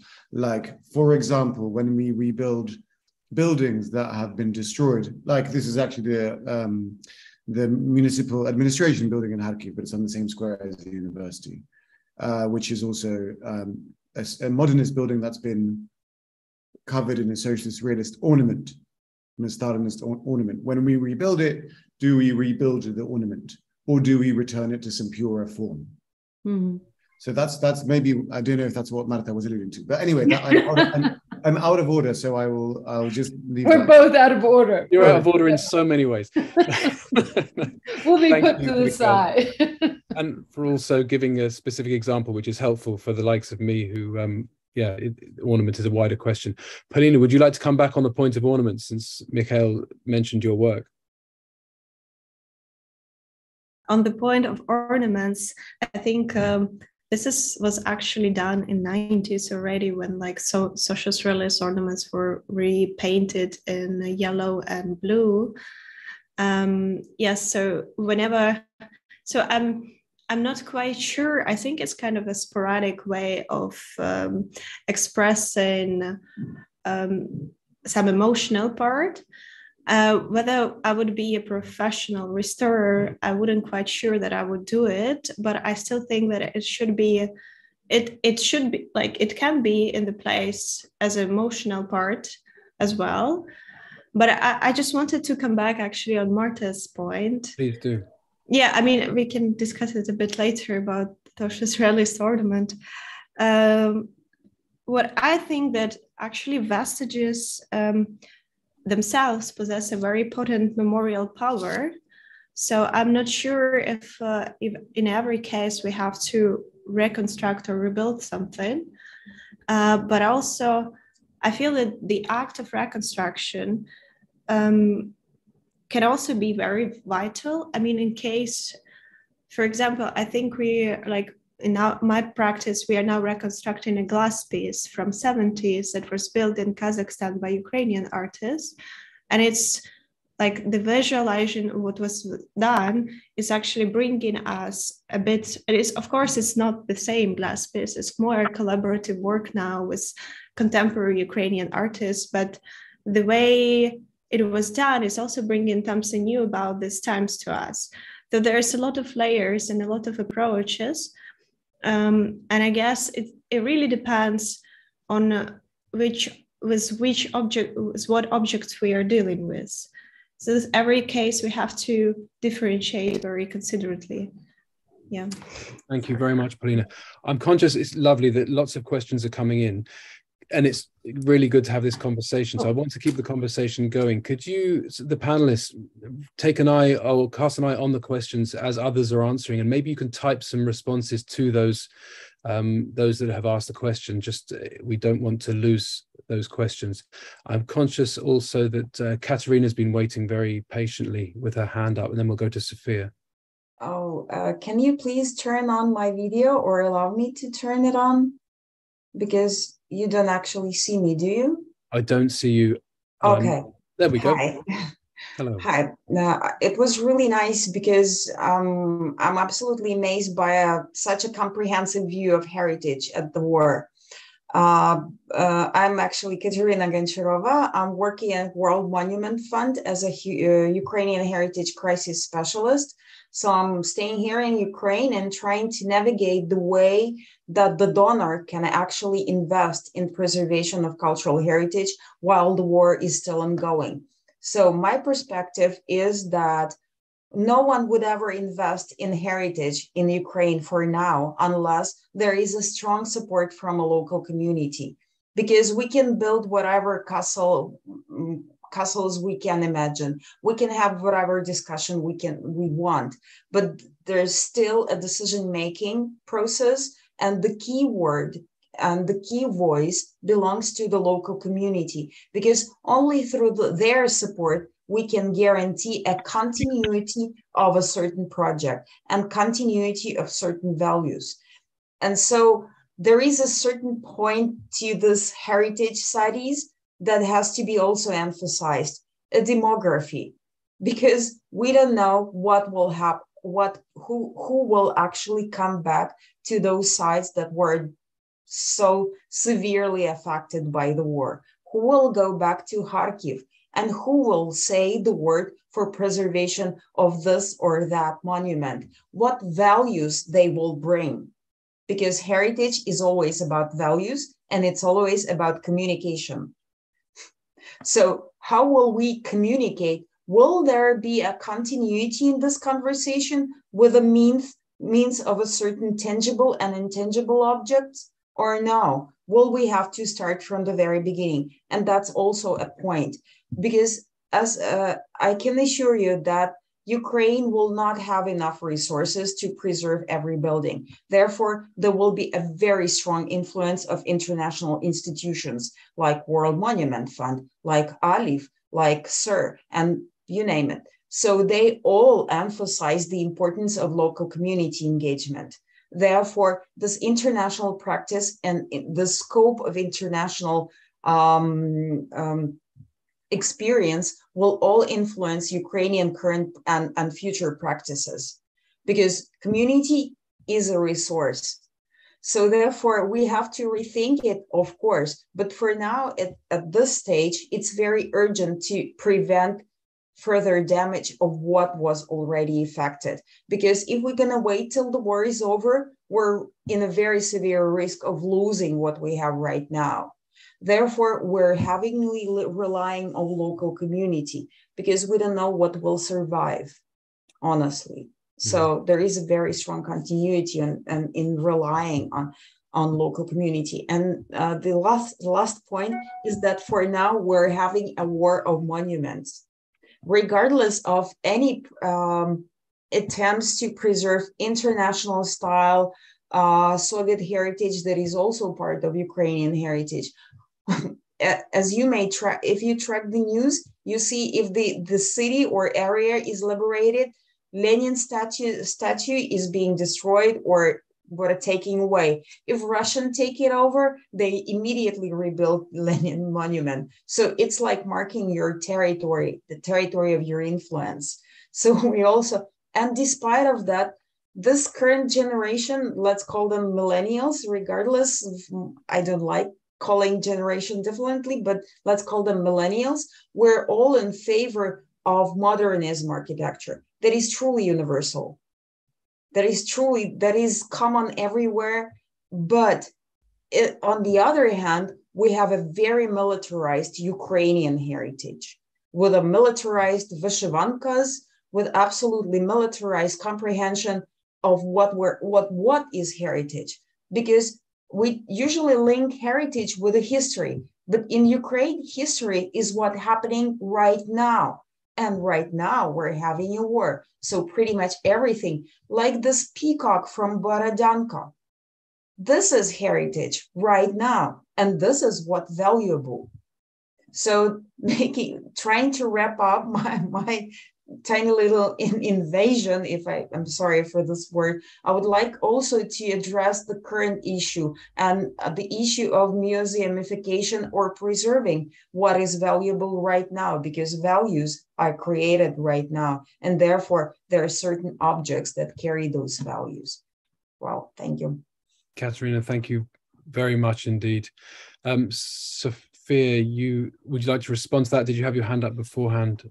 Yeah, I would just probably point to something that is very obvious. We are talking about ruination, and historically, as we know, ruination, whether as a part of war or, to that matter, as a part of the decision of taking something down by community inside, is a very big accelerator of the discussion what is heritage. And I think that this is what we are living through right now.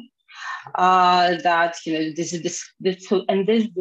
discussions, they too take toll. They are very emotional, and we also have to be very much aware that they drain energy, and they also they are as constructive and seeing actually how they can be destructive inside of community, or if not inside, probably better, but generally how to make this conversation not destructive, even if we are of different opinions. And I think that, I mean, like giving an example, because this destruction, I mean, Vinnytsia, the building which was hit in Vinnytsia with a terrible missile strike, generated a whole conversation about what the building means, so this house of offices. And that what it means not only in terms of architectural value, but it was constructed by known architects in socialist realism style, but also the buildings have layers of lived experience. People attach their personal stories. They go there, they passed by there, they had their, I don't know, flowers bought, kisses made. So this is like seeing heritage as a part of changing life stories, I think is important. And that's also what is triggered by the decision to take down monuments, which Kateryna mentioned. And, you know, I do have really hard, it's hard to answer, you know, how far you have to fight for preserving or destroying a monument, whether it is like you lose the view of people and to the moment that you focus solely on the object by the price of the personal and individual re-traumatization, if you want. And I think we have to be very cautious. It's very hard, especially now for Soviet heritage. It's very hard we have got unfinished conversation before the war. You know, we just started thinking about this Soviet industrial socialist. How can we, you know, expand? And I conclude my another intervention that in peacetime, heritage tends to be expanded. We include more. In the danger and deficit, you have to make these hard decisions, you know, where to put resources, where one can able. And I think that while we are doing it, we probably can't multiply resources. We can be at least aware and of the societal, of how society, I mean, dimension of that. And then maybe also think in terms of, you know, ecological, that rebuilding physical is by far not the only way of working with heritage. There are many, many ways and to be explored. And that's what I want to conclude here. Thank you, Sofia. I just maybe wanted to add to Sofia about this issue about the rebuilding, that it's also the rebuilding, just this is the way to erase memory, just to erase memory. And we have this example in history because this rebuilding can talk to this generation who remember these events, but definitely not to next generation. So, and this is definitely not the way to deal with heritage, to rebuild everything and also to save everything. So, and this is the big discussion which should be which started in the society and was leading with different experts and especially experts of heritage how to deal with this, because it's very big danger that people would like, so they want to come back to real life and just to rebuild their past. But we know, coming back to the different experience, we know that it doesn't work. And we should just deal with and communicate with local community and bring these ideas together, what to do with this. But I just wanted also to refer to Kateryna Goncharova and this big emphasis on local community and international institutions. So we also know about it, and Balkan is the example that it's not always work properly, and we also should learn from their experience that not always international community, international institutions who push this kind of process of reconciliation, it's not always work. And Mostar is the example when the international institution just lead the process and actually just press and push this process, and it didn't work. So for us now, and actually in our society now, we discuss less. This the closest example for us from Balkan, because it's really the place and the examples which can be learned about. I think that, as Sofia told, that we are in very complex situation, because heritage is really very contested now, and it was not discussed, or this discussion didn't finish, it just started before the war. And the war just opened this wounds for us. So, and we also should be ready that it will not be easy to communicate this complex. Thank you. I'm conscious that we're now up to time in terms of the timings that I've been instructed to try and finish on, so that we have a break before the next session. Before we do, though, I'd like to just give the last word to the panelists. Is there anything that you would like to add before we leave?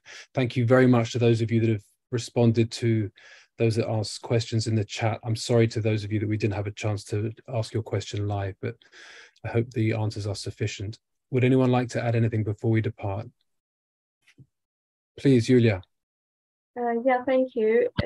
It is mostly the general reflection of the discussion today, and maybe some additional thoughts. In Netherlands, they developed the program of the like how to rebuild cultural heritage, preserve through development. And for me, it was when I was preparing my PhD thesis, for me it was so, like another way of viewing heritage, not to conservate it in the state it is, but to use it for in the future, in future generations.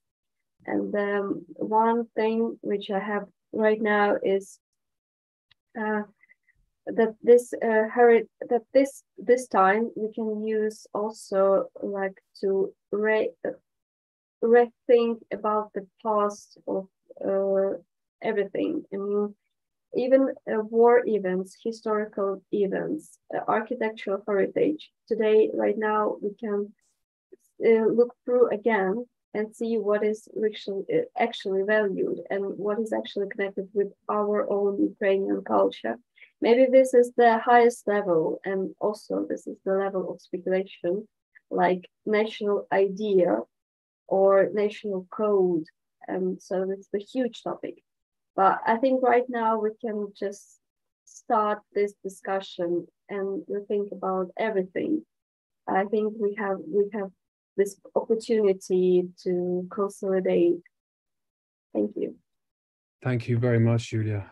Anybody else? Irina? Yes, and if I may just very briefly to reply, I think, to several questions at once in this chat, and I think so many people are interested in what to do with Soviet heritage, and it's like no simple answer, of course, but I think like most importantly, not to think about kind of Soviet heritage and decolonization effort as mutually exclusive, in a sense that we should just destruct or cancel or kind of ban all the Soviet heritage, and it will be a sign of decolonization, but vice versa. I think to claim Soviet heritage, to recognize and to understand the involvement of people who lived and live in Ukraine now, our engagement and our own involvement in the creation of Soviet heritage and Soviet state is actually the biggest act of decolonization, the biggest act of understanding and becoming subjects of our own history. To recognize our agency in the past does mean to free ourselves from these colonial complexes. So I think really understanding of Ukrainian experience as both kind of not only victims of Soviet Empire, but also as participants of construction of that empire should be a kind of very liberative experience for us. So I really think that Soviet heritage is actually a great opportunity in this sense, not an obstacle to decolonization. Thank you. Really important point. Paulina.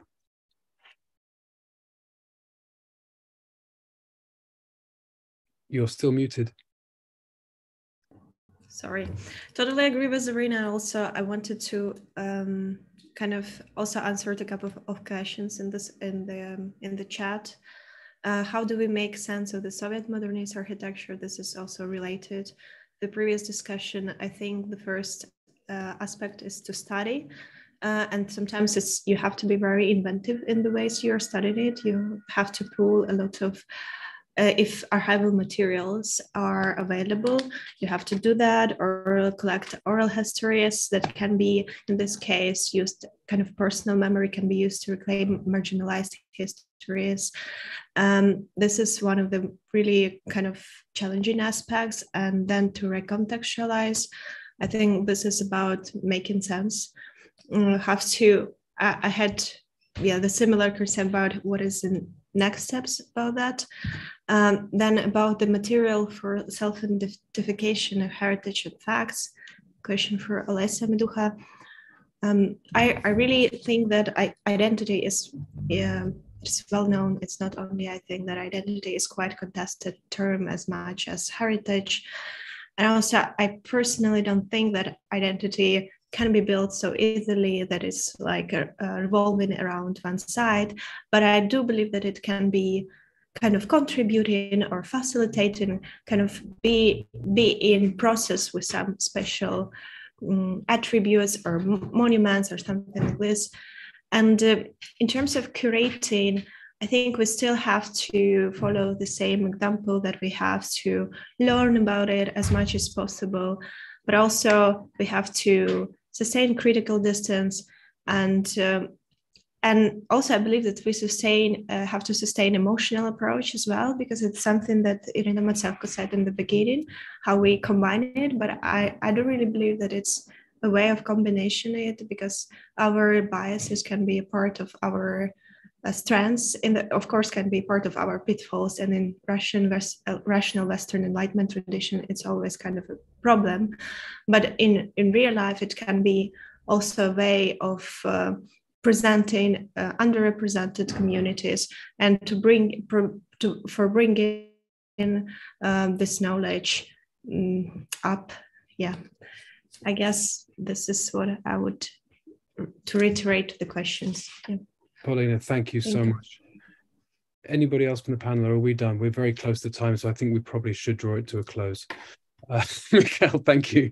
Listen, thank you all so much for your contributions. It's been a real inspiration for me and an eye-opener, and I'm sure it has for everybody else. It's been incredible to see so many people engaged for so long. I know it's the middle of the day for most of you, and you've still got another panel this evening in London anyway. Thank you all. Have a wonderful conference, and I look forward to seeing you in the other panels. And thank you for your contributions today, everybody. Let's have this conversation another time on a different, bigger forum. Yes, thank you, everyone. And we're resuming in 2 minutes. But these questions will be raised, the opportunity to raise them in the other panels, especially in panel 3 tomorrow, Past and Progress, which will refer to the question of heritage in the past a lot, and also our Edwards conference coming up next month, which is posted in the chat. Let's keep talking. Thank you. Yeah. Thank you so much. Thank you. So you have 2 minutes and we'll...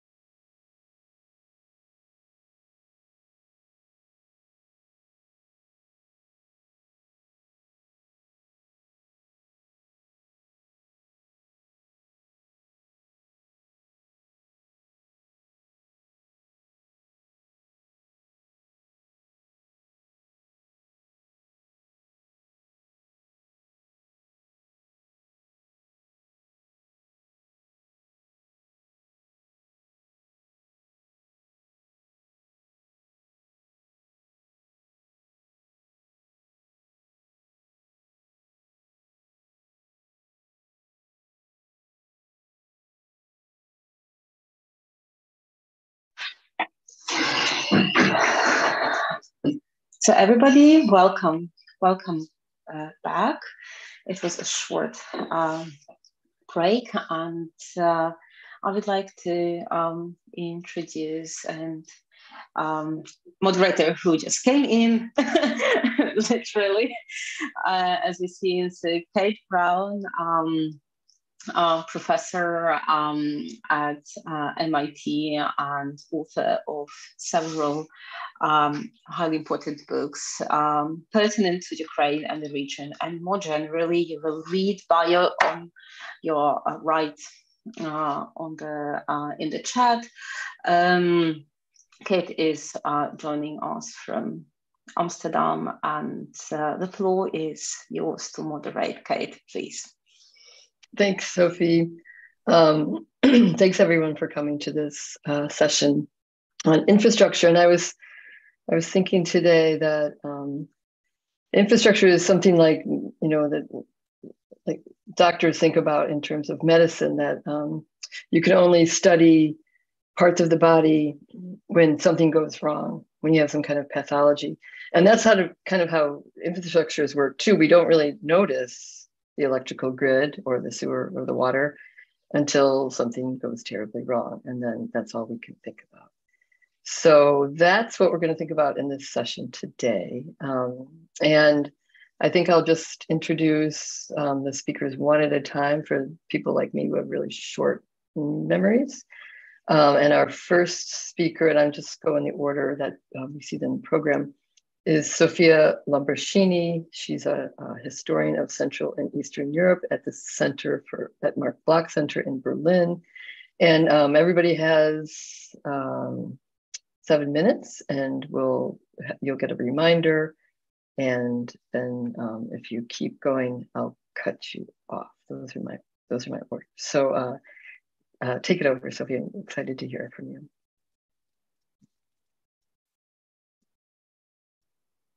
Do we have Sophie here?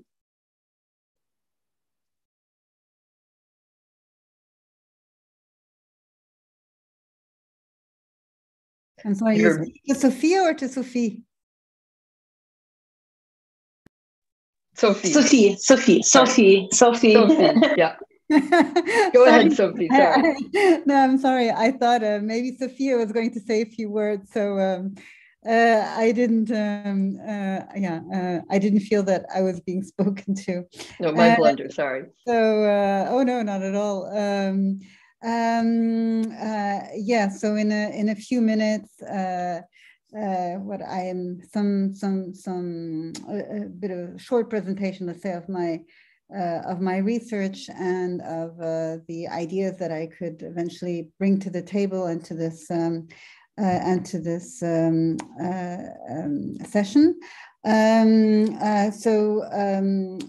I'm working on and what I would like to tell you about today is about critical infrastructure workers in wartime.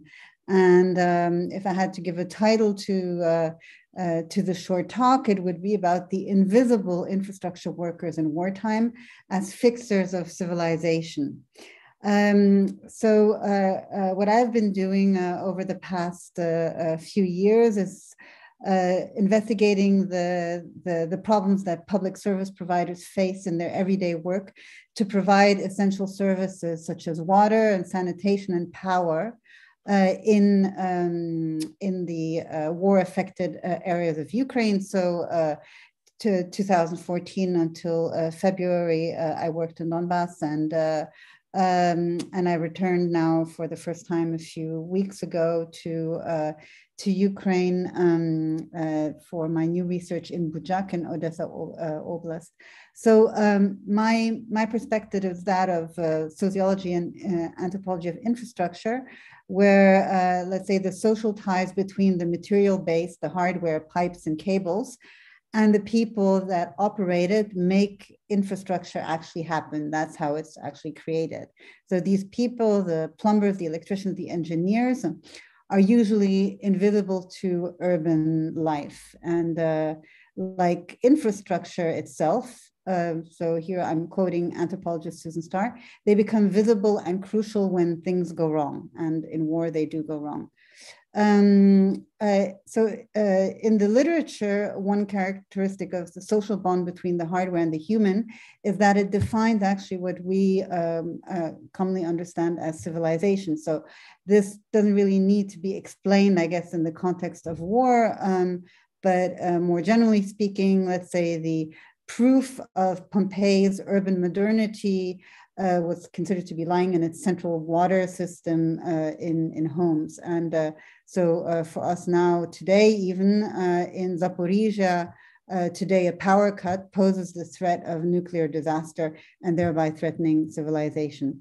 So a second characteristic is that it's essential to human survival in urban context, where a vast majority of people live in Ukraine. So working power networks is not just comfort, it's absolutely essential if you live in a city, if you live in on the 8th floor of a building, there's no, if there's no power, there's no water pumping through the system, there's no heating, there's no elevators. So Mariupol and what happened, even in those first few weeks before the Russian troops came in and Mariupol was under siege, is proof, if any, needed. So infrastructure workers are fixers of civilization is also reflected in the predicament of the workers at the nuclear power plant in Energohadar. Should one stay or should one go? Should one leave its occupational posting? That's a vivid representation of the choices and also the agency of infrastructure workers. So in Donbass, I studied the water supply company Voda Donbassu, which supplied water across the front line to populations and industries on both sides in occupied and non-occupied Ukraine. And so the company and its employees had to completely rethink their way of working in very minute detail. So plumbers and engineers learned to work under fire with the risk of landmines and missiles, but they also invented ways of smuggling spare parts across checkpoints to keep the infrastructure working. So a safe and, let's say, boring, invisible job became as critically important, or even more so, and dangerous as a firefighter's. So after the invasion, or since the invasion, so I started this research in Dyak, and where I looked more at power networks, at the electricians working for the Dyak power monopoly, power distribution monopoly, and there you see the same kind of pattern of some kind of social transformation that's embedded in infrastructure. For instance, the local electricians who volunteered who actually grew up and lived all their lives in Izmail or in Artsis, volunteered to rebuild the power grid that was destroyed by Russian invasion in Kiev and Chernihiv Oblast after their liberation. And they had to learn to fix cables on the spot. They had to learn to recognize landmines and to carry around a pharmacy that is usually used by military because they were actually exposed to such risk. But in both cases, also, these practices shaped actually new forms of belonging and of solidarity. Attachments became broader geographically. In Donbass, people who worked in a tiny town, in a small town like Avdiivka, felt connected throughout the company because they had to do this extreme work together, and across the front line, it took a lot of organization effort. The electricians from Izmail all of a sudden were connected at a national level to Kiev region, where many of them had never been. So nowhere is the evidence of the new social meaning of these infrastructure relations more expressed actually than in the occupied areas of Ukraine. So this, of course, is more online research through social networks. So where water supply was used as a bargaining tool, or is used by Russian occupiers in Mariupol to extract submission, or local authorities and public service providers in occupied cities were faced with the dilemma of cooperation in the name of human survival and helping the city dwellers who had stayed under occupation, or refusal with a potential human price, but also a moral cost. So the mayor of Kherson, who was a vocal expression of these tensions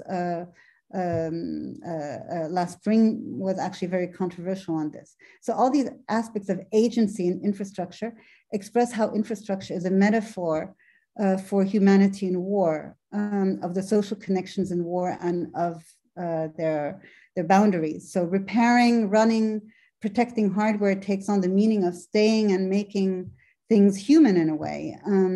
It also has geographical and spatial implications, which echoes with what Oleksandra Azarkhina said in the opening session about how infrastructure occupies space, because indeed it's a kind of material imprint of what is Ukrainian now despite occupation and what is not. And in economic terms, the running of critical infrastructure at all costs also implies political and legal considerations about corruption, understood here in a very broad and ethical sense as the violation, transgression of moral and legal norms within a specific social and political order. So I think I'll stop here. I think I've reached kind of the end of my time. So basically that's what I'm throwing in about infrastructure as civilization and as building of humanity. And I'll copy into the chat the literary references. I was told I could do that, right? Thank you very much, Sophie. Yeah, infrastructure also we're learning so much as a tool of war in really troubling ways, not just with the Zaporizhzhia plant, but as you point out, with electricity in general and water in general to Ukrainian cities, you know, in exchange for submission, compliance, etc. Our next speaker is Svetlana Matvienko, and she is an assistant professor of critical media studies at Simon Fraser University in Vancouver, Canada. I'm having trouble seeing everybody on my screen. Are you here? Oh, there she is. Yeah, your name isn't under your signature. Gotcha. Yeah. Great. 7 minutes. Thanks, Kate. And thanks, everyone. I will today offer a couple of theses, basically, to this conversation. And one of them has to do with not directly with the infrastructure, but with the broader context of this event. And because I'm joining this conversation a little later, I wasn't able to hear the first panels today, but I hope that people can ask or debate or share their thoughts, opinions about this matter. So I already shared with the organizers this impression that for me personally, it's actually quite difficult at this moment to think about any reconstruction. So it's a challenge, of course, and it's a possibility, and I'm grateful to be invited in this probably speculative framework and speculative space to think about this. But for me personally, it has to do with how we imagine and articulate the end of war across different communities and different discourses in Ukraine and broadly in the world. And I know it's so important for us here in Ukraine to actually see even a speculative scenario for certain end.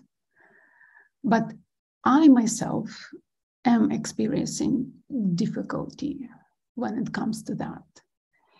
And sometimes when I see how the end of war is imagined in this very horizontal manner, in terms of basically taking back our territories in the best scenario, it's still so much not enough.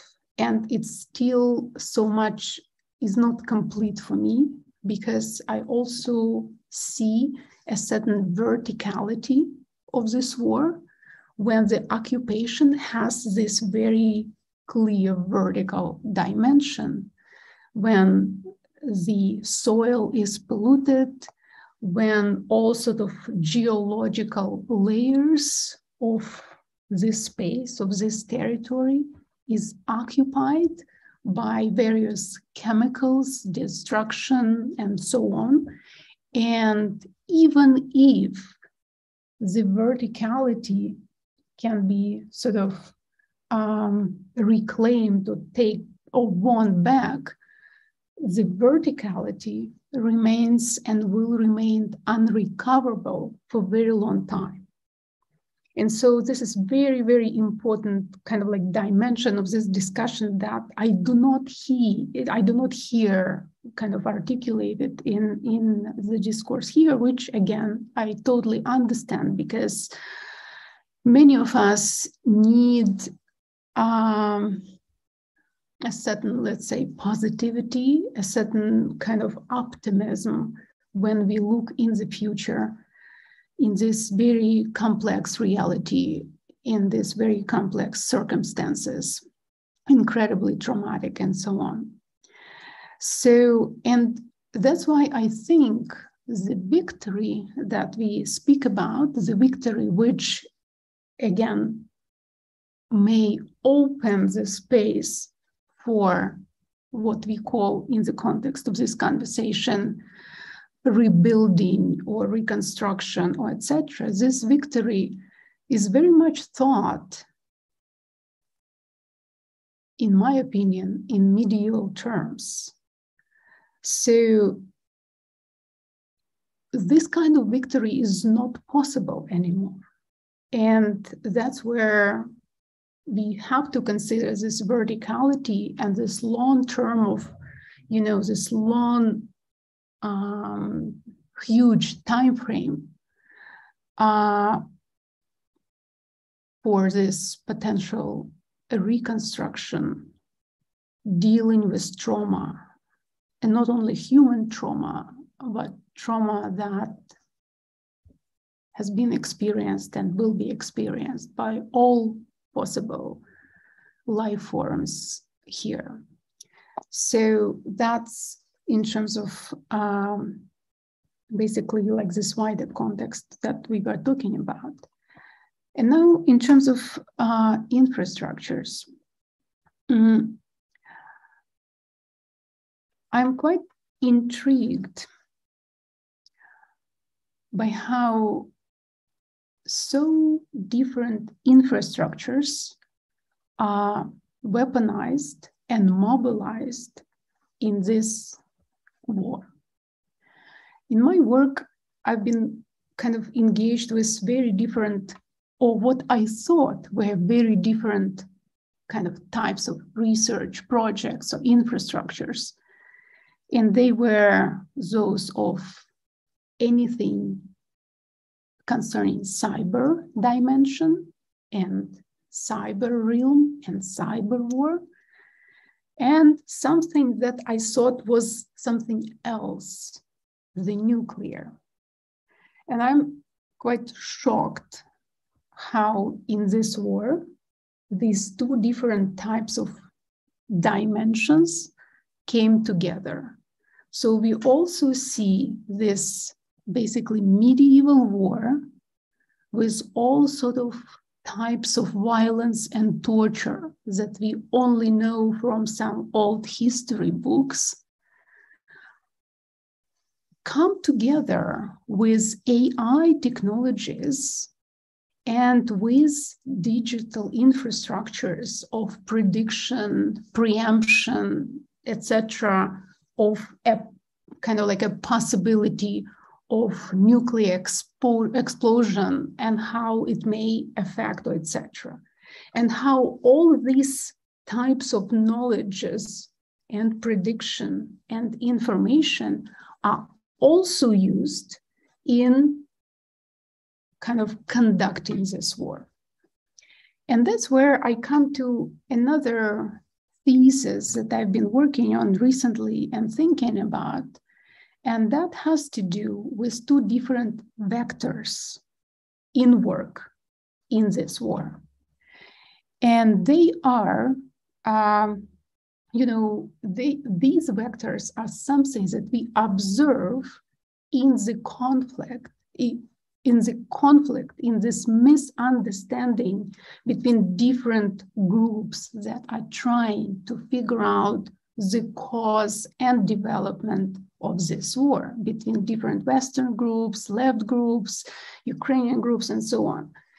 And some people, as we know, identify kind of the cause of this war in terms of inter-imperial kind of conflict. Others are saying that it's precisely about Russia-Ukraine conflict, imperial and colonial legacies. And I want to say that this war is clearly overdetermined, and both things are kind of work at the same time. And we cannot very easily disregard any of them. But we have to identify what kind of strategies and what kind of infrastructures are engaged by both of these vectors, and I call them vectors. One vector is indeed inter-imperial. And there we have clearly the strategy of deterrence employed in this conflict. And it does have to do with the weaponization of, again, nuclear energy infrastructure and fossil fuel energies infrastructures, right? So all different kind of energy infrastructures. And here, of course, from what we know about deterrence, we know that deterrence, which is one of the tactics or strategies, you could say, inherited from the Cold War, can only be successful if both parties believe in the, let's say, probability, believe that the probability of success is low of the attack, and the cost of this attack is very high. And if this is so, they can negotiate. With this belief opens a space for negotiation, that they can do something, they can agree on something.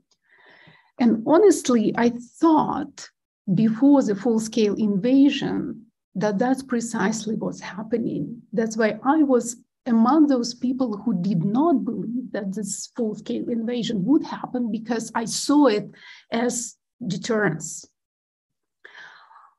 I was wrong, because as we see now, I mean, I was right. It was deterrence, but and I was right. It was against all logics, and I was right. It was against the interest of Russia, right? And yet it happened, and maybe it will take us time to kind of like interpret this absurdity of why and how it in fact happened against all these odds, but it did. So, but it did seem to me like an kind of like deterrence even then. But at that point, it was definitely imperial colonial thing, more important than deterrence. It seems to me now that deterrence is that strategy or tactic that is only employed when, let's say, Russian Federation speaks to the West. Svetlana, your time is up. 1 second, I will add to the Sanskrit. And then there is another vector, which is also very important. This is the vector where Ukraine-Russia dimension and conflict kind of like unpacked in this war. But it's not anything, it had nothing to do with deterrence and with looking for certain negotiations. It actually has to do with terror.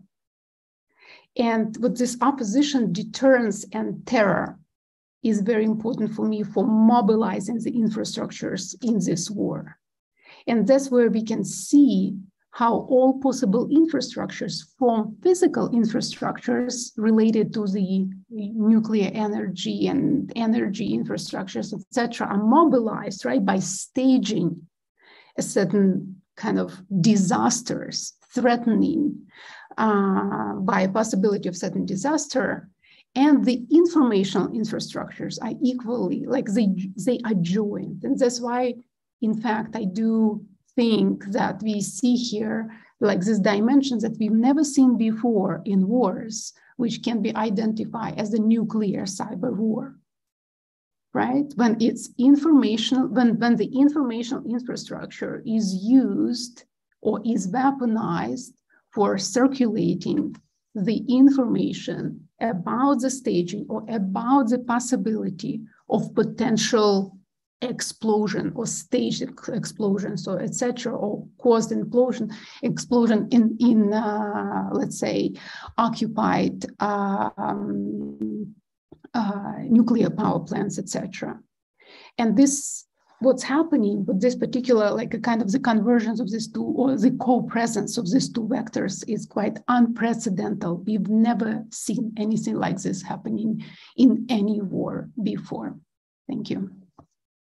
Thanks very much.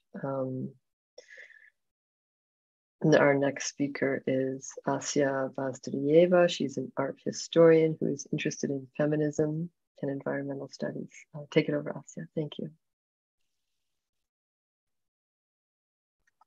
Hi, thank you everyone who is organizing the symposium, and to everyone who is participating in it and attending it now. Initially, we were invited to talk about how Ukraine's infrastructures were affected by the war, but also to consider already now the aftermath of the war and how we are going to rebuild and decolonize infrastructures. And I find this as being a very challenging task, first and foremost, because we are here attempting to theorize the processes that are unfolding while the objects and subjects of our civic and scholarly interests are undergoing existential threats. And here, I think it is important to acknowledge scholars and institutions in Ukraine who are still working, and also to acknowledge workers of critical infrastructures, transportations, energy, logistics, everyone who kept working throughout these difficult months, difficult times, and all those who sustained Ukrainian people, and importantly, those who are in Ukrainian resistance. But it is also a challenging proposition to think about the future decolonization of infrastructures because it has not yet articulated what do we mean by decolonization in the first place. And there is a decolonial movement and discourse that has been critically addressing the knowledge production that emerged in Europe alongside its colonial projects. And we are all familiar with the critique of colonialism and capitalism. And in the recent years, this critique occupies leading discursive and artistic platforms across global north, and it now becomes a trend worldwide, especially with the ever-growing conversation about the climate, and the conversation about the climate always is linked back to Western colonial violence. So that discursive world is already kind of shaped for some time now. But for me, as someone who works with the production of knowledge, I keep finding myself in the situation where, while thinking about particular processes in Ukraine and while trying to articulate them in some meaningful way, I realize that theoretical frameworks that are proposed by European thought or decolonial critique of European thought are not applicable to the Ukrainian context, or we can call it the post-Soviet context or Eastern European context, which was shaped by a different economic and political reality over the past decades. So the conversation about the decoloniality in this context requires an understanding of the nature, operations, and implications of a number of imperialisms at play and the way they are entangled. In my recent work, I wrote about a dual colonization that Ukraine has been subjected to, or I think it would be more precise to say that Ukraine as a nation state emerged against the backdrop of a dual colonization that was coming from Western Europe and the Russian Empire, and that was further reinforced during the Soviet era. And they argued that one of the operational tools of such colonization was resourcification, that results in the reduction of Ukraine to a territory with natural resources and people seen as an operational space and as a site of material transaction. And until today, if we look at the way Ukraine is represented globally, we see it oftentimes represented as subjectless, voiceless, as a bargaining chip between the global powers, or as a site for production of food and other goods that are meant to be distributed globally. So the Russian war on Ukraine is part and parcel of those processes, so of the processes of imperial and therefore colonial engagement with Ukraine, and the presentation of Ukraine as resource, a space for material exchange and a space for relations of extraction and depletion. And so what is happening now in Ukraine is one of the largest actualizations of imperialism in recent history. However, the existing conversation on decoloniality lacks the understanding and the vocabulary to analyze it. And the problem is the following. There is the hegemonic epistemological frameworks that allowed a huge gap in knowledge, the knowledge that is related to Russian and Soviet imperialism. And the kind of, because of this gap, partially because of this gap, we see this kind of reinvention of fascism that kind of eventually results in the genocide and the ecocide that we see now in Ukraine. So we have this problem with the Western knowledge as such, but at the same time, there is another problem that the decolonial vocabulary is now being successfully instrumentalized by BRICS and Global South, who weaponize, or particular political forces weaponize, the anti-West and anti-Western imperialist sentiments. And Adrian Ivahiv wrote about it recently as well. So there is this problem with the Western knowledge and also the problem of weaponization of the colonial vocabulary. And it is to some extent the reason why some of the prominent Western intellectuals and many leftists fail to understand the war in Ukraine or the events in Ukraine. They also fail to recognize its subjects. And before I end, I want to stay a bit with the subjects. Yesterday, I attended a lecture by Rita Balmaceda, who did a very brilliant research on Russian energy chains.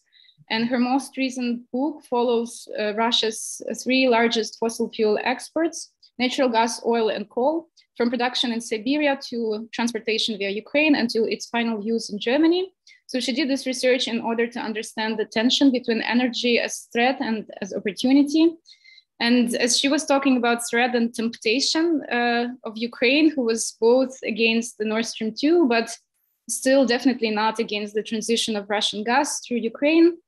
So she was also talking about a particular agency in this decision, because kind of particular collaborations with Russia, for example, and this is also kind of an argument for collaboration of other countries with Russia, is that these collaborations kind of introduce kind of points of leverage of particular, or like points of political influence.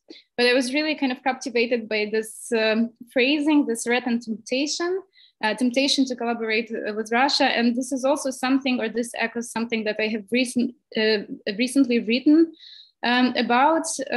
But so I was also kind of thinking about the Nord Stream 2, and we're some of us familiar that prior this full-scale invasion, there was a letter coming from Ukrainian side with the concerns that as soon as the Nord Stream 2 is launched, the escalation of Russia's colonial attempts to erase Ukraine as a political subject will continue and will go full scale. But this message coming from Ukraine was ignored. So I was writing about it, and I was also thinking about the place, or like the kind of the where is the subject, or where is the subjectivity in this process. And in the context, or analyzing Ukraine kind of as a place in between two colonial powers, I eventually came to a conclusion that in this position, kind of the subjective decision of Ukraine, or the safe option to kind of to submit to one colonial power in order to prevent to an actual physical attack from another, so to be a transit country for Russian gas. So it was less temptation, it was more of kind of existential choice to submit to one form of coloniality to another. And I think, so I will briefly reiterate my proposition for today is to elaborate our understanding of decolonization, considering the longer history of the term, but also the way it has been instrumentalized. And secondly, to identify the position of the subject with regards to the colonial powers at play, to understand who is the user, or the user of the infrastructures that we talk about, at what cost, who remains excommunicated. So that's it. Thank you.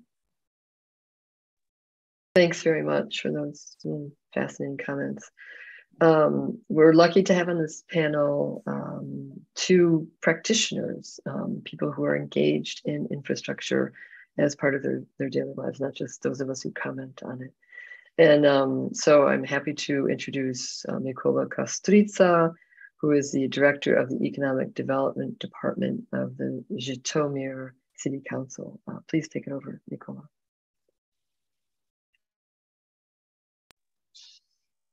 Hello, everyone.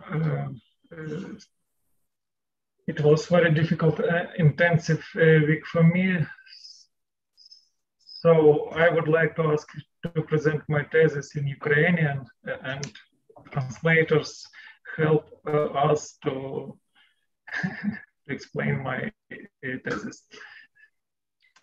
So just a very short, Mykola, just a very short reminder for everybody who will use translation, look for globe sign and choose English on your menu. Mykola, please go.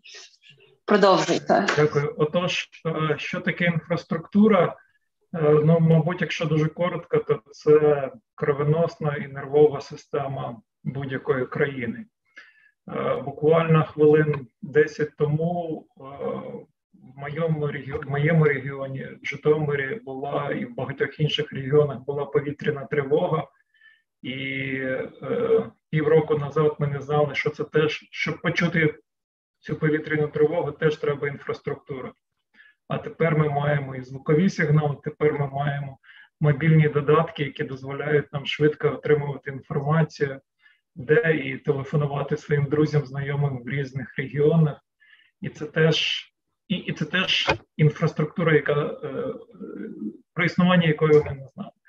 Тому я хотів би розказати про інфраструктуру в двох вимірах: національному і локальному, тобто на рівні міста і громад, а також в трьох часових вимірах: до, під час і після війни.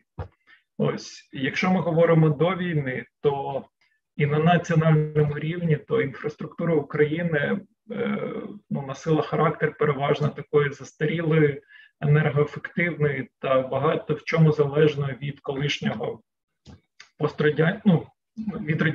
пострадянських зв'язків.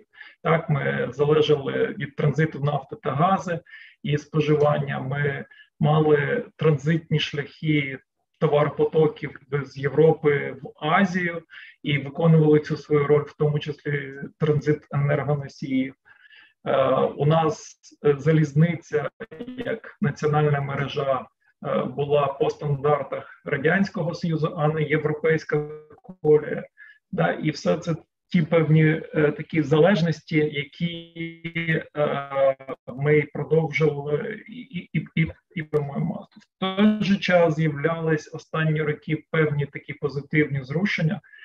Ми все більше і більше людей починали літати літаками, почали відновлюватись аеропорти і будуватись нові, заходити європейські лоукости. Тобто мобільність в Україні почала підвищуватись, а вона до війни була надзвичайно насправді невисока, і мало хто міг побувати за кордоном, і знову ж таки завдяки війні люди вперше багато хто і опинився за кордоном. Ось ми мали порти, які були орієнтовані переважно на експорт українського зерна і металургії до війни, і це теж був основний шлях вивезення цієї сировини. І в той же час одна з таких позитивніших сторін, ми мали один з найдешевших і якісніших інтернетів і мобільний зв'язок в Україні до війни. Це все на національному рівні. На локальному рівні, на рівні громад, ми мали ще більш проблем з водопостачанням, водовідведенням, поводженням з твердими побутовими відходами. У нас практично не перероблялись відходи і всі викидались на сміттєзвалища. Ми мали хронічну збитковість комунальних підприємств, які виробляють тепло, енергію, тобто і такі певні монополії в енергетичній сфері, і низька якість води, тобто не позаздриш міським головам, міським радам, громадам, яким треба управляти морально і фізично застарілою технічною інфраструктурою. Ось. Але в той же час, знову ж таки, був позитив. Останні роки все більше в Україні почали працювати європейські і світові програми, це програми ІБРД, Європейського банку реконструкції та розвитку, Світового банку, інших установ, які допомагали крок за кроком потрошки для окремих громад модернізовувати інфраструктуру.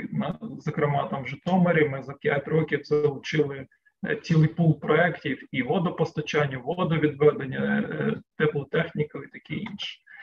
Ось, що ж відбулося під час війни? Станом на сьогодні, за оцінками Київської школи економіки, збитки від руйнування інфраструктури, різної інфраструктури, і технічної, і житлової, і іншої, вже перевищують $100 мільярдів, що може сягати на кінець року десь вирівнювати валовому внутрішньому продукту України. Це величезна цифра. Ми маємо повністю заблокований аерорух, так, тобто авіаційне сполучення, звичайно, з першого дня перестало функціонувати. Порти були захоплені або заблоковані, і тільки наприкінці літа вдалося налагодити вивезення зерна і постачання його в інші країни світу. Ми маємо ядерний тероризм, так, а Запорізька атомна електростанція найбільша в Європі атомна електростанція, яка сьогодні окупована російськими військами, а це теж інфраструктура, але інфраструктура, яка містить в собі величезну небезпеку. Ось, і ми мали розбиті, розбомблені нафтобази, джерела постачання палива, все те, з чим ми стикнулися в перші місяці війни. Але знову ж таки, в той же час, із позитиву, можна сказати, що українська залізниця, залізнична мережа відіграла ключову роль у евакуації людей і в постачанні, в логістичних ланцюжках постачання продовольства і боєприпасів і інших для фронту. Да? Тобто без хорошої мережі залізниці це було би майже нереалістично. Знову ж таки, у нас спостерігалась до війни стихійна автомобілізація, але для багатьох приватний автомобіль став порятунком виїхати з окупованих територій, і це теж є позитив, і питання, що доступ до такого інфраструктурного елементу, як автомобільна дорога і автомобіль, це теж є дуже важливо. Ну і найголовніше, при всьому тому, що відбувалось, ми не мали критичних проблем з мобільним зв'язком, з інтернетом і з функціонуванням банківської системи. Так, у нас те, що недоступно для багатьох країн Європи, миттєві перекази з картки на картки, інше в Україні це продовжує функціонувати. І та кількість старлінків, яка з'явилася в Україні, як спочатку подарунки від Ілона Маска і інших доброчинців, сьогодні дозволяють забезпечувати інтернетом, швидкісним інтернетом в будь-яких точках України. Да? Тому, незважаючи на всі ці складності, нам вдавалося підтримувати багато аспектів інфраструктури в належному стані.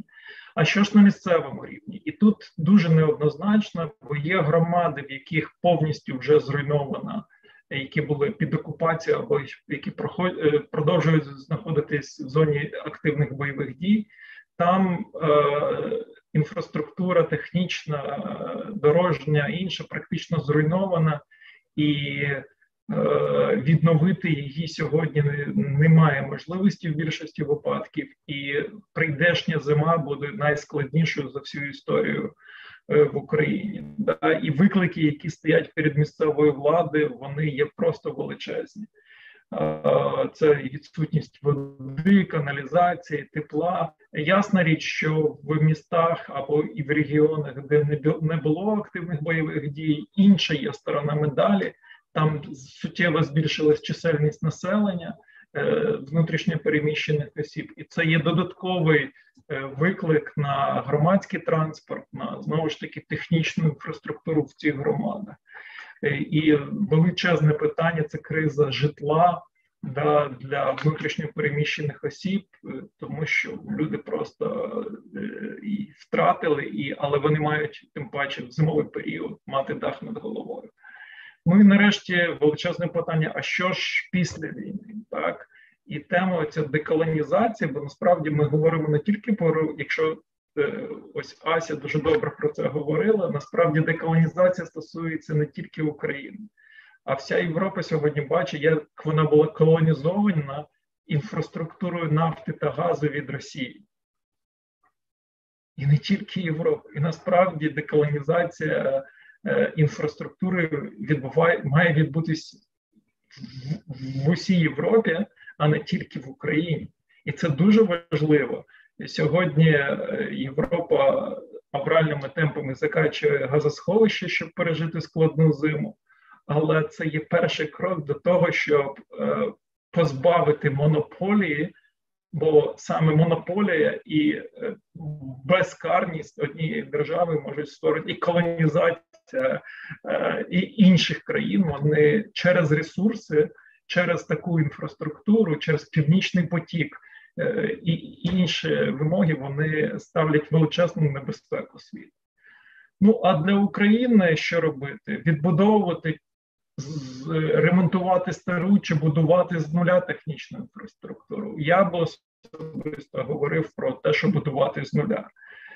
Як бути більш енергонезалежними, як слідувати європейському Green Deals і світової тенденції на зелену економіку, де взяти величезні ресурси, де взяти і як сюди затягнути технології, де взяти врешті людський капітал для обслуговування існуючої ринки її функціонування і для будівництва нової інфраструктури.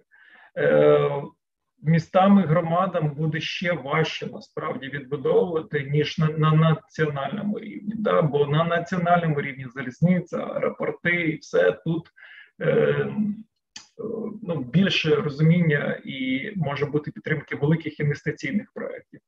А дуже хотілося б, щоб не забували, що на локальному рівні, на рівні окремих громад, спроможність, інституційна спроможність, фінансова і людська спроможність відбудовувати нову інфраструктуру, вона може бути складнішою, але тим не менше це є необхідне, бо без цього життя в тій чи іншій громаді без інфраструктури бути не може. Тому це от мої такі основні тези. Я ще раз дякую також всім за те, що піднімаєте ці питання під час конференції з пошуку шляхів відбудови України. Дякую.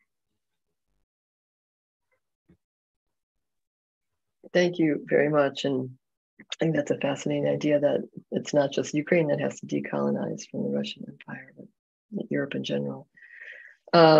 Our final member of this panel is Mariana Sierchuk, and she's Chief Executive Director of the Lviv Emergency Hospital, very much on the front lines of this issue of infrastructure. There you are. Welcome, Mariana. Yeah, hello to everyone. I would like to retell about what we do right now in time of war at our hospitals. We are the medical union, consists with the 3 hospitals. We have 2 hospitals for adults and 1 for children. And we located in Lviv and take care of all emergency care, intensive care, and special care for a patient. It's cardiosurgery, transplantology, neurosurgery, and so on. And we are responsible for all mass casualty, rockets, attacks, and other things what happen in Lviv region. And on the before the war, we plan how to organize the best quality on our hospitals, how to improve the knowledge of the doctors, and we see all our gaps. But on time of the war, it was it's a very crazy time for us. First of all, we never see such kind of wounds and injured. And the first time when we open, we have a rocket. It was in March. We have rocket attacks on the education center of soldiers, and we have in one time 100 soldiers with huge injured burns and wounds. And it was for our doctors, it was a big challenge how to manage this. How to organize all teams, and how the hospitals need to work and need to be prepared and ready to help all time and all patients. First of all, we organized the crisis team who think about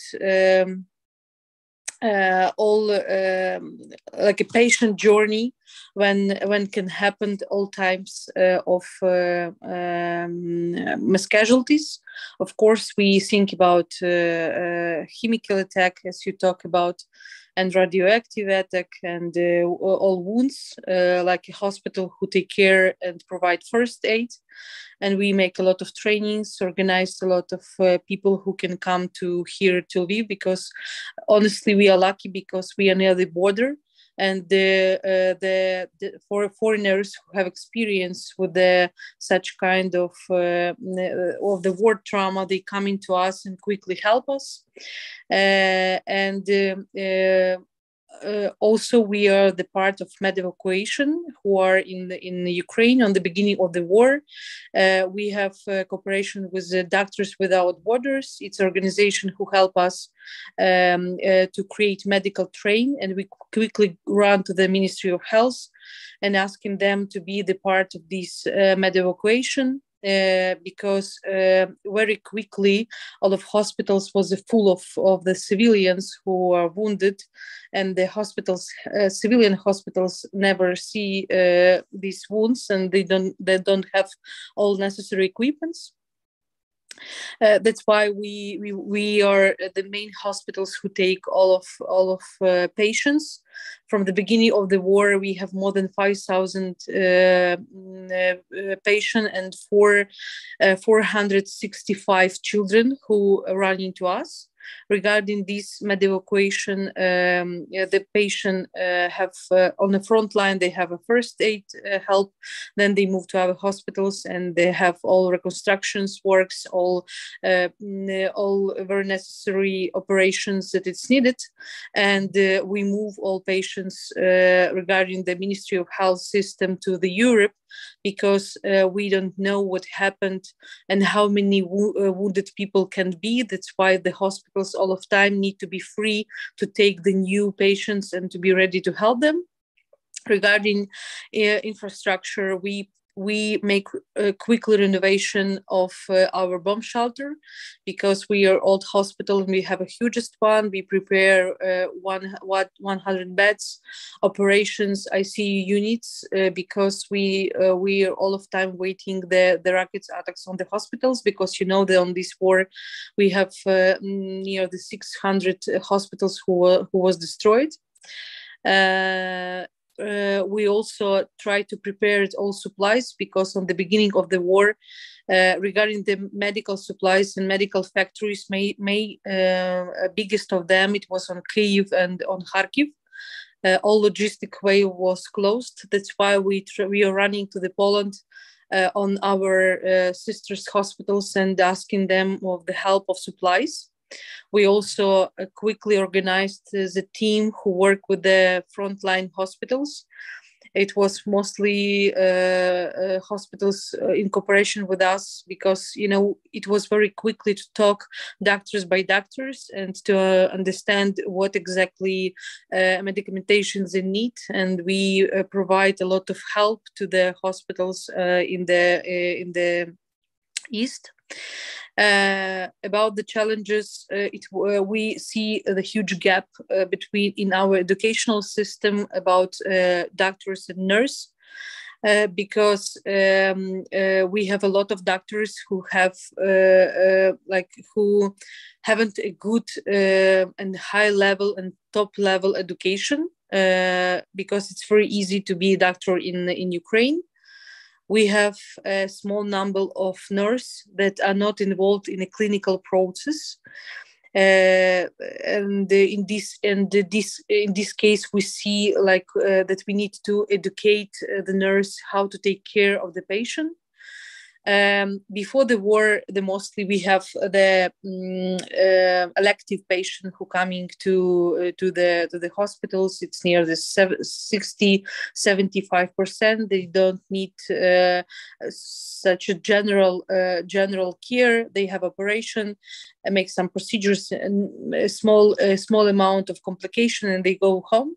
But in time of war, we see a lot of patients who have infection, who coming to us without documents, without clothes, nothing, because, for example, if accident happened on railway station or somewhere, they haven't nothing. That's why we have challenges to prepare the documents, to organize clothes, to talk with them a lot, because mostly they try to find their relatives or some other things.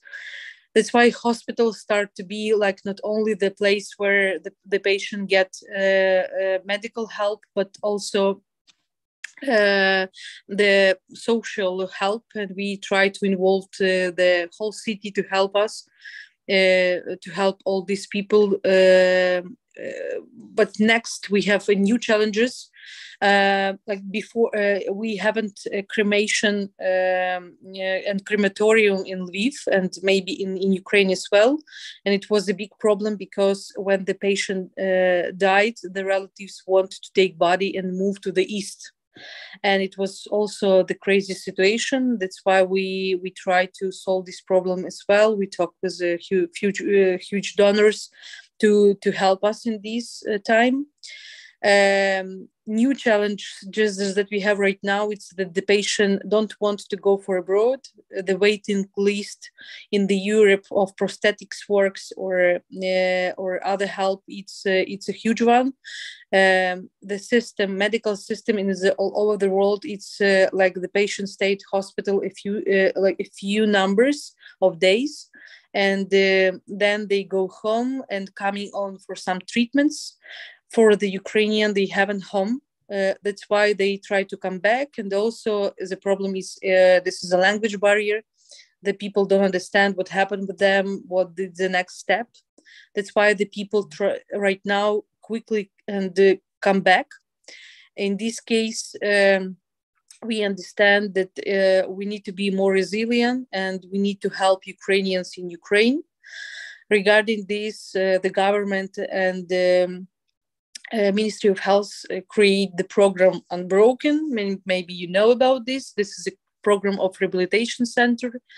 We start to build it in Lviv. We have a 2 phase of this. We try to think and manage all our spaces that we have, quickly renovate them, provide a lot of education of the staff, and to start a rehabilitation and a full process in Lviv. We also start to make prosthetics works, and we started and we do it in Ukraine at home. And the next level will be to build the new facility, a great facility, because the hospitals in Ukraine, it's an old one ventilation system, another system that it's a huge problem. In one ward, we have a few patients. This is contaminations and the bed level. Regarding the situation of all over the Ukraine, we also try to work with the Ministry of Health to organize the customer journey, because right now it's not good organized, because the patient, when they have some wounds, they move through all of hospitals in Ukraine. It's not the system. Some of hospitals have an equipment, they have an X-rays, CT and MRI.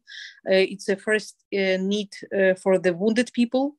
That's why we try to combine the system, civilian and military together, because the second one, what happened in Ukraine, this is soldiers. Mostly of them, it's not the soldiers who make education like soldiers. It's engineers. It's a civilian people who get the list that they need to go to the war, and they have only 3 weeks trainings. And after the wounds, they go to the hospitals, and they don't know what they can do after.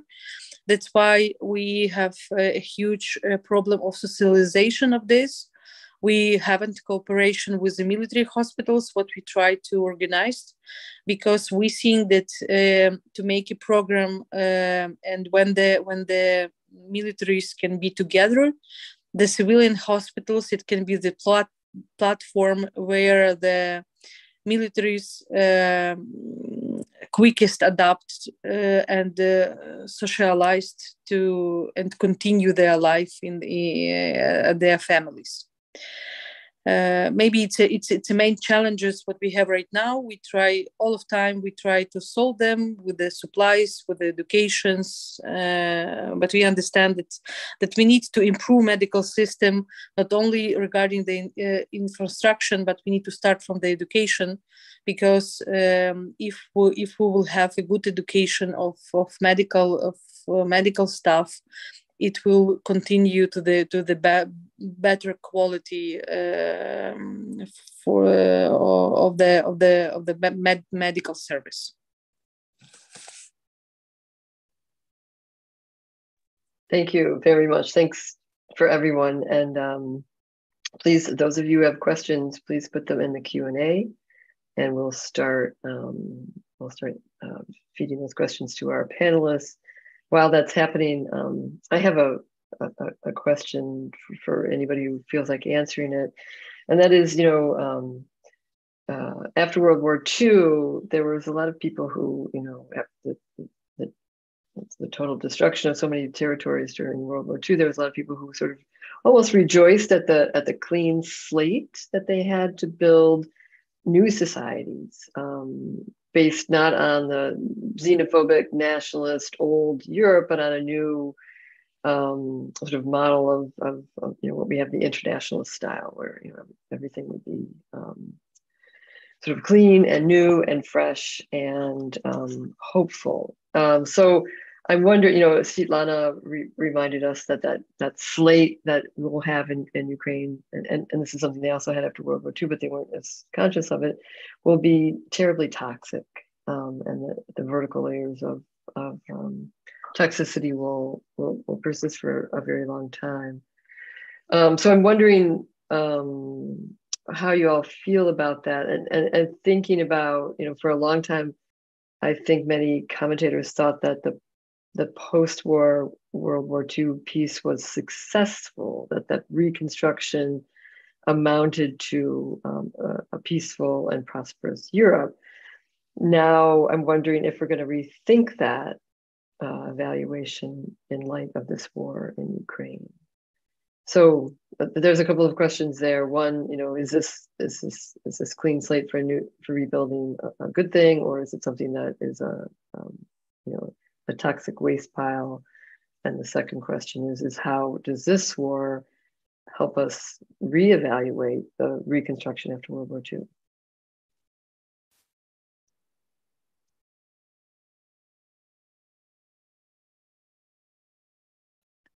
I guess while other fellow panelists are thinking about this, I just can maybe start this answering or sharing my thoughts.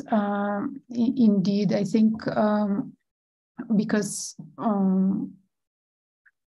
as we live historically, I guess our understanding of what is the end of the war, or what is the legacy of the war, or what war indeed is, or how it impacts us as communities, as societies, globally and locally, I think it's all changing. And I guess my reservations are very much kind of like in sync with these new understandings, right? So, and understandings of new legacies for communities that are beyond human again, and etc.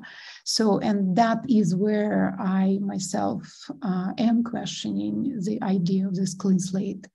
Instead, I in fact very much concerned that certain quite interesting and positive processes that I was observing in Ukraine towards again, decolonial thinking, because it's true that decolonial thinking or decoloniality is not something that just concerns Russia, right? So, or Europe, as Asa mentioned, it also concerns Ukraine, because we also have our own quite problematic matters that we've been struggling for so long to kind of like bring forward and resolve. I myself really concerned that this particular kind of situation now, in the way how we deal with this trauma and horror of this war, actually put a certain obstacle, a stop to these processes. Because, I mean, it's difficult. It's incredibly difficult to produce certain kind of like critical dimensions at the time when you are being a target, right? So you cannot criticize yourself, or you cannot question certain things in this kind of immediate context when you're constantly hiding from sirens, or when your relatives are fighting there, or when your friends' children are killed, or etc. Right? So I mean, we don't have that many resources. We are not robots, and therefore there is a very different kind of like way with certain powers or resources or emotions that we have at this moment that is not particularly critical, which towards ourselves, which is understandable because that's how we survive. And so what possibilities this war opens or closes for us, I think it's still a big question, and I myself think a lot about that. In addition to what I already mentioned in this particular material dimension of occupation, of vertical occupation, that has a very different dimension from just the horizontal territorial dimension in terms of which we imagine this victory. Thank you. Sophie. Yes, okay, thank you. Yes, I'd like to react to your question about the clean slate and also actually tie it together with a reaction to the comments of Asya earlier in our discussion, so the clean slate actually to me it sounds how to say well very true in a very gripping and painful way. Because at least for parts of Ukraine, what is true is that that some of the infrastructure was completely destroyed and needs to be rebuilt from scratch, right? But here I want to bounce off something, and that's this question of colonization, decolonization, and what Asya rightly called the aspect of actualization of imperialism in Ukraine, but I would also say actualization of capitalism and in its most extreme forms, and that this infrastructure that was wiped clean and destroyed was already destroyed to a large extent in many parts of the country due to 20, 30 years, 50 years of neglect, right? And part of this neglect was also the result of the economic system that emerged out of the 1990s, where you can actually distinguish between non-profit generating infrastructure that did not receive or very little investment, and profit generating infrastructure, such as energy, for instance, that was being to a certain extent invested in at least sufficiently to generate these profits. And there, coming to this question of decolonization, I think it's important, even though maybe this appears like very controversial in the context of war. So I do realize, what I'm saying, but that that this decolonization, well, I mean, the colonization was also in part entertained by a number of economic and political actors in Ukraine. And these economic actors, for instance, one can ask oneself, yes, decolonization of Ukrainian energy dependence from Russia, but Ukraine did, or not Ukraine, but the succeeding governments did insist on keeping Ukraine as a transit country, and that was the reason for opposing the construction of the Nord Stream pipelines. So there's also this moment of let's say, of realization of the cost of these things, both in terms of geopolitical cost, right? And political cost, economic cost, but also moral and social cost. And in a way, I mean, this discussion is also helping, me, of course, and I guess all of us, think further and take things further. But I think this is one of the aspects why I keep thinking that these invisible workers are so important, because what it might be hinting at is at this maybe idea that reconstruction should also be some kind of social reconstruction, that it's the chance of creating a new system of social equality, where these small invisible workers, right, who are, and you could extend it to of course, to the soldiers on the front line and to the nurses in the hospitals and many other people, but all these little invisible ordinary people, right, who have been forgotten over the past decades and who are actually the heroes of these times, right? And so I wonder if the reconstruction shouldn't also be seen from this social and, let's say, well, deeply, well, I don't know, human perspective, and bring the focus back on the people. Yeah, thank you for that. And I think, in light of the essential workers notion from the pandemic that we're starting to see in countries like the United States and where I am right now in Holland, strikes have not been something that appeared for decades. And now suddenly there's this snowballing number of strikes where workers suddenly feel like they have a voice. And I think that is an outcome of being labeled essential and seeing when things collapse, how important these little people are. And this does relate to infrastructure. If, I did a calculation with a colleague of mine at MIT, if Ukraine could replace its nuclear power with solar and wind, and it has enough wind and sun to have 150% more power than is generated right now with nuclear. And so imagine how that would decentralize wealth, make the infrastructure, the decentralized energy infrastructure helps make society and democracies, power is shared, and the finances that come from generating power are shared more equitably when you have these renewable sources. So all these things can come together. Asya, you have a response, and then Natalia and Nicola, and Michał and Nicola. Go ahead, Asya, for now.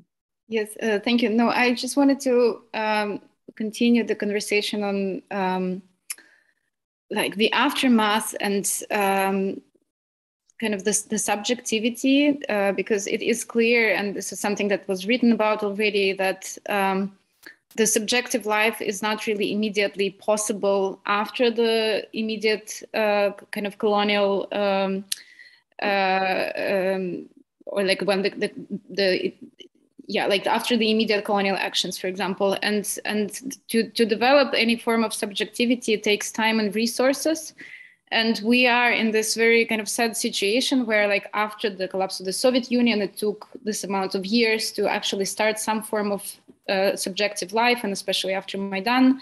And now we are again kind of in the situation where we have to fight for like just to survive. And why I'm saying that, or like, we are the process of the production of subjectivity is like longer than the process that all the other, for example, economic changes that are happening to the country. And it's slower than the knowledge production that is kind of imposed on Ukraine already, and especially from the West. And as an example, for example, we can talk again, if we talk about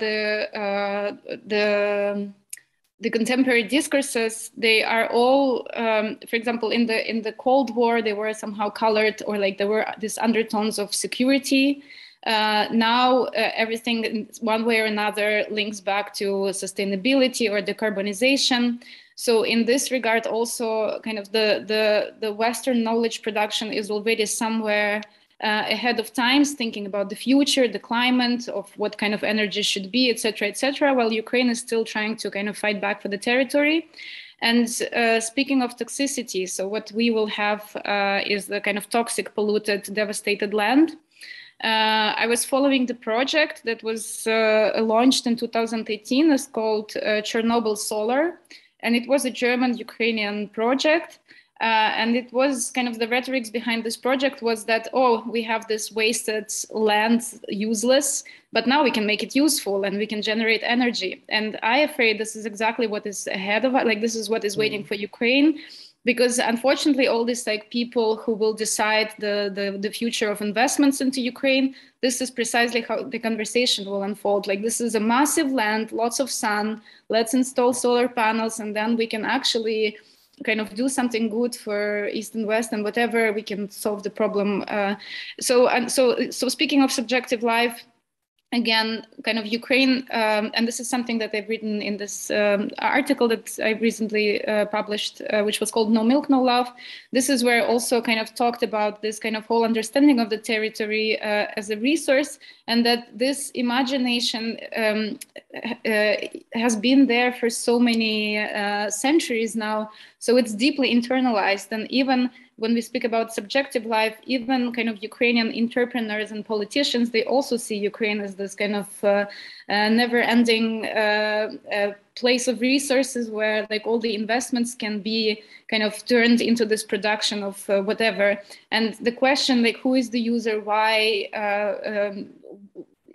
they are rarely asked. And I don't know, like, it's time to ask these questions, but I feel like whenever there is already some sort of a discussion, but then we still have to fight for, like, you know, we still have to fight for like very basic things as survival, and we never get to the point where we actually produce something that has this form of subjectivity. Your comment reminds me that there's a AHR, an American Historical Review, has a special issue on histories of resilience, and I can't put the whole PDF here for some reason, but these can be visual representations, they can be short research essays, video-driven essays of Sky's the Limit. So I think it's a really appropriate topic for many of you who are thinking about resilience in terms of Ukraine and this war in particular. Natalia, we just have a few more minutes. If everybody could be brief, Natalia, and then. Yeah, I'm super brief because I would like to pick on this resilience issue, because if we might have a lesson from this first months of the war, it was exactly about the resilience of infrastructure, which is exactly about this essential workers. And I have this image from Kharkiv, for instance, where communal workers were repairing the electricity lines, like when the shelling of the city happening around. So it was still about this human action, which was possible under these circumstances. And I'm wondering if any of the speakers can unpack a bit about this resilience. It is very tempting to think about this horizontal infrastructure as more resilient than vertical ones, for instance, in terms of electricity or heating supply. But at the same time, I think about the Ukrainian railway system, which is a state enterprise, which did just amazing job with the evacuation and transportation in the first months of the war. So what make resilience of infrastructure possible in Ukraine? Can you just unpack a bit? Yeah, thank you. Mykola, you have the last word.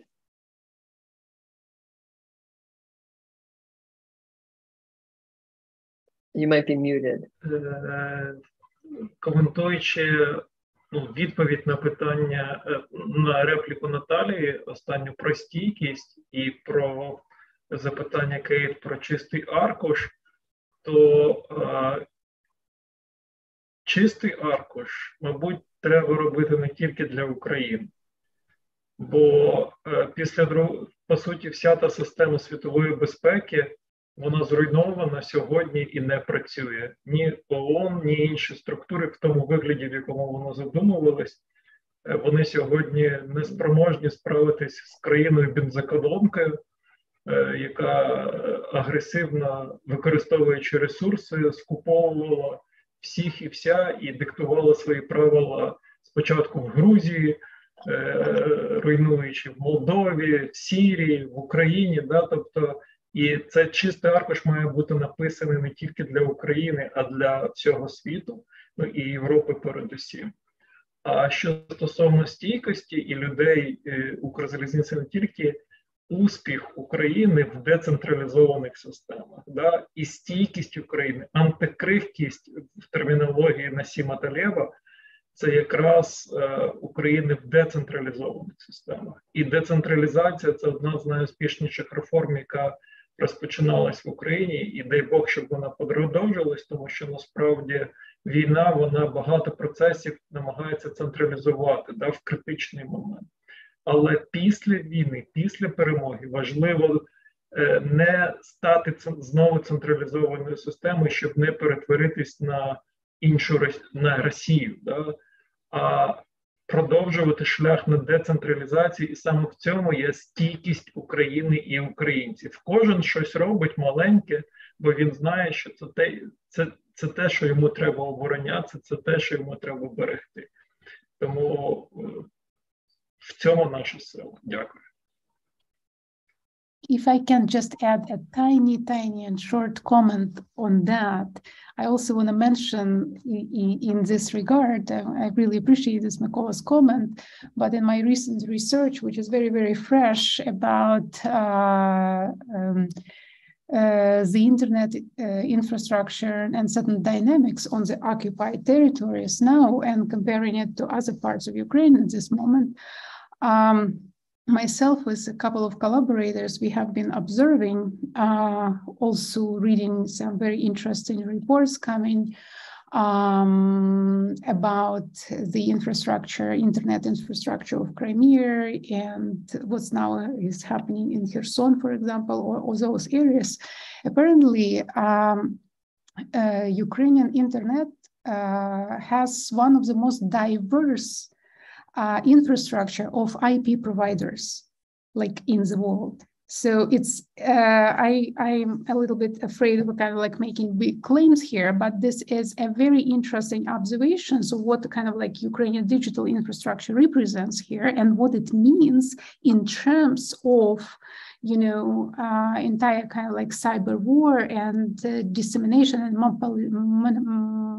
monopolization of the internet. So it's quite unprecedented. There is no analysis of why and how it's happening in this way in Ukraine, but this is something I discovered, and I'm quite excited to actually think more about this kind of like almost unexpected diversity and democracy in terms of internet service providers and internet companies like in Ukraine. So that's one of those kind of quite interesting cases that really open some possibilities for us, hopefully, in the future. Thank you, everyone, for hanging on a little bit past time. And do you have any last words you want to say, Sofia or Michał? We do have a couple of minutes.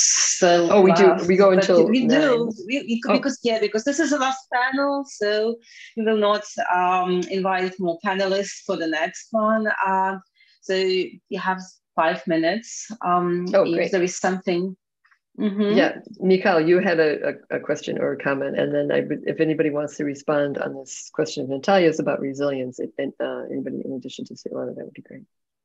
I'll shorten what I was going to say, but I really think that this discussion developed such a dynamism and such a wonderful synergy between different voices, between voices of practitioners, economists, municipal administrators, and scholars. And I really hope that we can retain and replicate some of the energy of this discussion also in the day 3 discussion on political economy, where we will also have a meeting between critical scholars of economy and representatives of the IMF, etc. And I suppose that this raises the question too, because of course economy was brought up here, that I suppose maybe this vertical, horizontal distinction that Svetlana was drawing is in a way somehow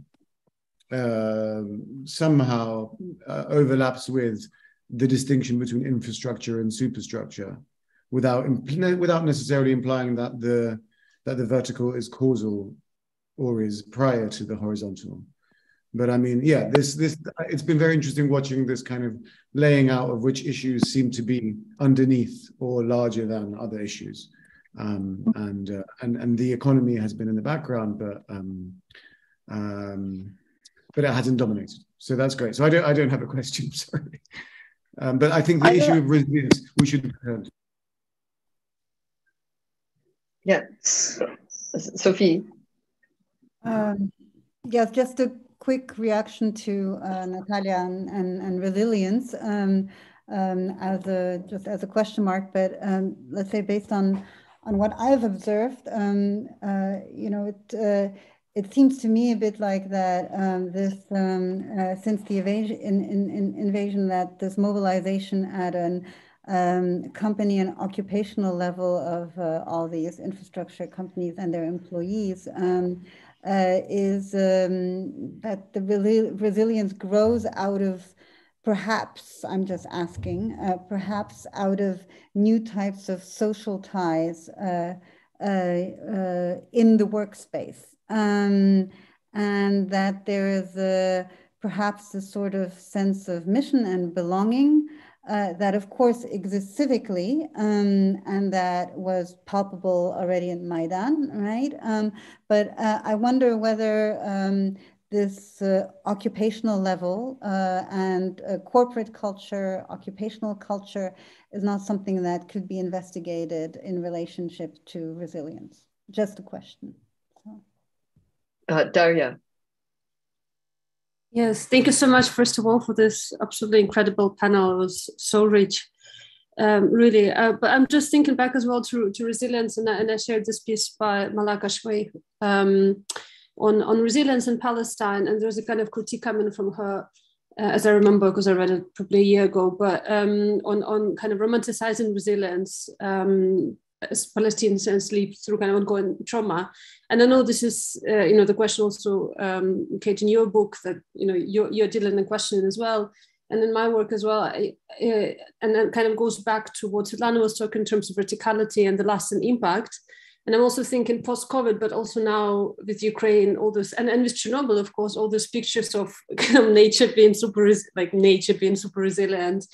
And there was a photo circulated of people planting cabbages next to a tank and kind of appropriating. And actually, Ecocide, the civic organization I mentioned on my panel, they have a piece critiquing it and saying that that military equipment releases toxins and it's not actually a good idea. But people like, oh look, these resilient Ukrainians, like what they do, and also people from Ukraine. So it really makes me think of when does this discourse then really, obstruct or obscure the actual damage done, and also perpetually kind of freezes certain communities as mythic, as heroic, as constantly trying to battle, and that relates, of course, I think to generally speaking, if you speak decolonial kind of Eastern Europe, broadly speaking, the kind of these places that are also perpetually represented as places of ecological disasters, I think, right, and also orientalized that. Not a question, it's just a comment that I've been thinking. But thank you, really. It's really enriching. I was hoping that those cabbages were being planted because they're really good at soaking up toxins from the soil, and that those people knew that. And then we're going to deposit those cabbages as toxic waste. So, you never know what the context of the picture is, but that's how I chose to read it when I saw that on Twitter. So we have a lot to think about, and there's and you're right. I mean, there is a lot to think about how this is now becomes a story that's told, that's a continuation of a story about East Europe that is a little too familiar for many of us, a little too much of a trope. Marta, why don't you take a concluding comment?